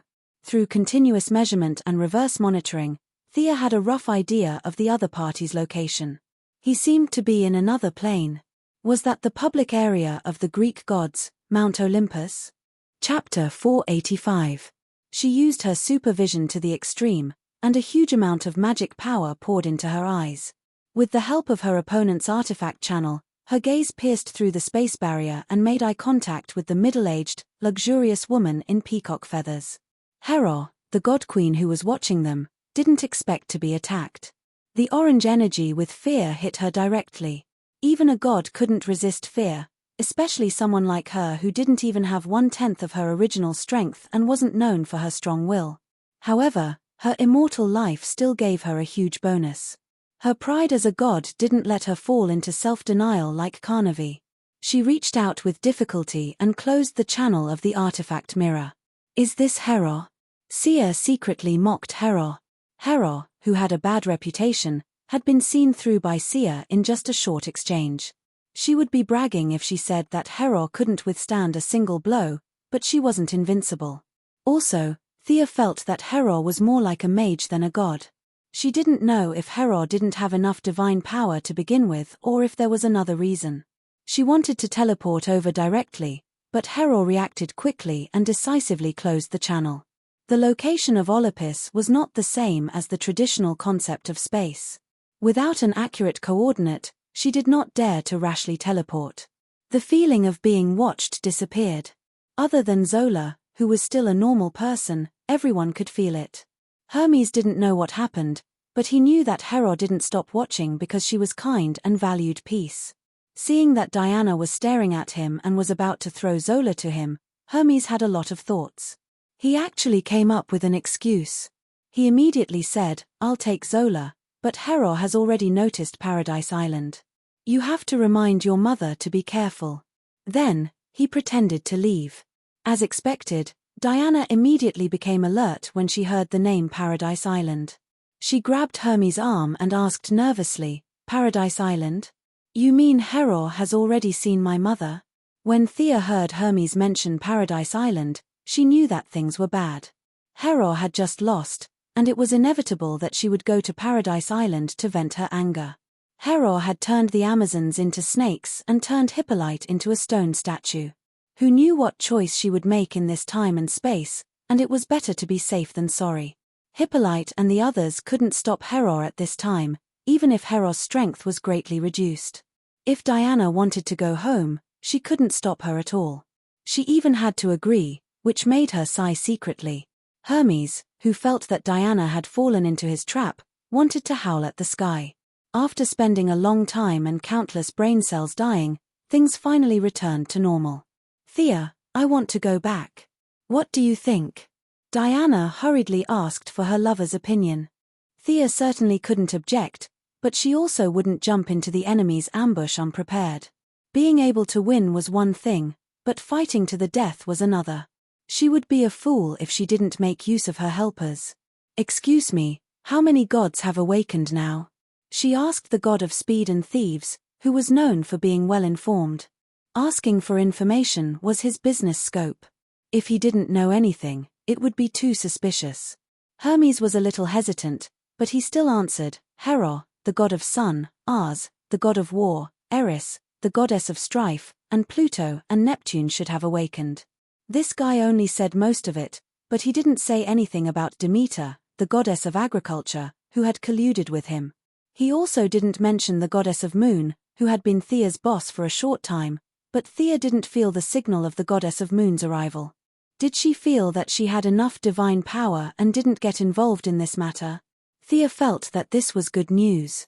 After all, the goddess of moon still had a relationship with her, and it was always not good to fight with her. Ars. Diana didn't talk about Ars as if he had killed her father like 100 years ago, but her face didn't look too good either. Thea was analyzing the strengths and weaknesses of these people. The world had been peaceful for a long time, and coupled with the heavy blow 100 years ago, Ars's recent situation was worrying. The goddess of strife and the goddess of agriculture were not famous for fighting, and the only thing they needed to be wary of was the god of sun, Apollo. Unlike the goddess of moon, whose belief was scarce, The sun was an important prerequisite for the survival of the Earth species. Even if it wasn't ancient times, and no one in modern society believed in the god of sun, the accumulated belief still existed. As for his combat strength, Thea was a little uncertain. If the two of them fought against 4 or 5 weak gods at the same time, it was really difficult to predict the outcome. Especially with the combat strength of the god of sun, she couldn't guarantee that she could defeat him. Fortunately, this world was full of surprises. 30 years ago, an alien spaceship landed on Earth and showed the Earthlings what the Kryptonian style was. Thea's idea was to find a Kryptonian to fight the god of Sunday. Considering that they were going to fight on Paradise Island, they rejected all men, and Superman was directly excluded. Between Supergirl and Fura, Thea chose Supergirl.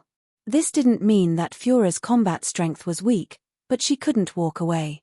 In addition, Fura's personality was too old-fashioned, and she wasn't suitable for the equally old-fashioned women of Paradise Island. On the contrary, the silly and ignorant Supergirl was very suitable, and Thea remembered that she had been to Paradise Island in the original time and space, so there shouldn't be too much of a problem. She told Diana that she was looking for reinforcements. She wasn't quite sure why Thea was so cautious, but they had been lovers for many years, so she chose to believe her. She also knew Supergirl, but they weren't familiar with each other. Thea quickly contacted Kara Danvers, who was studying in Nathaniel. The two had a good relationship. Thea treated her like a younger sister and often took her out to eat. She had to say that Kryptonians and Seres had something in common: they could eat too much. Just casually treating her to a meal, and the number of swiping a credit card was chilling. Ordinary rich people couldn't afford to eat like that. Kara Danvers came quickly. She was wearing blue tights, red boots, and a red cloak with a big S on her chest. Thea imitated Superman's clothes.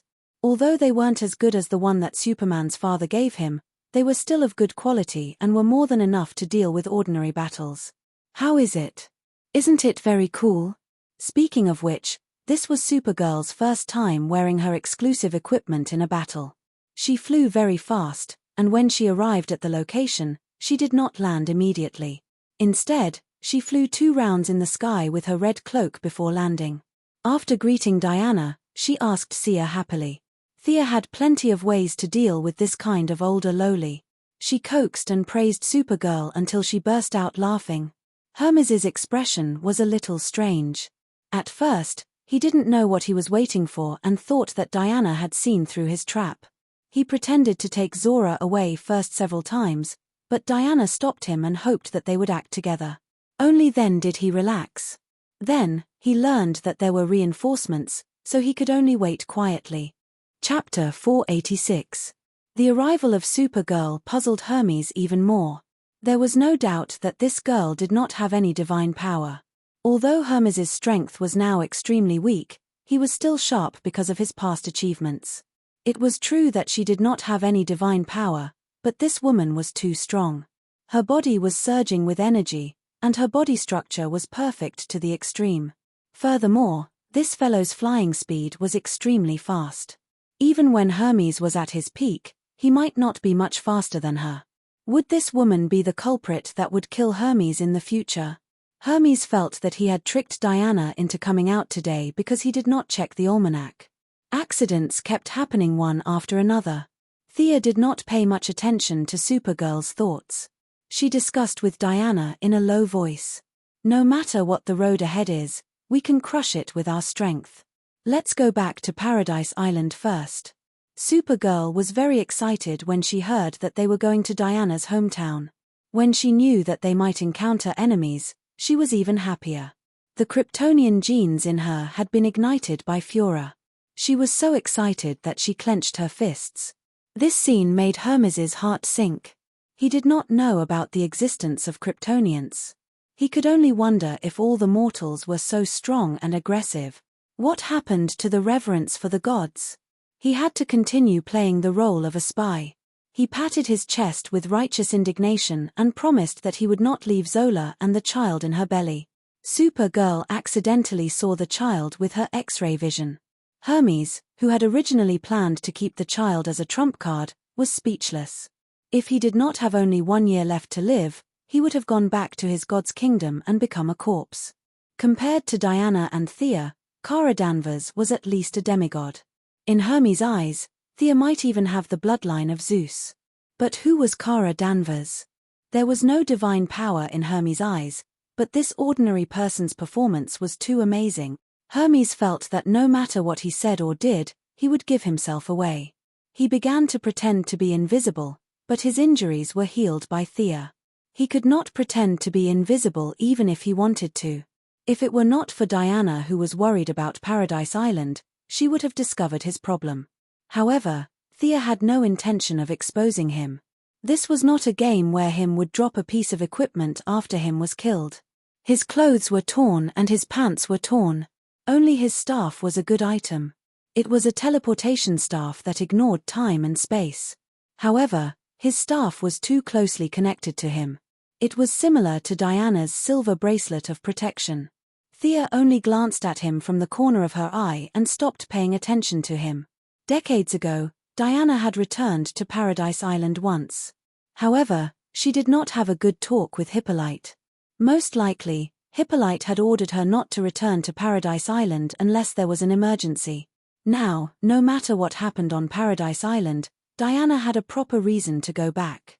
With Thea by her side, there was no need to fly back. The two women's foreheads were close to each other. Diana passed a complicated coordinate of Paradise Island to Thea. This coordinate was extremely complicated. As a pure warrior, she could not understand it. Diana had to admire her mother's foresight. Thea had the same idea. She had only asked about Paradise Island once a long time ago.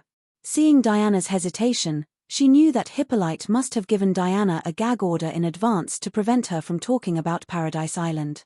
In the end, this old woman still treated Thea as an outsider. Being a member of the Amazon was nothing. If it were not for the fact that she was Diana's mother, Thea would not care about her at all. Hermes, who lowered his head and pretended to be invisible, found that Supergirl had been staring at him with a pair of big eyes. He smiled awkwardly. "Are you an alien?" Supergirl pointed at the bird's claws where Hermes' feet were supposed to be. Poor old god. How would he know anything about Earthlings and aliens?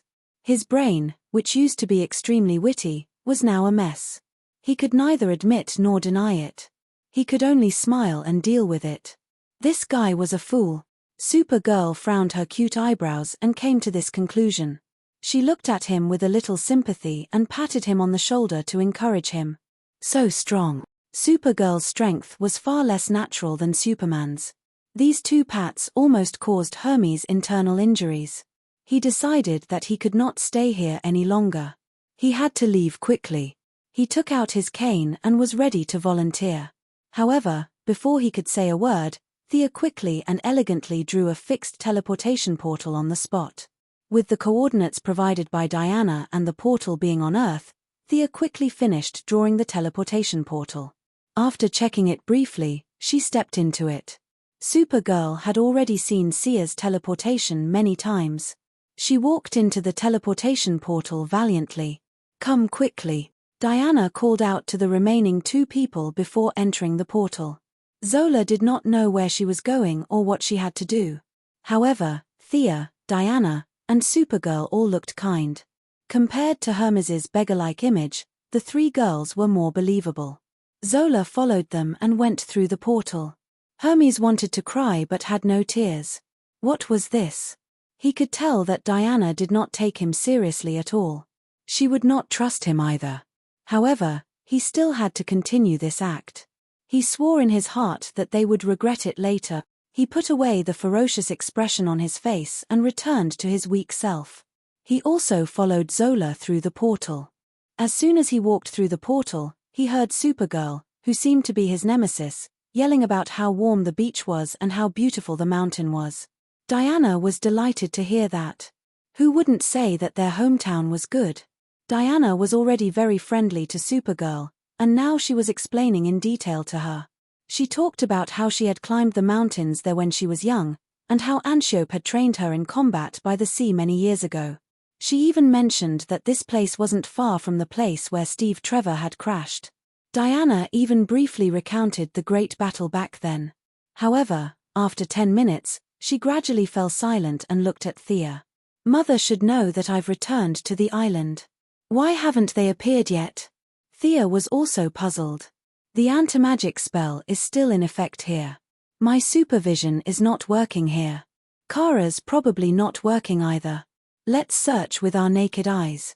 The three of them immediately rose into the air and looked in 3 different directions. Kara, who had always been lucky, was the first to discover their target. There are many people in the southwest by the sea. Diana was very worried. She did not have time to greet the 2 onlookers on the ground and flew over first. Follow me. Thea waved at the 2 on the ground and chased after Zola with Kara. Can you fly? Zola, who felt that her worldview had been shattered, looked at Hermes uneasily. She still did not know why she had come here. She only knew that the fanatic Superman impersonator had looked at her stomach and said that she was pregnant. How could it be so exaggerated? She did not even notice it. How could that woman in blue tights and red cloak see through it? Chapter 487. Zola didn't want to follow them, but she didn't know where to go. There didn't seem to be any taxis nearby, so she could only ask Hermes for help. The god of speed and thieves was so angry that his nose almost went crooked. When this old man was circling the earth at the speed of light, these women were still nowhere to be found. He forced himself to hold it in. Of course, I can fly. He bitterly followed them with Zola in his arms. However, after flying for a short distance, Zola had another question. You don't seem to fly as fast as them. She wasn't a scientist and didn't have a speed detector, but she had seen the sonic boom when Supergirl flew. As someone who had received modern education, she could tell that Supergirl was at least close to the speed of sound. On the other hand, Hermes, who was carrying her, was flying slowly and unsteadily. The difference between their speeds was like comparing a wooden plane to a 5th-generation fighter jet. Hermes wanted to let go of her and drop her to death, but it was just a thought. There were too many implications, and he couldn't handle it with his small arms and legs.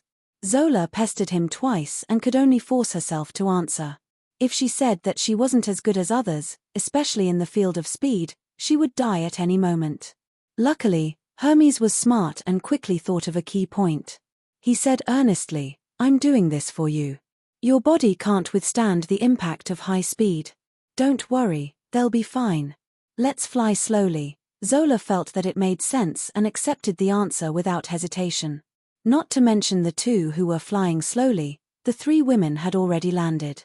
Supergirl was the fastest, followed by Diana, and Thea, who didn't have her light ring, was the last. Mother. Diana saw Hippolyte standing in front of everyone at a glance, and the strong goddess of war also shed tears. The innocent Supergirl also seemed to think of her family and was a bit sad. Thea didn't have such rich emotions. She first looked at the opposite side. The woman standing in front of her was none other than Hera, who had exchanged blows with her from a distance 10 minutes ago. At this moment, the Divine Empress was dressed to the nines. She wore an emerald green floor-length dress and a cloak woven from peacock feathers. This cloak was of a very high grade and was at least a high-grade divine artifact. The bracelets and earrings she wore on her person all had divine artifact fluctuations. At this moment, Hera looked majestic as she looked at the people of Paradise Island as if she was looking at a group of ants. The javelins and bows of the female warriors were like toys in her eyes, not worth her attention at all. On his left was a purple-skinned man.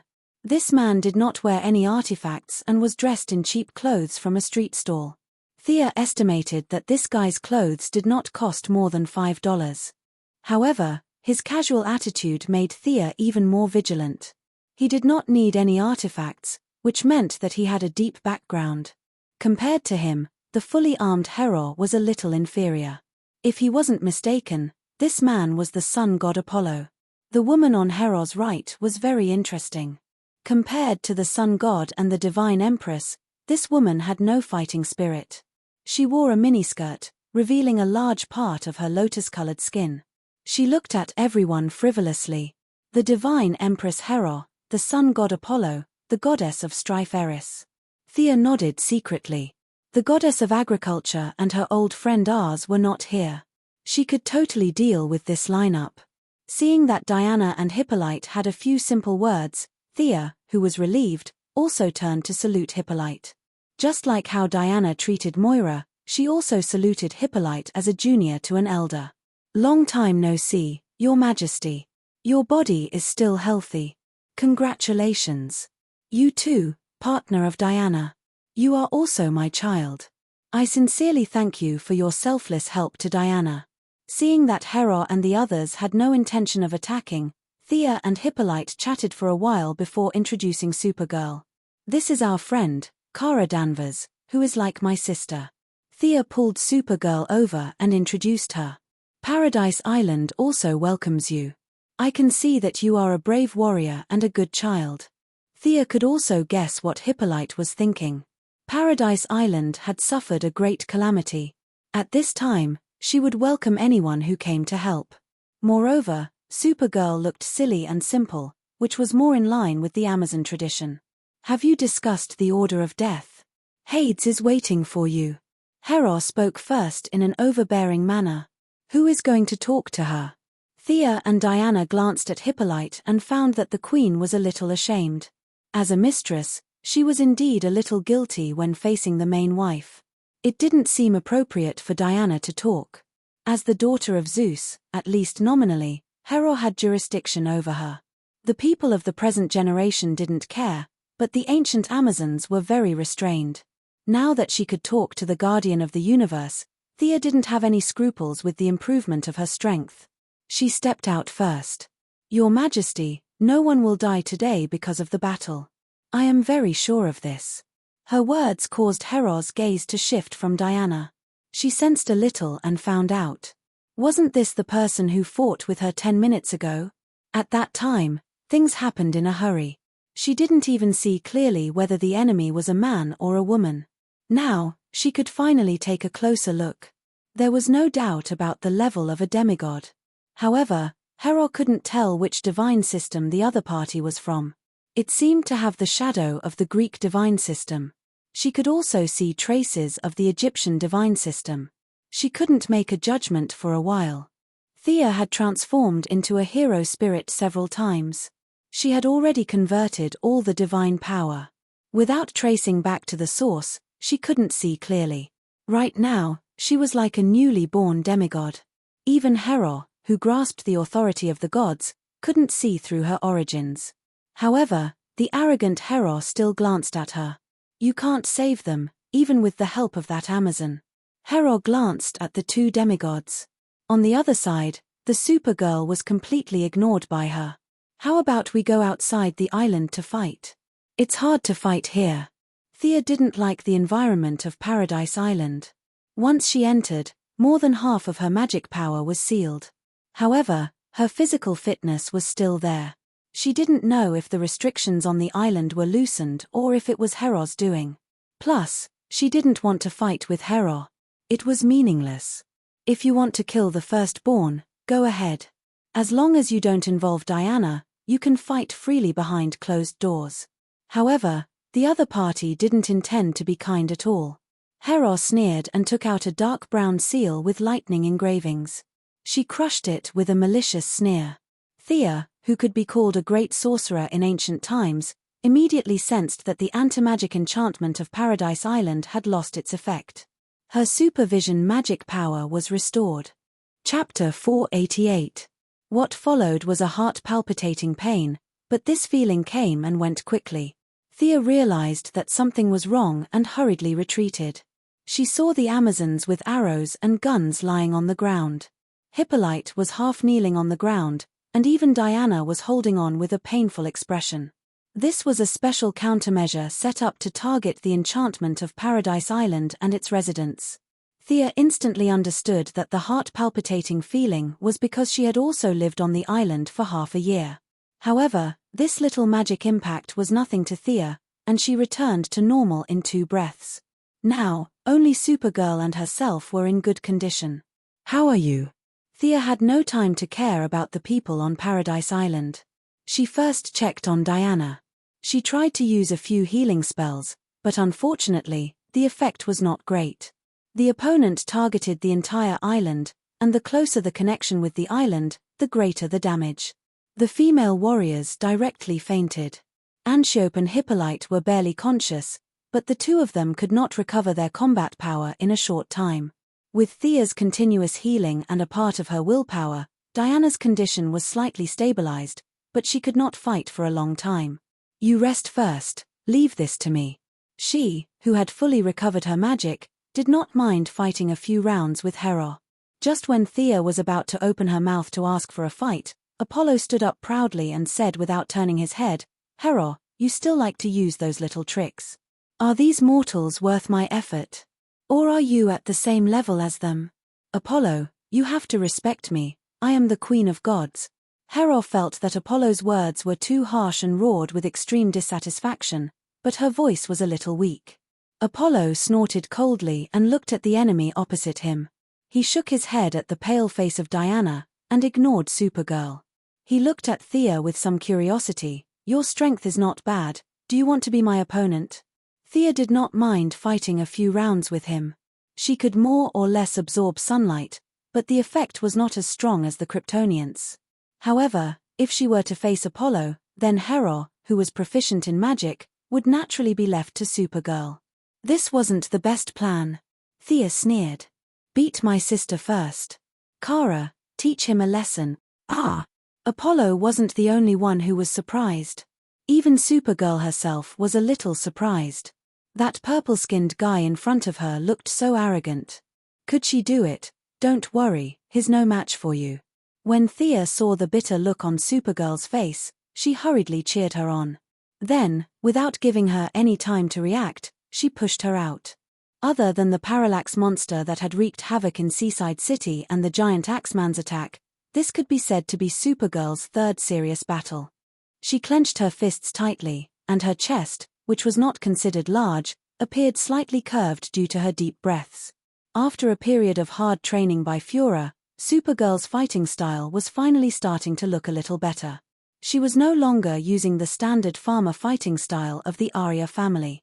Instead, she was now in an offensive and defensive posture, waiting for the enemy to attack first. "Haha."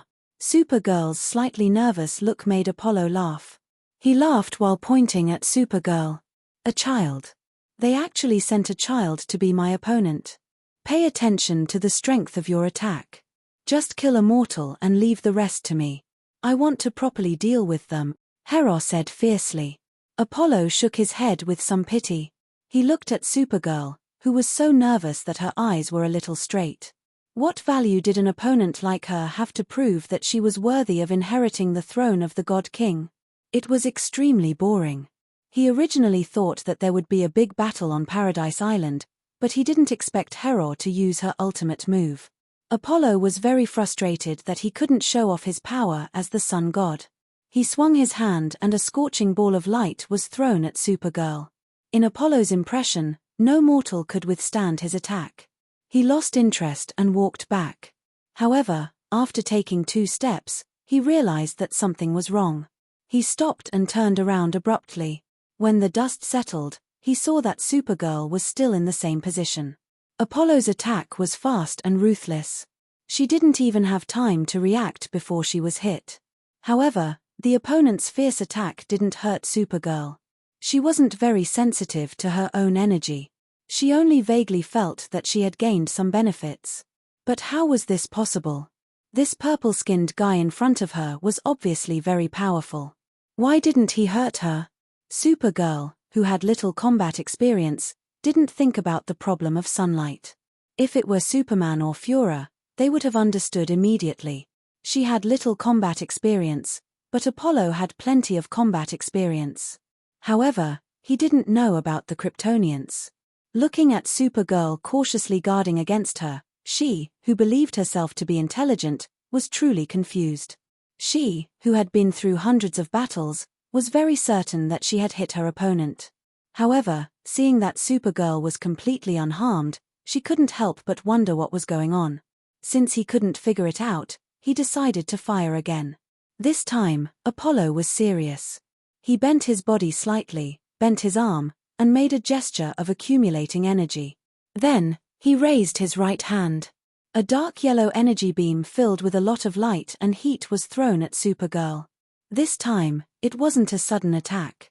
Supergirl reacted quickly. According to her previous combat experience, she should have retaliated or dodged the attack with heat rays. However, her combat instinct told her that she didn't need to retaliate. She just needed to take the attack head-on. It was safe and harmless. Supergirl, who was very simple, was confused. However, relying on combat instinct was the style of the Aya family.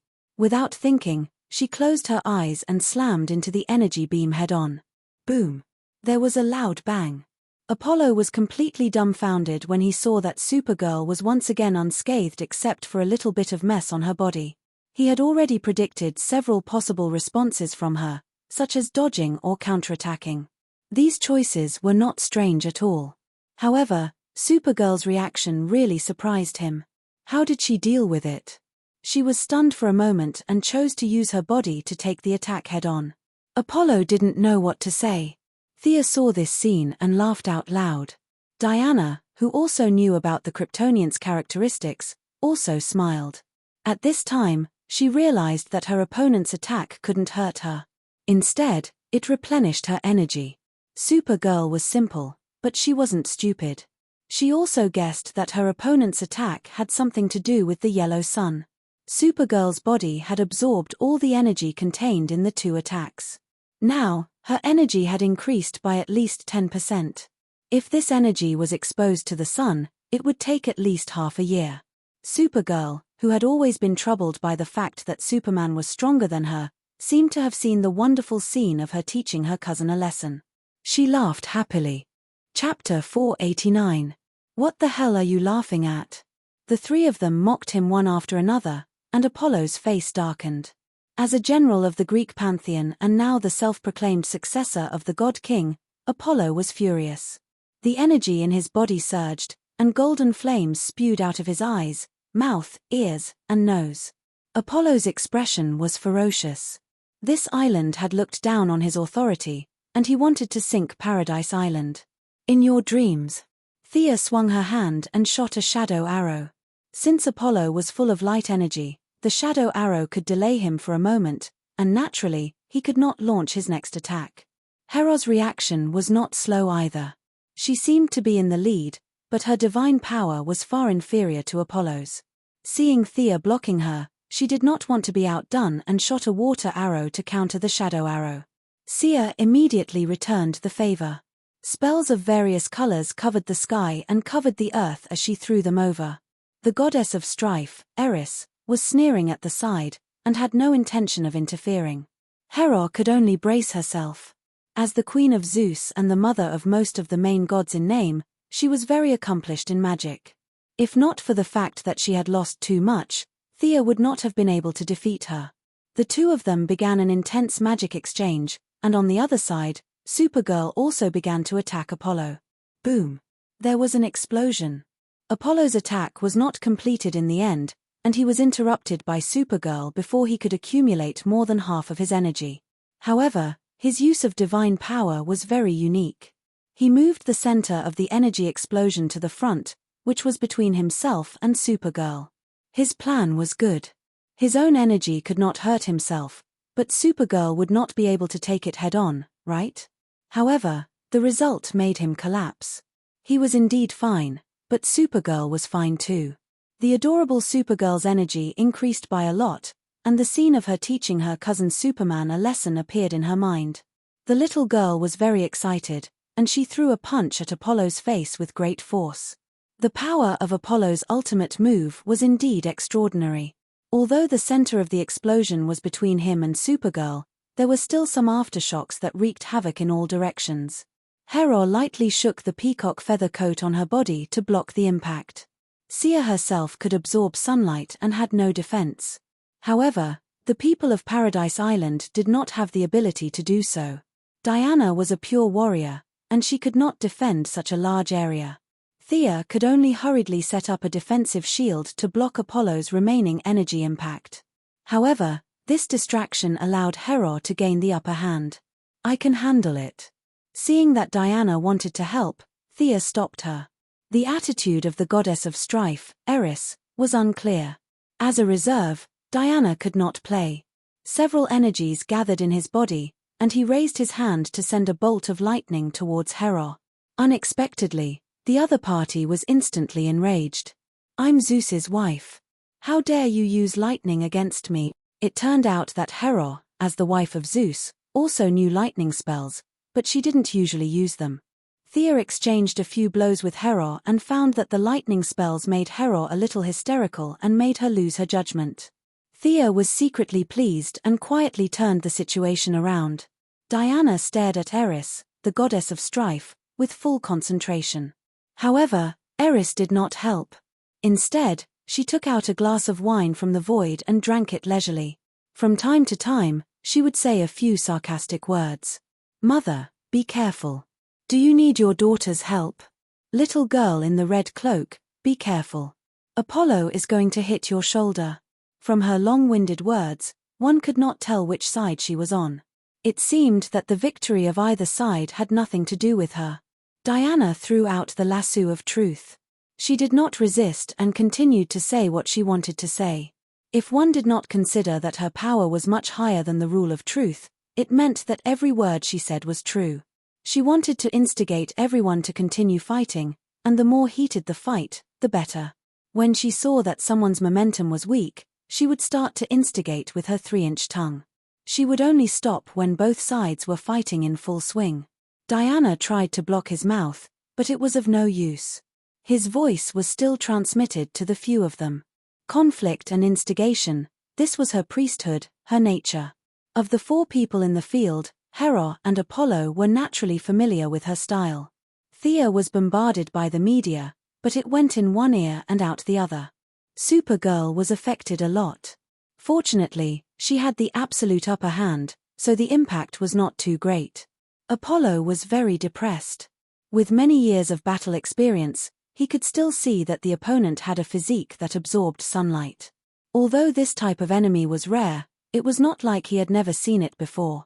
Not to mention those far away, he could see that Thea also had such a physique.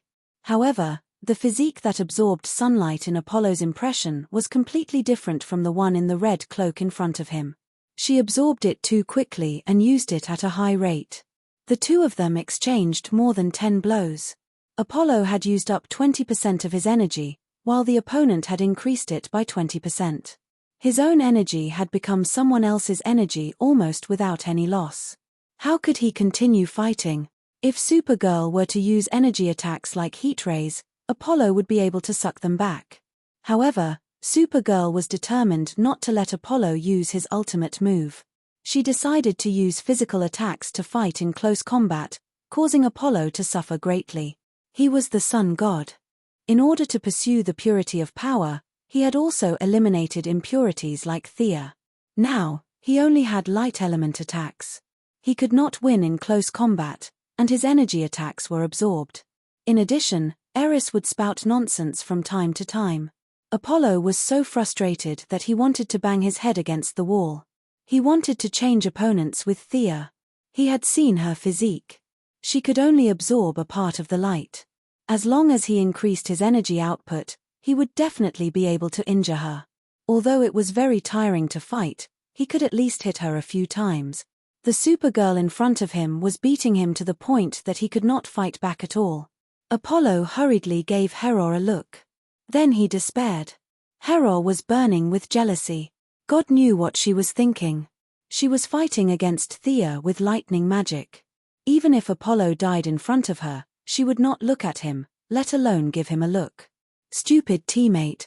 Apollo did not know this term, but the meaning was the same. Although it would damage his dignity as the sun god, he could make a strategic change today. Apollo's only thought was whether to drag these 2 ignorant women with him or run alone. However, it was not that easy for him to run away. Diana had already seen through the situation on the battlefield. He did not have to worry about Thea and Hera for now. At their current level, they would not be able to win in 3 or 4 days. She rushed out diagonally and stopped Apollo, who was about to run away. Supergirl's combat experience was average, but Diana was a veteran. The main damage was absorbed by Supergirl.